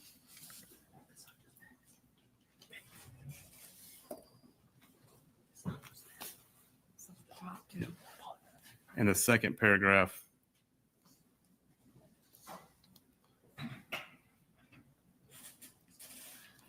The entire paragraph. Aggressive scribble.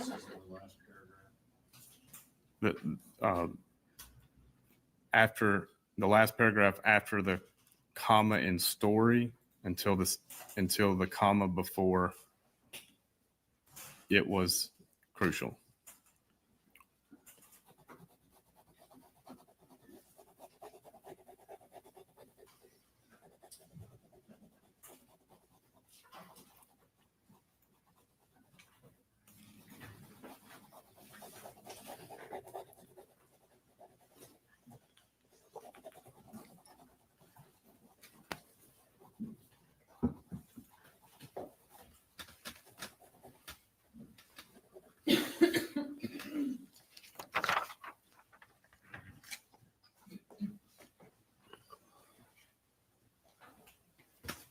Just all of us gathered here today to listen to someone color.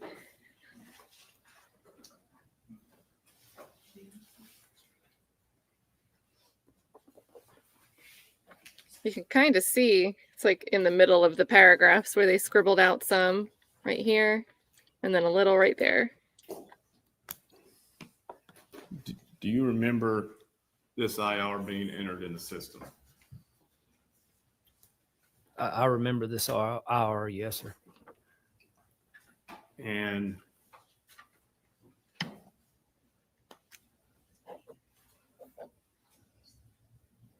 did you agree with this approach?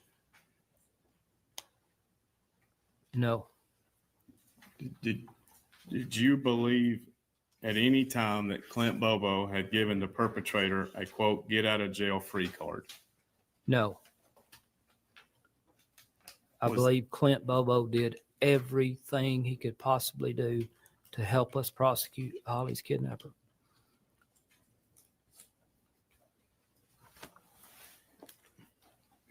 Your Honor, I move to enter this as the next numbered exhibit. No objections, no, but we make sure that the redactions are on it. They don't file one IR. But then there's this one filed that isn't his, but he disagrees with it. IR 534 is in October of 2012. At what point can you nail in when the PowerPoint was?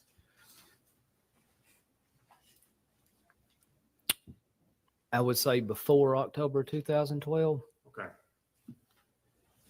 And if the witness can be handed what was marked for identification 21. While they bring this in, thank you, Trey Keisha. I just saw Trey Keisha just in a very Jerseyan way sent a cash app for a hoagie for dinner. So I don't know if that's a reference to our recent Subway trial watching. That was a great time. But thank you so much, the Jerseyest girl, Trey Keisha. Very, very nice of you. I gotta check what Publix has this week. I'm a little scared it might be like the turkey holiday thing. I'm not too into that. They put like too much. They put like the mashed potatoes or something, stuffing, cranberry. Not my type of thing to get from a sub shop, even though I might make my own sandwich at home after Thanksgiving. I got to plan one out. So big, big thank you to Keisha.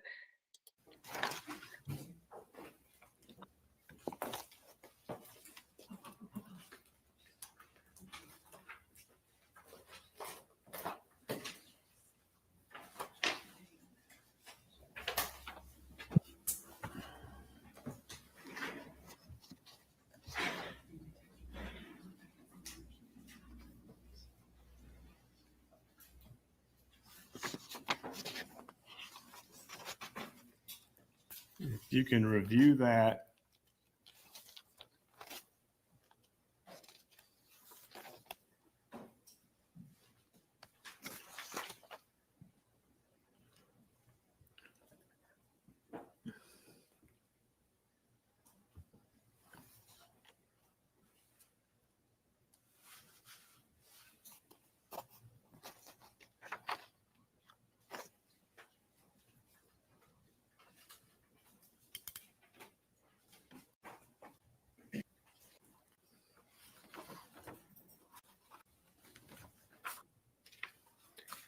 I'm sure I have, but I don't recall.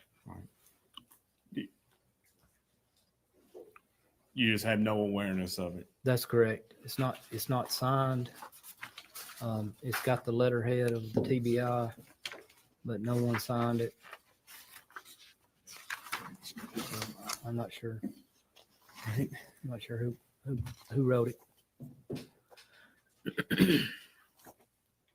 The Jack Van Hoosier, did he ever talk to you about a man named Dennis Benjamin? Yes. Did you ever meet with Dennis Benjamin? Not that I recall. I believe I spoke to him over the phone. In his capacity working in this case? No, I believe what he did in the case was after I'd left. Okay. Did you talk with him after you had left? No, sir. Not that I recall. All right.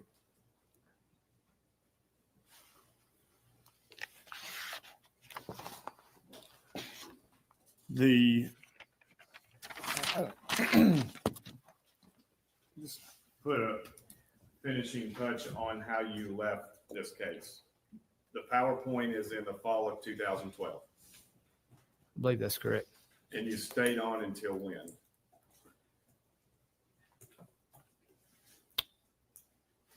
Probably, I would say May of 2013. May or June, somewhere in there. When were you told to stop focusing on Terry Britt? It was suggested immediately at, shortly thereafter, after the PowerPoint. It was suggested after the PowerPoint. It was told specifically after the last interview with Clint.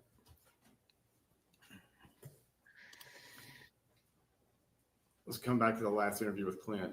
When, to your memory, was Terry Britt incarcerated, either pre-trial or pre-hearing or post-plea for the Tequila Jones case?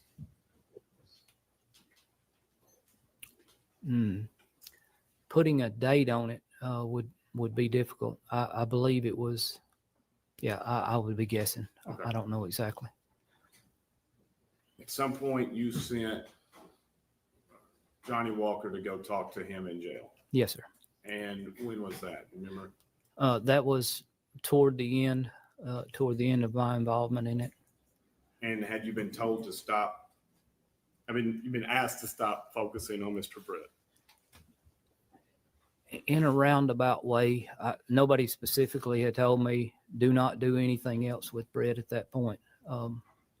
It was obviously not going to change the needle or do anything else. But specifically, I was not told do not mess with Britt. And why did you send Marshal Walker in to talk to Mr. Britt? To see if he, what he could find out from him. What his take was on him. Had he already pled out in the Tequila Jones case? I believe he had. Yes. Were there any other charges he was serving? He had other charges pending from a firearms from 8 or 9 years before. Okay. And what was that? Was that in federal or state court? It was in federal court. Do you remember who the prosecuting attorney was? It may have been Beth Boswell. I'm not positive of that, but Okay. I think it was.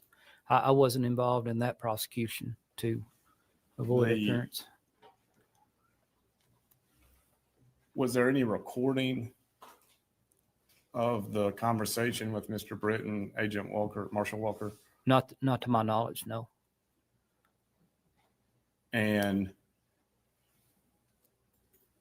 when that happened, did anybody, TBI prosecutors, congratulate you on getting Mr. Britt to say what he said? No, sir. What, in your opinion, got you off the Holly Bobo case? It was absolutely the last interview with Clint Bobo. As you see from this, there was a dichotomy of two different sets of people. Some absolutely believed Clint Bobo was lying, and the only way his sister killer could be brought to justice is if he quit lying. But others believed that Clint Bobo was telling the truth, and he perfectly described the person that kidnapped her. So toward the end of my investigation, Mr. Van Hooser decided that we were going to get to the bottom of, Clint Bobo. We were going to perform the full read technique with him. We were going to make him either lawyer up or confess. And if he lawyered up, we would have been done with the case. But if he, confessed, we would have been done with the case too. So myself and an agent from East Tennessee were chosen to go interview Clint at the sheriff's department. So we started the interview very broadly. Tell us everything you remember about that day. So Clint tells the same story he's been telling me for 2 years. Goes through the same details. He's laying all this out. And this agent from East Tennessee had not been involved from the very beginning, like most of us had been. So I let him do all the talking. He did most of the talking. And then we take the break. So the read technique, you let them talk as long as you want to in a non-confrontational manner. Then you take a break, and then you go back in, file against the wall and say, we know you're lying. That's it.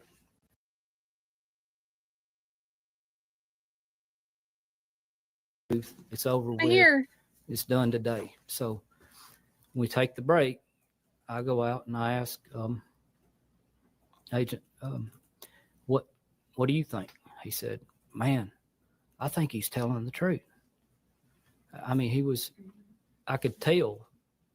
Judge, objection, hearsay. Not for the truth. For what purpose? It's why they're continuing to setting up interrogate. what he's about to say. That's not a valid hearsay objection. Well, if it's not for But the truth of the matter asserted. It's just part of the story. It's to say why they continue to interrogate a certain way or don't. Yeah. So I could tell that he was upset about what we were fixing to do. And, I asked him, what do you think? He's like, man, I believe you. I believe Clint. I think he's telling the truth. I said, well, let me tell you about this suspect, this other suspect. Thank you, Allie. And I told him about Terry Britt. I told him about what John Walker had, the information he had received from Terry Britt when he interviewed him about him willing to plead guilty if he could get him a deal for 20 years. Then he came back in, and we didn't do the second stage of the read technique. We didn't, I was taken off because I didn't want Clint to have to go through that again. People had told Clint Bobo that his sister was being raped because he was lying. People had told him that, and they were congratulated for telling him that. So, yeah, I was taken off, but I was taken off because I didn't want Clint Bobo to have to go through that second part. That's the whole reason. How soon after that did you resign from TBI? The next morning, I was at the TBI headquarters being interviewed by a special agent in charge from Middle Tennessee. And I was taken off the case that day, and I resigned within 3 months. There we go. Well, I wish we had more of that because we're not getting. This is the only clip we have from his testimony, Terry Dicus's testimony from these August hearings. It's just a clip, but we don't get to hear Cross. And it sounds like, based on how this started, maybe they just cut out the quick name and intro. But it seems like we're missing stuff at the beginning, and Cross maybe more direct, and that's really unfortunate because he seems like a critical piece of not just the investigation, but also letting us know after the fact with these post-conviction proceedings, there was a rift within TBI. There were disagreements. Whenever we put together a presentation with all the dicey, we don't understand the cell phone data, we don't get it, it's hocus pocus. We dismiss that. We give him the boot. We want him gone. And we don't get to see the rest of it. So that kind of sucks. That wraps up the August part of the hearing. And that would bring us the next set of hearings, again, all for the same January 2024 petition for a new trial and other post-conviction relief, brings us all the way to this week. And yesterday, during our first stream on this, we had started watching Wednesday's clips. There was not a full stream from Wednesday, but we watched all the available clips. I believe that's where we had Paul Hagerman, the prior prosecutor, the guy that Jerry told us, hey, when I went to him and I was like, hey, this just isn't a death penalty case. Hagerman was like, you're right. And just very quickly, they changed the proposed judgment for him without Jerry having to put up a fight. He's the guy with the bald head, as GV's remembering by in the chat. So we saw that, and unfortunately, there may have been more Wednesday that happened, but there's no full stream for it. Then what does Lawn Crime look like? How long was their stream for today? Let's see.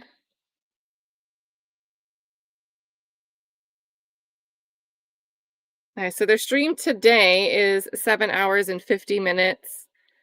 And then their stream yesterday was 8 hours and 34 minutes. So let's watch, was Zach Adams the first one to take the stand on Thursday, yesterday? Because we can do that.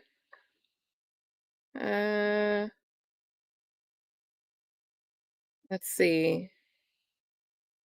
Do you guys want to start with Zach Adams tomorrow? Looks like 2 hours. Yeah. He's up there for like 2 hours and 15 minutes, it looks like. So it'd be a bit to continue today. Is Nick Starro live? If Nick Starro's live, because he said he's going to talk about this mess today. You know what? Nick Starro's live, guys. I say let's go support Nick Starro. We'll get the full, we'll watch. And I'm sorry, I see you guys saying yes. I'm sorry. But let's get over to Nick Starro because he's going to talk about this mess. And it's going to be full of snark, I'm sure. Oh, yeah, the thumbnail. Let me back out and I can share a screen with some old thumbnails. Or do you mean the one for the trial? Because I scheduled the trial watch. I'm going to cheat and just pull up my own stream thumbnail so you guys can see what Trakisha's talking about. Yeah, so this is what Nick looked like at the 2017 trial. I think that's what you're talking about. Yeah, there we go. And if you guys want to hit the notification button for this, I'll drop a link to this in the chat. That way you can join us on Monday. We are going to get together tomorrow and watch these, whatever we got to do, maybe even Sunday, we're going to get through this week's hearings. We're going to get all of the hearing stuff done, and then we're going to start watching the trial from 2017 starting on Monday. Day one. So you could hit that reminder, and then I'm going to set up the redirect to Nick Starro. And what's great about that, we get to watch certain things twice. We get to hang out with Nick. Anyone that's missed certain pieces, you'll probably see something that you didn't get to see if you didn't see these full streams today and yesterday.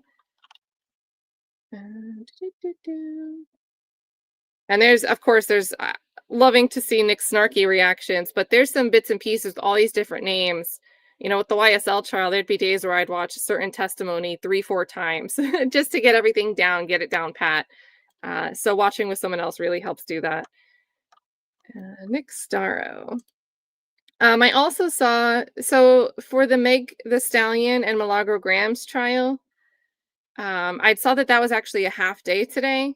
And Pam Esquire, she fired up her stream at like noon, so 5 hours ago. So that's already done. It's not going to happen tonight because she already did it.